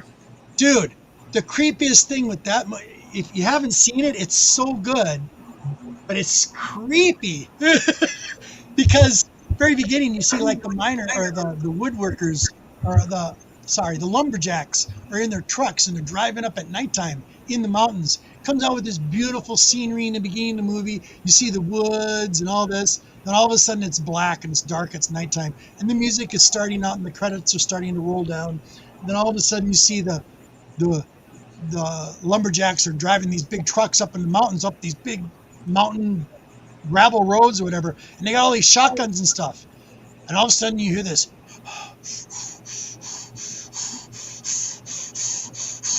And no music. It's just dead silence. And you just hear this. And then 2 seconds later, this friggin' 60-foot grizzly bear that's all half mutated is ripping these guys apart. You have to watch it. It's so good. But it's cheesy at the same time. But what's cool though is it's got a point. So well, this is the thing. Older horror movies, maybe some new ones. I haven't seen one in a while that's been good. But they didn't rely so much on the jump scare. It was very psychological. The music was a big part of it, and no music even. That's why I can't remember the name of the movie off the top of my head because I'm terrible with names. But No Country for Old Men was really interesting to watch because the no music, right? It just it did something. It added something to that movie. It did. By taking something away, it added something to that movie. Really weird, right? But you can really do that with stuff like that, and I find it interesting. Nowadays, they just rely on jump scares or very high gore content. Scares. I like that, the vampire movie with the girl. It's based on Dracula's daughter. What is that movie called? It's very recent. The Transylvania with the cartoon, or is that what you're talking about? No, it's not a cartoon. It's a movie. I like that. I like Hotel Transylvania. That was pretty good. Yeah, actually. that's what I was thinking of. She's a little cutie, that one. I don't like spiders. They bite me when I'm sleeping. Susie Q, I'd have to agree with you. Charlotte's Web. So I watched a really good movie recently. It was I watched it a long time ago, but rewatched it. It's on YouTube. It's about 4 hours long. Oh shit! It's Once Upon a Time in America with Robert De Niro. Oh my god! Okay. Wow. So good, dude. You talk about slasher. Watching Ten Commandments, fucking 4 hours long. My god, that's a long movie. It might as well be a slasher because they stab the shit out of people, and they're like gangs in New York in the 40s. It's pretty good. It's called Once Upon a Time in America, yeah? Yeah, Once Upon a Time in America. And when you watch it, you got to pay attention because it's kind of like a Shining thing, or you know how you see subliminal and there's like trick endings. Right. So at the end, there's a theory that multiple things happen. Just know that if you watch it. I'm not gonna lie, Biggie. I've seen a lot of movies, and I'm really well versed in movies. And I've actually never seen Once Upon a Time in America. I'm gonna have to give it a shot. It sounds like it sounds like it'd be awesome. I love that clip. Yeah. I thought that was great. That was awesome. My daughter told me about that. She goes, "Dad, you gotta watch this movie." I'm like, I enjoyed it. Do you guys follow Ricky All Sorts of Words? I don't know if you guys follow him. He went and saw Long Legs last night, and I did not see any good reviews. I can tell you that. If you're thinking about going to see Long Legs, because it does look freaky. I was thinking about going. It's like a little bit freaky. It's the movie. I mean, if you like supernatural horror, it's for you. Okay. You know. I didn't hate it. It was like, oh, I'm investigating this series of murders. Ooh, this all seems to be pointing to something. Oh, wait, it's pointing to like satanic, symbolism. And then it's like, oh, it gets off the rails. I didn't hate it. I thought it was fine. Okay.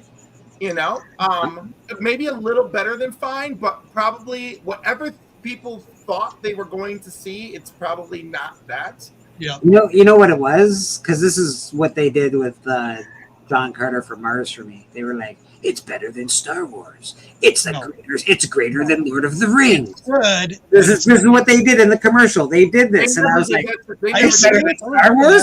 It's greater than Lord of the Rings? I gotta see this fucking movie. I love John Carter for Mars, and I do too. Hate it. I do too. I hate it. Every review I saw for John Carter's was crap. Yeah, me too. Crap. And my friend begged me to see it for his birthday. I said, fine, but when you're crying at the end of this movie that the movie sucked, you'll see. At the end of the movie, I was like, I'm so sorry, I was wrong. I don't know why Hollywood's trying to tank this movie. I loved it.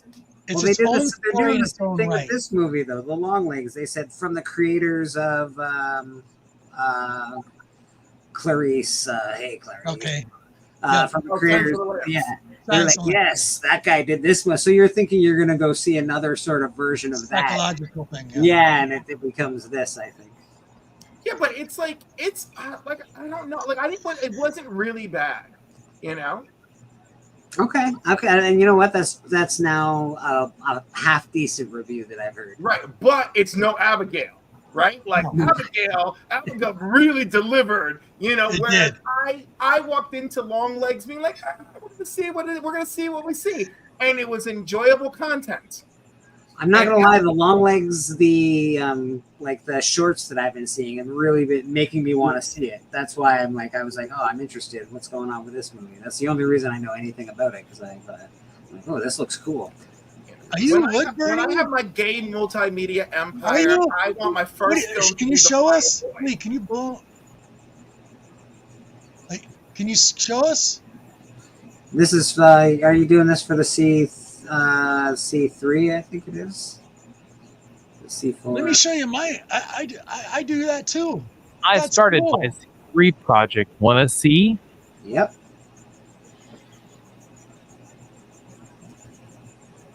Papa, can you show us? Okay, gotcha. Oh, not showing us.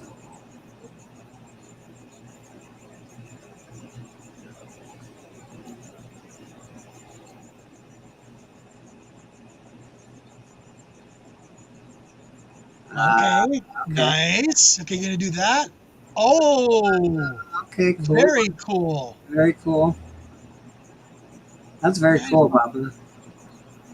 So you do all the burning? Did your mom paint it last year? I think. Yeah. Very cool. And Papa's going to be doing that for C3, the Comics Curing Cancer. Really? So that'll be up for auction during Comics Curing Cancer, I believe. Is that what's going on, Papa? There you go. So if you want a Papa wood burning thing, go to get that at Comics Curing Cancer. Let's bring back K-pop. Boom! There she is. K-pop. So hot. I got ice cream. That's how you do it. I walked to the store for snacks. And I was like, screw it, I'm getting ice cream. Then a little kid followed me all the way home. Yeah. I need Katie to be my guide to help me build my gay multimedia empire. Oh, Done. I am full on invested since day one, season 1 of RuPaul's Drag Race. Let's go. Yes, I love me. Love it. Wow, what is that? Zoom in on Robert. Oh. This one, Papa. Is this wood burning you're doing here? Yeah, what's the one I did? Oh, lovely. Yeah, we still do not have confirmation on dates and or nights times for the community auction for that, so keep posted.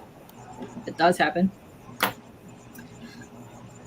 I like serial killer stuff, though. That's why I'm interested in seeing it. What are we talking about serial killers for? Longlegs. What? Oh, I've not seen that yet. I missed it. So it's like Supernatural, but like a serial killer. And yeah, I guess it's kind of boring, and that's why I'm not raving about it. But I don't think it deserves the hate it's getting either. Okay. Okay. See, Yeah, I I'm huge into horror. I can appreciate that. There's a lot of people that jump on bandwagons, do a lot of hating on purpose just to hate things. Yeah. I do like to give things a chance. I also like things that people typically don't like. I'm like, I don't know why you didn't like that. I thought it was pretty good. And whereas Abigail, I'm like 5 stars, highly recommend. Ooh, that looks good. I have not seen that. It looks good. Norrin Brad agrees with me. Good stuff. I don't know if I've seen a 5-star thing I can recommend in a while. Maybe 5 stars might be pushing it. Maybe 4 stars. But point is, totally watch it. I liked Fallout. I liked the TV series Fallout. I thought was really good. That was great. I would give that 4.5 stars. Yeah, I would get them up there. That's definitely close to a 5. This season of House of Dragons gets a total 5 from me. I'm all in it. I haven't started watching it yet. I just went rewatched season 1 again because I found that really hard to watch the first time. Much like I found season 1 of Game of Thrones very difficult to watch. Yeah, it's sort of. I gotta watch it. It's a little slow. It's a little hard to follow because they grow up so fast. They don't tell you either. They're not like 20 years ago or like this is like time jump. Yeah, they just time jump. They're like boom, boom, I'm 400 years old now. Like what the fuck has happened? So they do a lot. She blossomed overnight like any young woman. Yeah, it's brutal, but it's fine. It's a great show. But it's a little boring the first season. But again, they're just character building. They're doing a lot of things like that. So, I thought they did some excellent world building in season 1. Yes, and I love that the showrunners are very committed. And I loved the brother, the king's brother. I thought he stole it. Obviously, he's a good actor. He stole the show, but hopefully he still steals the damn show. Good. Ooh, nice. But a few of them get their moments to steal the show, and that's what I love about it. I love that lots of characters get their moments. I saw Despicable Me 2 with the grandkids. Boring. Kids like that. First time in the theater in ages. I don't like sitting still so long. Yeah. I love Despicable Me movies. I actually have a hard time in theaters now too. I find I imagine kids would as well. Most kids I know I got another one I can show more than you. 30 seconds, and everything is built for that. Sitting down for 2 hours to watch a movie is almost impossible. Not because I can't do it, because it's like, I find myself looking on YouTube. I find myself doing other, I'm trying to get other stuff in me. It's really weird, man. I have trouble trying to get other stuff in me too, but when I'm in the theater, I'm focused on the film, Again, because I haven't had a boyfriend in a long time, so that's not helping that situation. And then every time I did have a boyfriend, they were worried about legal issues or getting deported. Oh, lame. Head to Wendy's for lunch. Be right back. Nice. Right. I could use some Wendy's today. That's Look at that wood carving. It's gorgeous. Oh, yeah. That's the other one I did. That is really nice, man. Very nice. That was the other one I did. I actually going to do a tattoo out of that. It's got all the elements, and then it's got the animals in it. The man's below, female is above. Yeah. Pretty dope, dude. One I'm working on. So yeah, I do wood burning on the downtime. It's another one. Very cool. That's a great idea for a name of a show for Cliff. Is Cliff Notes. Yep. Don't worry, coming in 2025.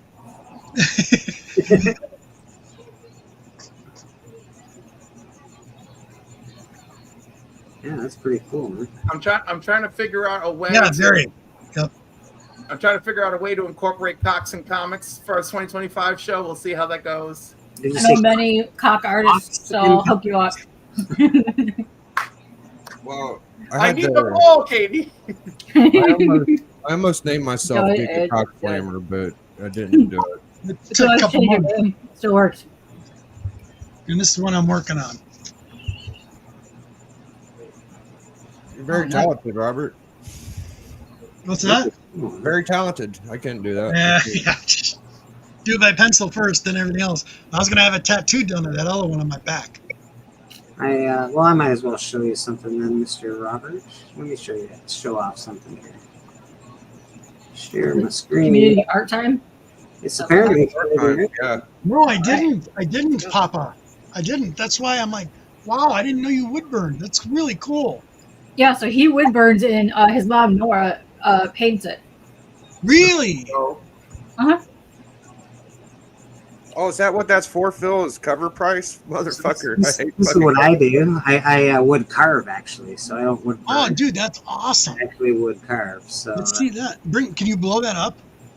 it's very difficult for me. Damn, Bleak. Open the picture in a new window of them. Yeah, give me. Hold on a second while I figure out where the hell I am. No, that's fun, Phil. I hope I win. That's cool. I only have it on my Instagram. I don't know if I can open it up in the window.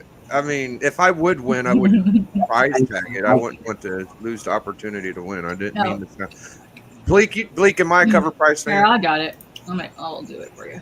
Thank you, Kate. I was just joking with Bleak because he knew I'm not big into cover. You are not a cover price guy. That's why I was joking with Phil. Phil said I'm in his giveaway for cover price, and I'm like, oh my god, that's what it's for, and it sounded very negative. But if I won, I might keep it or prize tag it. I don't know. What kind of wood are you doing it on? I did mine on deck board. Oh, well, hey, whatever works looks good. That looks really cool. I was like, oh, there's some She deck did that? She did that, Papa? Papa did that. Yeah. That's That was awesome. That was last year's, I believe. That's very cool. If I win it, Phil, you could keep your money. Just don't give it to anybody. But if you got to give it to somebody, I'll prize tag. Full screen layout, maybe? Here. No. Oh, there it is. Thanks, K-Pop. I'd rather give you the gift of keeping it. Yeah, so that's what I do on my spare time. I haven't done it in a while, but it's pretty cool. That's fucking amazing, bro. Do you That's put a really knife cool. to wood and do that? That's very hard. Yeah, man. Lots of layers. Yeah, That's awesome. I did it. There's a snake beside it. That was my first one, but I don't think I had. Is there like a particular wood that's easy to carve? This was just deck board. I just found some old deck board that was. Yeah. There's wood, and you can get lino for if you want to do screen printing. But that's cool. Yeah. So yeah, we all do a little bit of art on some wood. Ha. You do. I too also do the work on the wood. I just want to, I love that the softball. No, painting on wood's actually the best. I have actually a 2x3 foot painting next to me. Stop screen. I too enjoy arts that involve wood and painting. Yes. Yeah. Both subjects as well. Yeah. Thank you, Susie Q. It's about encouragement, stamina, and afternoon free. It's about all the things. Overcoming hard situations. Yeah, all that. Motivation, team building. Team building is great. Biggie, yeah, I don't think Biggie's ever used cover. You've never used cover price, have you, Biggie? Yeah, that's kind of like one of my things I talk about that people love, and I love the fact that I have. Usually, you're busting key collectors' ass. Actually, yeah, I know. I never bust. Key collector's awesome. I bust both their asses because I paid for both those fuckers. So I don't. If you're talking about using them as a price guide, hell no. But for cataloging, they're awesome. Cataloging is the best part. That's the best part. I might actually enjoy it. Like I have no. If it's fucking free, like right. Fuck it, I'll try it. It's very cool. It does it keep so I can look up any book and see how much it's worth because I do like that. Yep. Yeah. Okay. I like that. There you go. Cover questionable price does offer a very decent guideline on prices, but the one big problem it has is it does not signify a difference on if a 9.8 sold high because it's a 9.8 or because it's a signature series 9.8. Yeah. You have to do further individual research. I don't like that part. But on average, if it's like, oh, I really want that Marvel blah blah blah #1, and you go and look it up and an 8.0 goes for like $60, you're like, yeah, I'm getting it for $60. No. Yeah. No, I've asked people for price checks before, so and that's also a fact too, because I've gone on there recently to look up a book that I'm looking for a Savage Tales #1 8.0 8.5, and I went on cover price and it's like, oh, it's a $500 book. I'm like, oh, that's doable for me. That's in my book range. And then I go on to eBay or I go anywhere else to look for it, and it's a $900 book. I'm like, where the fuck did they get this? It's a $500 book. Yeah. So I went on Cover Price, and 8.0 of this sold for $140. This is an 8.5. Mm-hmm. I bid $129 on this bitch, and I won. Excellent. So as far as I'm concerned, I felt like a winner thanks to Cover Price. Absolutely, you're a winner.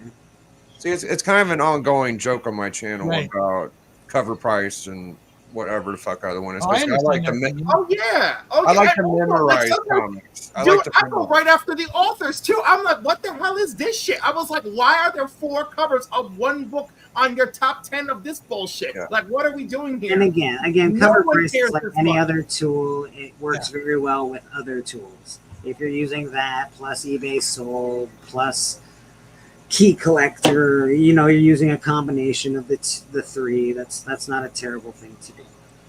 No, and if I would have it and start using it on my channel, I'm sure people would probably think that's a little funny because People would bust your hump for sure. oh yeah, big time. But I might just do it for the goof because I'll hit D up. I'll be like, "What's this book say?" Or Yeah. something. As an example, Biggie, it's funny because it's like on Cover Price, I think I only registered 112 books, and it says estimated value of $16,000 just for the 112 books, and that's not even my collection. That's fun. So it's Yeah. bullshit. It's bullshit, bro.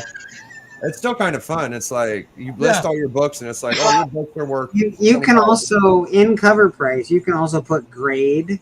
I do that. Okay, Yeah, as I long do as that. if you're putting grades in stuff, because right now most of my stuff is, I think I put the most stuff in at 9.4s, unless I know better, like if it depending on what grade it is. Raw or slabbed as well. Yeah, everything's raw 9.4 mostly is what I in my personal collection. I never put a 9.8, even though there are probably a lot of 9.8s in there. Yep. Yeah, Cover Price is a good tool. It's a very good tool. The CLZ is my favorite. And I love a good tool. Yeah, the CLZ I've been using about a year now. CLZ I didn't love as much. That's the one that is now back with they sort of are tied. They're kind of linked. Yeah, they're linked together.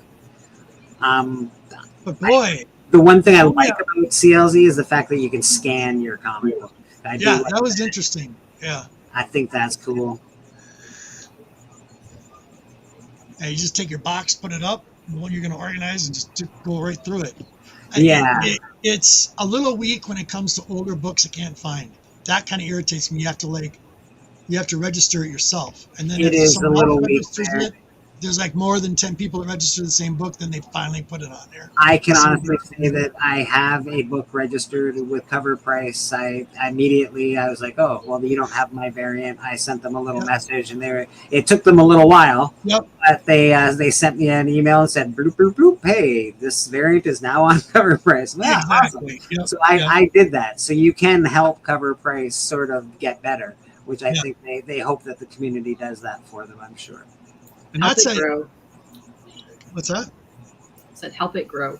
Yeah, it's interesting that you can put there's that's based out of the Netherlands, I think, isn't it? well, and there's comics on there that they have they don't have the picture of the comic because it's just not available. There's somebody out there that might eventually use Cover Price that actually has the comic that'll upload a picture, hopefully.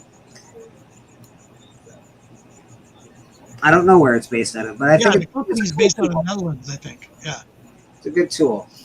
I like it. I don't I was hate gonna it. say, of course, a country with an obscure history of comic books is gonna provide us with an excellent tool. Heaven forbid that shit's gonna come from here or Canada even. I know. Isn't that irritating? so It irritates me too. Okay. Phil says the owners in the U.S. So they were smart enough to pay bright people in the Netherlands to create something useful. They just got to get it better.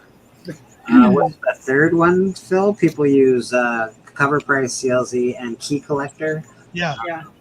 I usually completely different one. If you're talking about pricing, I would also throw in eBay Sold. If you're going to do a combination, especially if you're trying to price your books to sell them, do a combination of eBay Sold and GPA, I think it's called. GPA, yep. There is eBay Sold is factored into Cover Price. Unfortunately, it's not the only thing factored into Cover Price, which is why it gets messier. So if you're using a combination, it's always best. And you know what's really funny?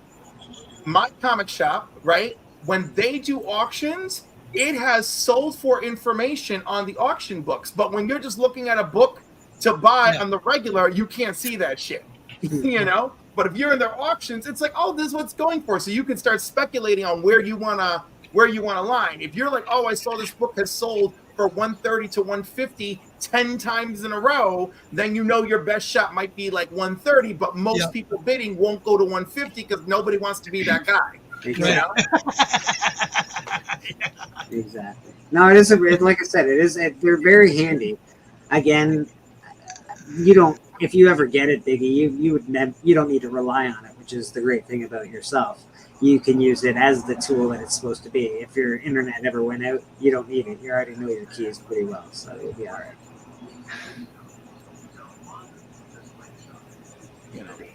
So far, I've been enjoying it to pick on the articles. Like now on Coffee and Comics with Cliff, I'm just like, oh, let's look at what was hot 2 years ago. Oh, look at this. That's funny, isn't it? That's funny. So that's something I never watch, and I pay for it. I don't know why I don't. I never watch the Keys of the Week or this, that. I just don't. Unreal. Dude, it's so much fun for me because, like, I will be like, why did this happen? How did we as a community allow this to get out of control? How dumb do we feel now? Well, anytime I say something about the stupid Keys of the Week, I get my fucking throat jumped down. I'm like, oh, this comic's the key because it's blue. It's the first time they used royal blue in the Boom storyline. Yeah, oh my god! By the way, if they ever use Glory Hole Blue ever, that will be a fucking key, and don't you ever forget it. Okay? You might need to invent this and make it go. Katie, oh my God, Katie, my first issue of my comic should be cover A should be Glory Hole Blue. I'm down. Let's go. I know the artist that will draw any of this. Let's go. They're full on. Glory Hole Blue. Isn't that just the bottle? Isn't that just the end of the bottle? That's Glory Hole Blue. I wrote up a pitch, and my pitch, and all I have is a pitch because I am like creative, like world building. Right, but I'm not like a writer, right? So I've been rejected by 2 studios, and both of them said, "Yo, your pitch is super solid, but we don't want to do a textbook." You know, there's a couple of companies that will do that, and you can also start on either Global Comics or some other ones that allow that kind of stuff, and then build from there, or do your Kickstarter directly and self-publish because there's a lot of companies. Well, that's what I'm afraid of because if I self-publish, I'm gonna have to remortgage this goddamn house. You know, because you self-publish, you crowdfund it so that you don't. Because most people, when they crowdfund, they don't make money off Kickstarters. They do it just to get their product out there. But don't do fancy variants that people can't afford or can't get because I need fancy variants, but they'll be affordable. You know, I know. I'm fancy busting affordable variants. CJ is. I'm busting his up. All right, who's are you busting? Because there's a few out there. CJ's was yelling the other night about one exclusives and whatever and blah blah blah. Oh yeah, no, I'm not down. Like I want it where you pick your variant package. You know, and that's the way to go. For my straight supporters, I intend to have headlight variants with the ladies. Except that, so all the ladies in my storyline are in positions of power rather than the main hero. Nice, right? I like that. I will hook you up. I will hook you up with some creators that do specialize in really, really good art, but also some saucy stuff if that's what you're looking for. Some of your straight dudes like women in power. Yeah. Yes, man, women in power is not a terrible thing. I feel like straight men will really respond to sexual women in power, like like knowing that she's like the head of the SS in the book, but in her office her titties are out, her legs are open. Like, that'll be cover. Booby books. Yeah, we'll call that cover B for boobies, and we'll just do a series of those. Oh my goodness, that's funny. And like you guys should enjoy that.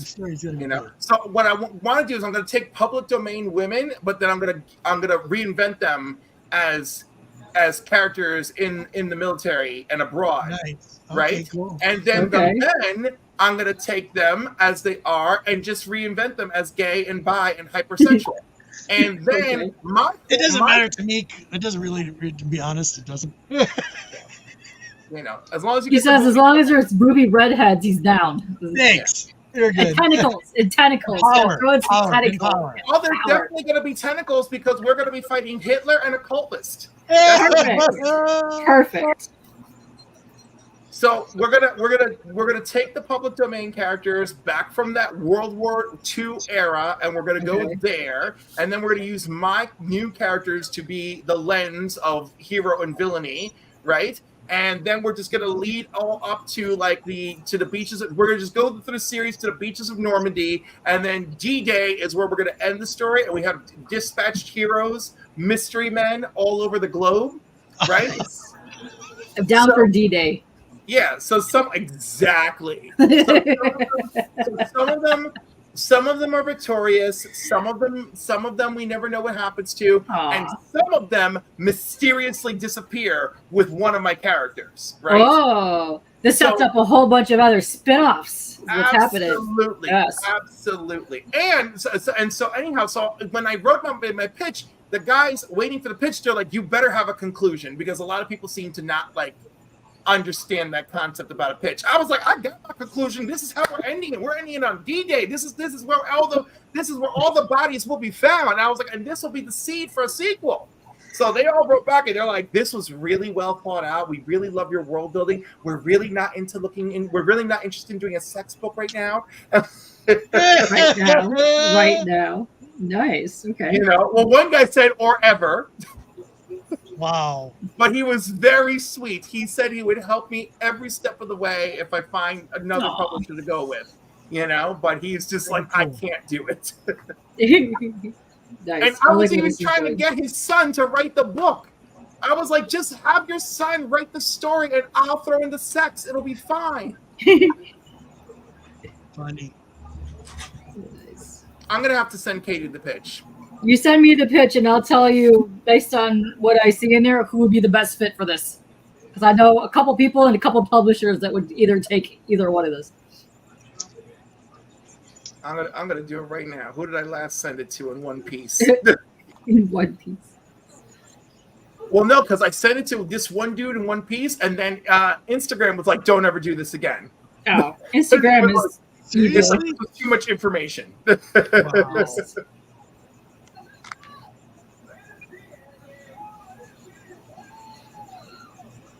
I don't know either, Pops. Just hang in there.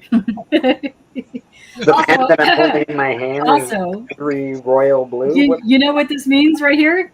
You have officially opened us up for me to talk about how Pops has been nominated for Best Hands in the CBCA Awards. And you can continue to nominate him during this I don't know where she went. How'd that happen? What? No. I don't get how that happened. Did I press a button by accident? Oops. All your fault. You're the one that highlighted him in his hands. Just saying. Just saying.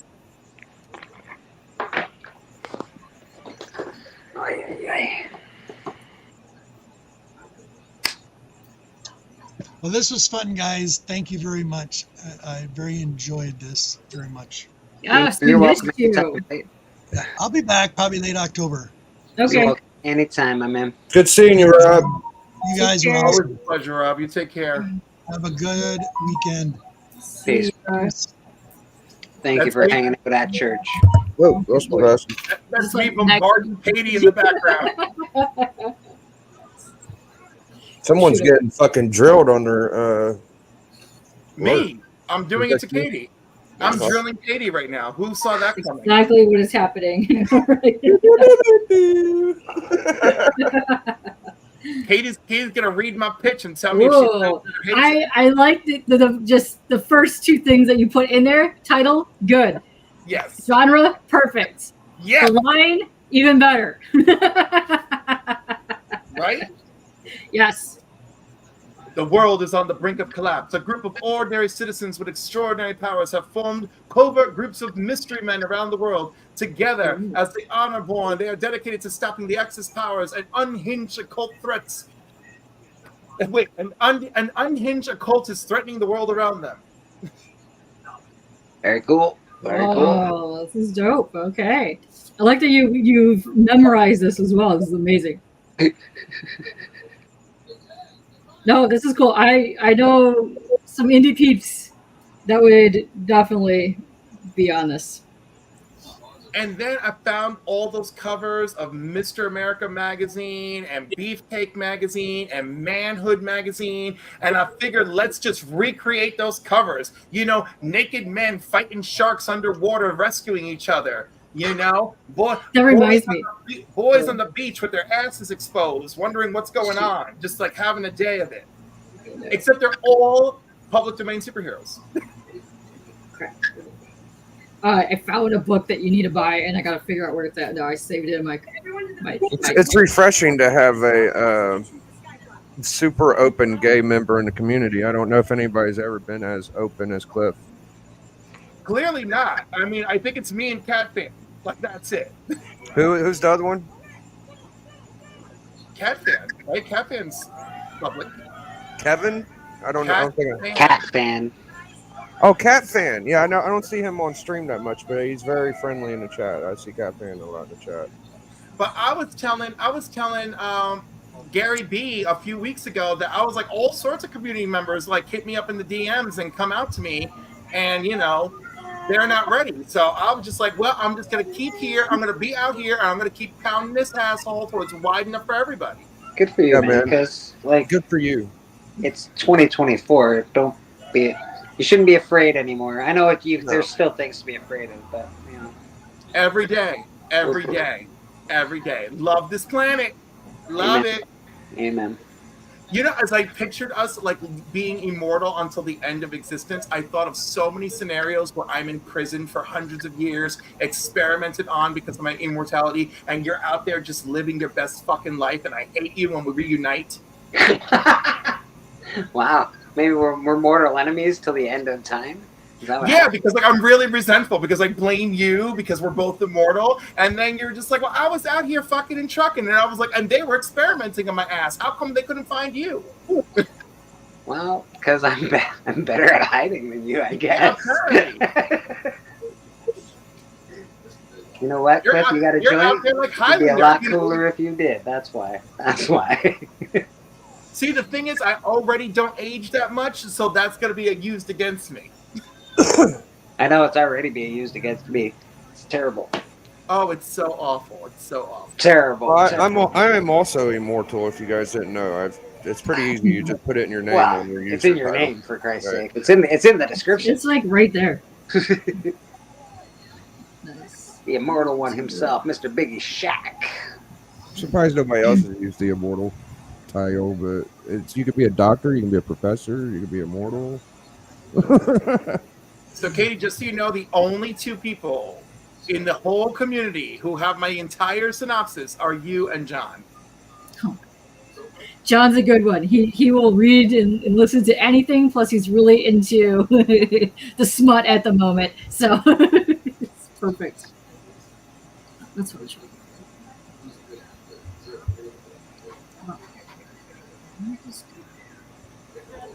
Yeah, everybody's doing some cool shit in the community, though. I think our souls are immortal. Yes, they are.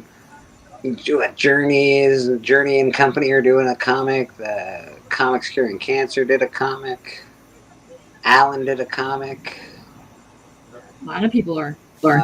Gary B wrote a book. Jeez. Yeah, so did Brian LCS. Brian LCS wrote a comic. Jeez, Alan's. We already said Alan's book, right? Yeah. Everybody got hell of a book. I can't wait to see it. We got Madam's on the cover of Lucy. Yeah. I think Drac is doing a project right now. I'm not sure what it is, but I think he's involved in something. Mr. Pocan Joe, I think he might be on my list for best review channel this year, sir. So. I love me some Joe. Oh, Alan's is a pinup. You are correct, sir. A pinup with comic information. It has what it'll have is pinups on one side, and then the information of where they first appeared, what comics, who the artist, things like that. So. I think between Bleecker and Allen, those are my two. I watch Journey a lot too, and K-pop, and I watch pop a little bit, but I watched. Did y'all see Allen's last video? His top 5 recommended must-watch YouTube channels. I gotta watch that actually. I Yeah. saw a little bit of it. I haven't finished. He actually mentioned Comic Tom. I was not super surprised, but I'm not sure. I'm not sure which. I need to watch the whole video. I just saw he recommended him because you could look in the description, all the people and shit. I can see why Alan would recommend Comic Tom. Comic Tom isn't. I don't know. Comic Tom gets a lot of hate for no reason. I don't love Comic Tom, but I don't hate him. He said he based it on Golden Age, and I don't know where Comic Tom does Golden Age. Yeah, I don't think I've ever seen Comic Tom. Maybe he is now because that's where everybody's looking right now. Golden Age is popping, man. I've seen him do some Golden Age dips. I'll give him a little bit. Yeah. But if I'm gonna go Golden Age, it's definitely Alan and Steppo on Monday nights. That's just. Oh, he didn't fail to recommend himself. That was the 6th one. That's nice. I did catch that. He had one I forget what you even call it. One extra, basically. Yeah, I would recommend Alan for Golden Age. Absolutely. On Monday nights, him and Steppo. I think it's a great show. Fun to watch them. They're a lot like quite a bit because I have Alan on my channel, so I count mine for Golden Age too. Actually, I do a lot. Nice. Yeah, Steppo didn't make church this morning, but he usually shows off some good Golden Age stuff here. But He popped in chat, said he couldn't make it today. I know. He's just gonna watch from the sidelines, which is all right. Sometimes you're just gonna watch. Sometimes that's just fine. Yeah, I've had a lot of Doc, Steppo was on there, Alan. I had Matt there for a little while, beginning of the year. He's really good, dope. So I get a lot of different people. That's the one thing that makes me upset with Comic Tom is his mystery packs. I don't want Comic Tom's book in my mystery pack. Oh, is that what it is? Oh, I got you, Susie. I want regular comic books. I don't want your book, Tom. Sorry, buddy. Of the ones I've gotten from him, I did not get his book. Really? But when I specifically ordered his book on Whatnot, he gave me some cool shit to go with the book, so I always enjoy that. Okay, all right. So, see, good things about Comic Tom. All right, good stuff. Most people just buy the. He's not awful, but there are some things I would like to debate him on. Okay, fair. Well, you're pretty smart, dude. I think you could win that debate. I'll tell you something. Not always. Sometimes somebody will come up with something and fucking blow me out of the water, and I'm like, well, shit, I forgot that. Yeah, I figured, Susie. I figured he was just taking a day. We don't even want to really talk about that here at church this morning. I think that is something for another channel. That's my channel. Go watch my channel. You want to see that because I do not mind talking about it. I have not talked about it because I'm polite and I know people don't want Appreciate you, Biggie. Appreciate you, buddy. John Mark Jericho Mancalavo. Whoa, that is a name. Hello. That is a hell of a handle. Hi. What's going on, my friend? Good to see you in the chat. Hello.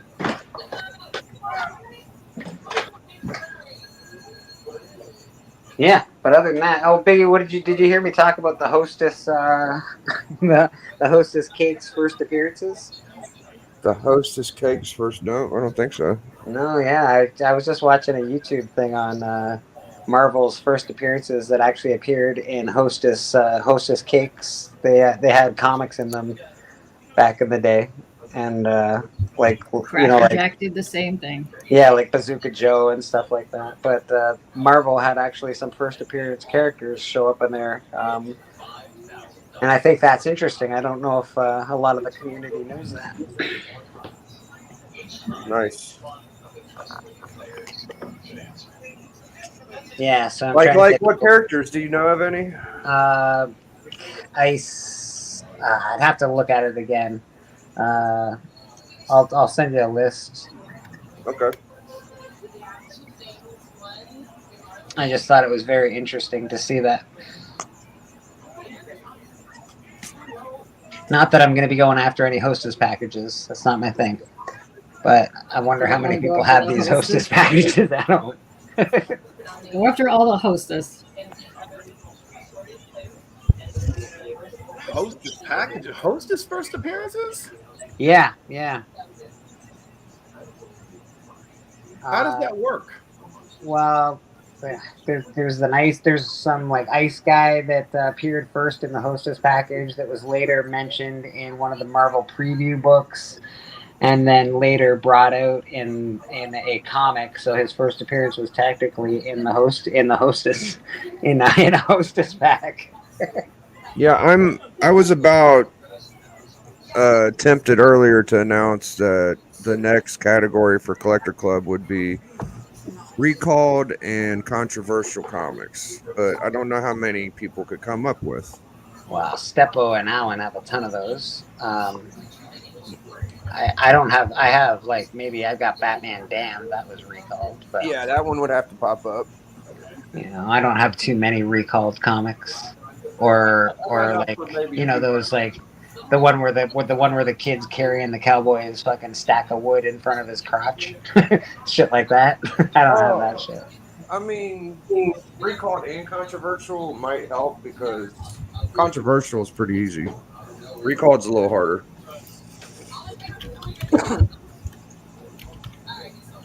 Yeah, controversial's a little easier. Like, but again, I don't have the Alf cover or any of those really. The Alf cover? Yeah, you know where Alf's behind the seal. It looks like he's fucking the seal. Oh, I did not know that. The more you know. It comes with experience. You have to. Well, yeah, that was popular because of that. Everywhere. This is I'm all about the experience. Yeah, and of course, you've got your Archie covers. Like, do you think she's gonna like this pearl necklace, shit like that? Or there's the 3 guys I had to beat off. I had to beat off 3 guys just to be here. Wow, good for you. There's a good probably 10 or 20 fucking Spawn ones. I could probably use all of my Savage Dragon. There's quite a few actually. Yeah, they've got really nice collection. I love their taste in comics. Between the two of them, it's really cool to watch them. I'm more of a sci-fi, pre-code horror kind of guy, but they have a lot of romance stuff that's not really my bag. Yeah, Steppo will surprise you with the Captain America, and they both will surprise you with the Batman and shit like that. And Steppo has quite a bit of Superman. I'd say Steppo has more DC than Alan. Well, he loves the Flash, right? That's one of his big characters. So, and he likes. I feel like he does Captain Marvel. He has a lot of Captain Marvel stuff, which is really cool. Of course, before it was called Captain Marvel. Wiz, yeah. Comic then. Yeah, all that Wiz stuff. Yeah. I love collectors. That's why I'm doing a top 15 collectors list, because I just think of people in their books they have. Like with Steppo, he has a Captain America annual, which is like a fucking Bigfoot unicorn. Yeah. And nobody has that book. It's like, wow. And then other people have shit that are like, oh my gosh, you got crazy shit. So I just love that about people. It's cool, man. I wish I could afford a lot of the big books, but I do what I can. Yeah. You're a mean collector, man. There's a lot of good collectors out there.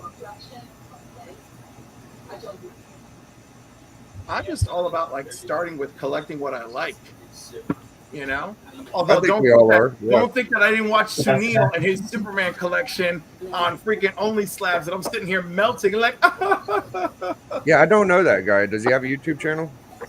I don't think so, but the very first episode of Only Slabs, when Rob rebranded it, is also Sunil. Okay. And he's appeared on all the British channels, so it's good crossover content. I was the last episode of Only Slabs, so he was right. That's interesting. I didn't know that. Neat. Oh, you were the last episode of Only Slab Hub. Slab Hub. Yeah. He told me come in and bring all my bangers and finish Slab Hub and be like fucking crazy. So I did that. I love it. I hope the rest of the year leads me to a better place.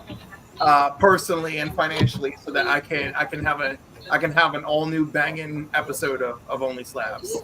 Nice. He actually asked me if I wanted to come on there. I don't have enough slabs to be on there yet. You don't have 20? I will.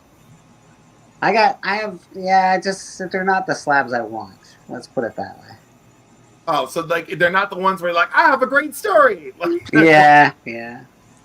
They'll get there though. It'll get there. We lost some. Even my silly ones have a good story, but there's I have 2 out of like 20. Maybe I have 4 out of 20 that I'm trying to create a whole saga for, of like, you know, this is how 2024 started and this is how I'm gonna finish it. I don't show my face, so I don't get invited to such things. Let's have it. You know what? We'll get you for an art show, baby. I'll reach out. We'll do it. You don't show your face. Honestly, and Rad, you get you're like one of the greatest community artists. You should be in all the art shows, buddy. You're awesome. So yeah, Chris said he might be back in a bit. He's gonna keep an eye out. I've had Nord Rat on my channel. You know, he's all right. He's very knowledgeable about books.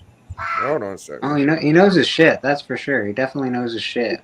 He's always piping up in the chat. Oh, especially when we need some reference. He's pretty good. Couching and slouching. How you doing, buddy? See, Bizzle. I was just thinking about it. All good things, I'm sure. All good things. See, Bizzle is a very new and important member of the Council of Comics. Nice. Very cool. I like his attitude. He makes me very relaxed. I think Seabizzle and I would get along really well, except there wouldn't be very much talking. He's a delight. It was my pleasure to be on Izzy's channel with him, where we did comic book debates. He was a mighty worthy opponent. I honestly don't know how I won that shit. And you know, he's great. Also, if we ever argue online, I don't have to take it to the comic book store with me. I'm not taking any of you guys to the comic shop with me. I heard horror stories about happenstances who happens to be circumstances. I'm never taking anyone. I'm a comic book store delight. I'll take all of you guys to the comic store because you guys don't want none of the shit that I collect. So yeah, we won't be competing. Katie will be on one side of the store, and I'll be on the other. However, I might go toe to toe with Cliff on some of those beefcake books, though. But that's okay. We can find doubles and share, and we can trade. Beefcake books barely exist, so I They probably barely exist. I know. I know. Yeah. Let me tell you, if I had real money sitting around, I would have Travis Moore on right now. I'd be like, Travis, how much do I have to pay you to drop everything? I was like, let's go. Oh, hey. Everything. I'll be like, ignore Marvel, ignore DC, tell them you're too busy. I need you. Name your price, bitch. Let's go. Oh yeah, if that was the case, I would just call up Alan Moore. Alan, my fancy wizard, I need you. Come. Fancy wizard. Alan Moore can write some shit, but I don't need it to be. Actually, you know what? Like, you're not even making your point. I'm just playing it through. Like, I could kind of want him, but like, obviously, somebody else has to do the sex. But Alan, he's just. But Alan would tell the hell out of a Nazi story. You know, every issue, people will be riveted, being like, "I love this book. All that porn in the middle is distracting, but I love this book." See, you can make it more than just porn. Oh, it's absolutely meant to be more than just porn. You know. I'm writing something that's just meant to be just porn. So. Straight garbage and porn. What was that? That's me. Whoa! Oh, I just said that to you, Cliff. Oh, thank you. I was unmuted. You were definitely unmuted. No, because it was muted for a minute. I don't know how I got unmuted. Oh, it's perfect. That's good stuff. It is. It's the Justice League I always needed. I don't know if you guys have been watching The Hunt lately, but Spider Legion has been kicking ass. So Spider Lucha is on fire, and we need more of this Spider Lucha on the hunt. Let's You go. guys want to see some real entertainment? Go watch Spider Lucha on the Hunt. Yeah, we totally need that right now. I'm gonna ask for the 500th time, unfortunately. What channel is the hunt? Tony Sanders. Okay, I will link it to you because it's hard to find that channel. I'm saying It's I'm it's really hard to find it.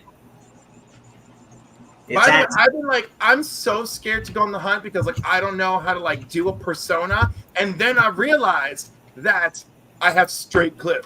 Straight Cliff will show up with them books. Straight Cliff, Straight which is Cliff. amazing because that would work so well for HEZ wrestling show. Why don't you just do Brother Love or something? You can do anything you want. You are a persona, just yourself, Cliff.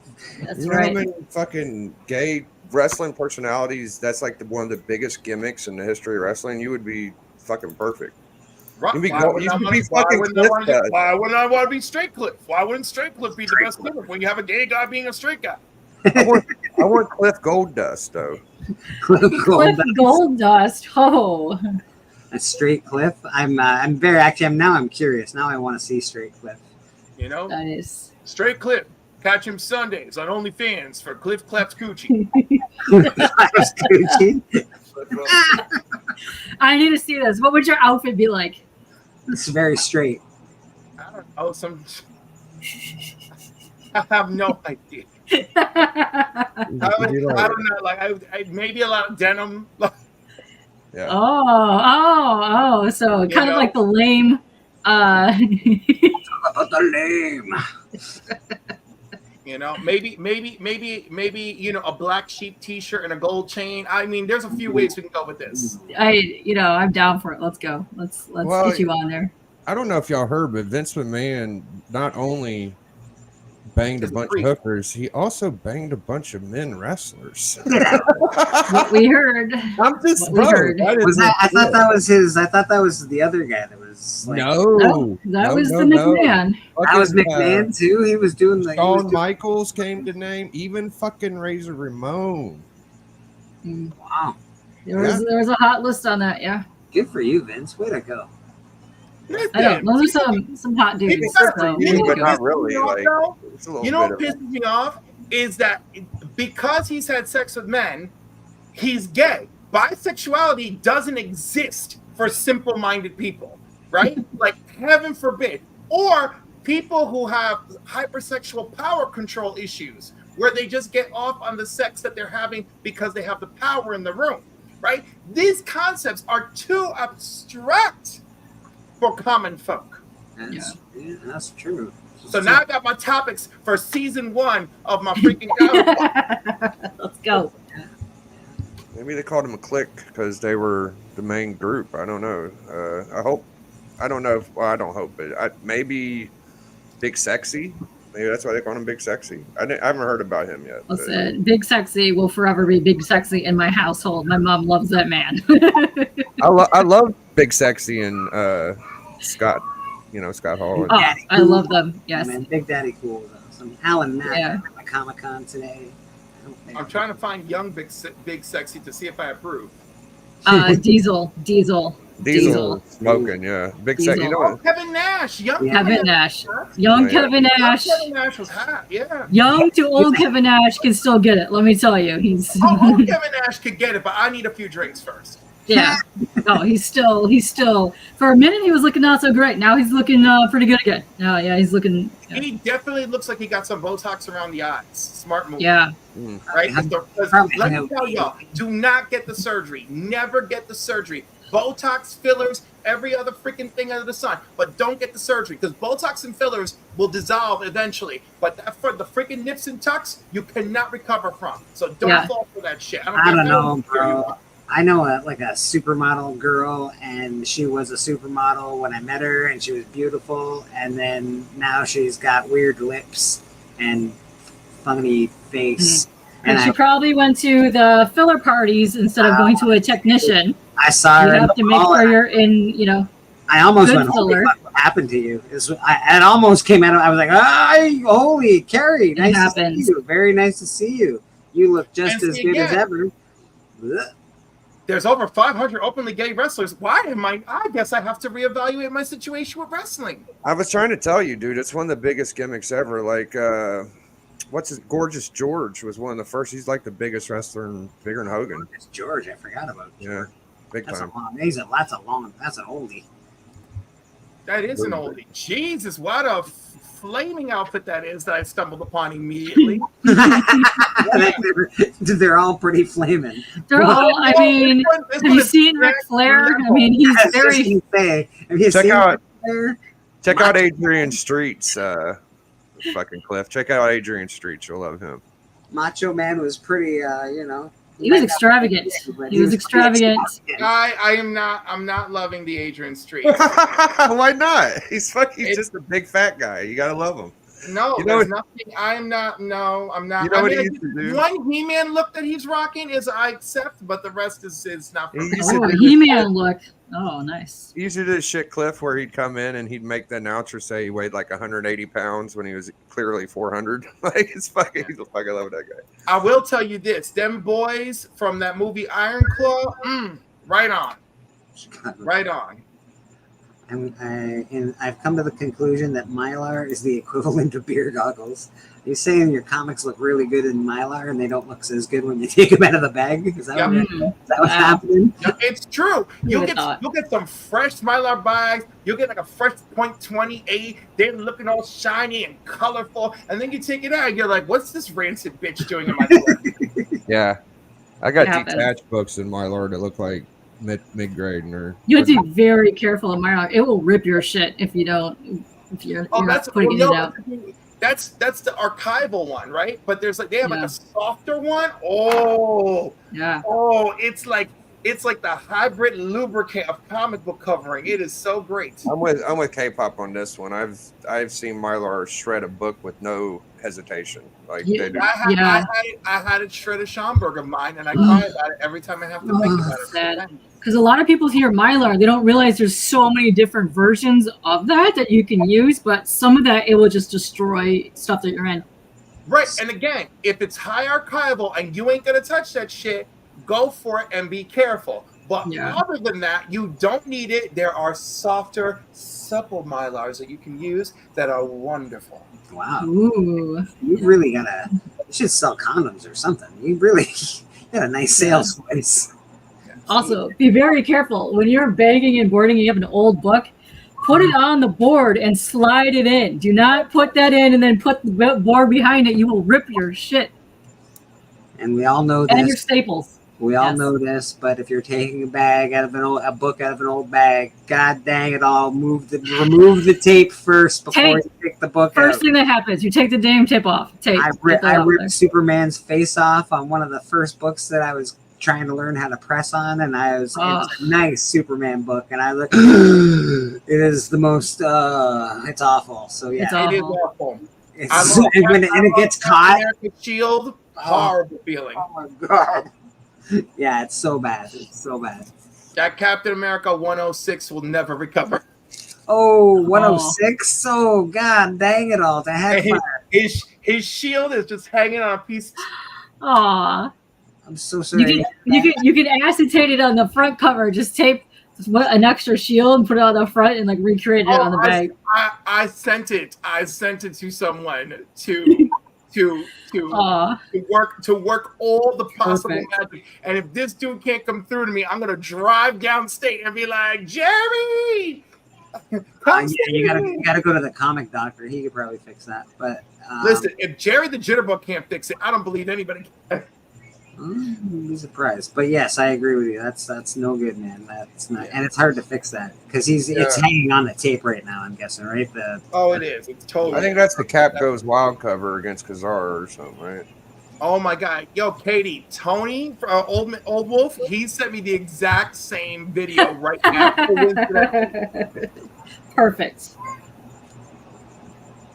That is so great. And thank you for the Tony Sanders link so I can try to remember. And then I can practice for maybe being on there. I will just be Cliff on comics. I'll be my gay ass. That'll be it. It's like, what's your name? My gay ass. You can be anything you want, man. On the you can. It's the best part of the show.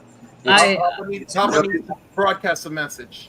Yes, you can be anything and anybody that you want. I've already picked a character for whatever I think. Papa needs to say something to Cliff, and we have to hold the laughter till the end. All right, Papa, go ahead. Cliff, listen to Gordon Lightfoot's Ghosts of Gay Porn. Please tell me you don't hear Ghost of Gay Porn. I listened to this song for the first time, and I was like, why is this guy talking about Ghost of Gay Porn? Gordon Lightfoot, Ghost of Gay Porn? Don't worry about holding the laughter. I didn't think it was that. Biggie. Oh, Ghost of Cape Horn. Oh, it's a parody. But Pop's only got one gear. When he's disappointed, boy, you could tell. Pops is upset. Pops. Yeah. Not quite subtle over there, Pop. Ghost of Gay Porn parody. Like you ask him to hold a book up, he's like, "Nah, fuck it." Papa Wheelie, are you gonna have your fucking show this week? We've all been waiting on bated breath for the. Yeah, we got like fucking 6 weeks of fucking content to go over. I don't know how the fuck we're Come on, man. What's going on here? Get your shit together. A lot of shit to talk about. Yeah, I'm behind on my wrestling because you guys haven't been fucking getting together. It's really annoying. I'm gonna have to start watching another wrestling channel. Yeah, it's gonna be hard. Oh, dang. Hear that? There's other ones, you know. Yeah, there's other ones. No, it's, Pop will do it, I'm sure. He can. I think it's cool that you guys do that. I think it's neat, especially because you guys know a lot about it. You, Beckerman, Biggie. I think it's a good thing. As long as there's more people than just me, there will be a show. Even if there's just one more person, it'll be a show. So if it's just you, there's no show? There's no show if I'm coming. Okay. If it's just me, you can forget about it.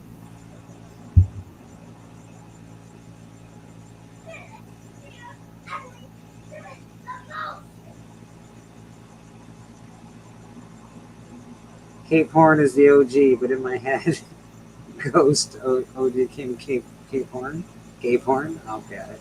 Yeah, but someone actually made that parody, and I can't find it. But there's an article about it.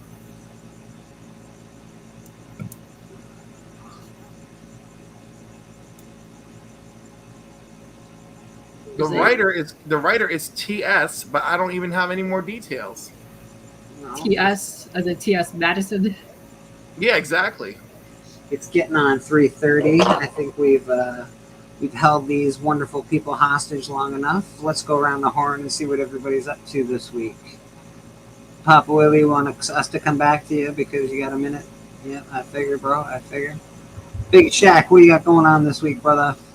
Man, I'm always busy on my channel. I got extra shows this week. So there will be Wednesday, we're doing Superman, Hunter Prey, with me, D-Runk, and Matt so far. And we're going to do Grader's Note style. There'll be 3 categories. 4, actually. There'll be art, cover, story, and overall. And we're going to grade everything about it. And then there will also be Biggie Shack Speculation, the Biggie Shack Commandments, where I pick 5 top books I believe are speculation books of that week. And there will be Collector Club this week, where we may or may not be doing recalled and controversial covers. And I'm also working on top 15 comic book collectors. I got the list down. I'm getting more books. We're up to, I think, 19 and about 3 or 4 people sending. So I think that's it. I'll be on Collector Club. I'll be on Pops Thursday night, Sweet Chin Music. I said Collector Club 3 times. Are you in your house right now? What? Is this your place that you're in, by the way? Yeah, I'm in the kitchen. It's a weird angle. It's a cool new angle. It is. It's up real high because if I don't, it will take my oops. No, I don't mind it. It's just a different view for me. No, if I go any lower, it'll be like it's on my. Yeah. No, it's good. It's good. So I'll be on Church and with Bleeker, and I think that's about it. I also like shouting out Alan Steppo's Monday show. and I feel like I missed it. Go check out K-pop on her Kickstarter, Kicking It with K-pop, and check out Cliff too, and Who Dat, and Boston Chris. That's it. Absolutely, brother. Absolutely. That's Biggie Shack. Go check him out. He's got a lot of stuff going on his channel. Mr. Cliff on comics. What is happening this week for you? Speaking of a lot of shit, today at 5 p.m. Eastern Standard Time, it's the Council of Comics with me and Seabizzle, and we're doing we're doing Mockingjay Part 1 of we're covering that. We're also going to do the box office. At 6 o'clock, I will join Durs for the Sunday Sesh. Tomorrow at 8 p.m. Eastern, I will be with the Council of Comics for New Keys and Hot Comics. Wednesday night, 8 p.m. with Council of Comics for New Comic Book Day Live, where you can actually catch our skits and stuff. Currently, we've been overtaken by Sam Doval, who is, taking over the council. That's our storyline. I yell at him in English and in Spanish. It's been great. Saturday mornings at 10 a.m. Eastern Standard Time, you can catch me for Comics and Coffee with Cliff. This week's guest will be Mike from Super Slabs Comics. I look forward to talking with him and introducing him to more of the community. He is still new. He did start the year at under 100. Please consider him for nomination for the CBCA and go check him out. I've never been a guest on Coffee with Comics and Cliff. Well, your time is coming. How are your Saturday mornings looking? This is pretty full now. Pretty full now, thanks. Oh, well, that's too bad. I have people who've told me they're available knocking down my list, so I'm sure we'll get to it someday. And harsh. Oh my God! You know I would love to have you. What is this shit? What is it with people? You know, I'm trying to share the love. By the way, I owe Seabizzle a spot, so like you're going on the list, whether you like it or not. Nice. I made the list. Nice. We're gonna make it happen. And outside of that, Terrificon in August, yay! Woo! And of course, Cliff, are you going to Heroes Con next year? I plan on it, even though the entire idea of it still has me pooping in my pants. It's great. Me too, and I plan on it. So let's do this together. All right. We need to start a GoFundMe for those of us who need to go to Heroes Con. I mean, like, I thought before, like, oh, that sounds lame. People will be angry. And now I'm like, I give zero fucks. Let's just do it. I just asked my credit card company for more money. So let's see that works. They told me to go to hell in a handbasket. Papa Wheelie, what do you got going on, buddy? Back for Thursdays. Watch the lovely Katie. I hope to do Thursday night with the guys. We need a pretty lady to join the panel. There you go. Let's see. If I'm free, I'll join you guys. Let me see. It's Thursday. Yeah, I'm free. If you need somebody, I can hop on there. Well, K-pop, I guess that leads us into you. What are you doing this week, K-pop? What am I not doing this weekend? Holy shit. I've got 4 shows this week, 5 now, thanks to Pops. I'll be back again at 7 p.m. tonight. There's so many things. I don't even know. I lost track of everything. Is it kicking it with K-pop tonight, or is it? Yes, it's kicking it tonight. And let's see. We have the auction on the 27th. I'll have John Boy on the 31st for his campaign. I don't know. I have too many things happening. I can't even list all that stuff yet. So go check out K-pop. She's growing by leaps and bounds. Give her a shout out and a follow. Thank you. All that jazz, because she's awesome. All right. Myself, you can catch me here on Church Sundays with whoever wants to pop on. Everybody is really welcome here until you're not. And we appreciate that. We appreciate everybody that hangs out with us and obviously watches. What else? There will be a Band of Brothers auction on the 27th of this month. That will have Biggie, that will have K-pop, that will have Papa Wheelie, myself, Who Dat, Chris, I think Cali Comics will be there. I think Tate Prime will be there. So there will be a lot of sellers, some good deals, always really good deals at the Band of Brothers auction. I can't say it for certain, but I would honestly say that it's the best deals as far as auctions go on YouTube at the moment. So go check us out. It'll be on my channel, is the main channel, but it'll be on everybody's channel. So if you want to watch it on K-Pop's channel, you want to watch it on Biggie's channel, you want to watch it on Papa Wheelie's channel, go check that out. What else am I doing to K-Pop? Anything? I'll be on Biggie Shaq's channel Friday, as he does the Collector Club. We do the Hunt every other Friday. Check that out. That's been getting cool. Slab or not to slab coming at you. Slab or not to slab. I just did a new episode this week. I will be doing another one coming up for this week. So everything's been rolling along. Pretty happy about it. Anything else that we should mention before we get out of here? I can't remember. I know there's lots of things. Everything. There's so many things. Coming in 2025. Something is killing my bussy. My first guest will be Reverend Bleeker. Oh, perfect. All right. I will join that. I have 2 shows. No problem. What's that? What? 2 shows. I have 2 shows that day. I am on Only Slabs on the 27th too. That's right. That's right. Very cool. So you getting around? Next week is a retrospective episode that's pre-recorded, and the week after is Papa. Yes. Very cool, man. And we all have channels that are nominated for CBC. Go CBC check Awards. those out. Isn't that crazy? I'm trying not to get excited. Like I'm holding back all my firepower. Like I'm not calling in the 500 coworkers. I'm holding. I want to see what I'm finalist for and what the council's finalist for, and then I'm gonna summon the serpents. Okay. All right. Let's go. Well, yeah, because a lot of times you don't know what you're nominated for. It just has your name on it, so that's exciting. Yeah, I'm like bugging out. I'm like, what am I nominated for? Oh my goodness! I'm like, who am? Well, I like that the Band of Brothers auction is nominated, but all our names are on it. Yeah, it's that's cool. Biggie, myself, yourself, Hudat, all our names are there, so that's cool. That's Let's get fun. out of here. Let's end it with a prayer. This. Please rise for the comic book prayer. Jack Kirby, whose art's in heaven, Stanley be thy name. Our kingdom come, gains will be done, on earth as it is in comics. Give us this day our weekly pull, and forgive us our top 10s as we forgive those that top 10 against us. Lead us not into speculation and deliver us from FOMO, for comics are our kingdom forever and ever.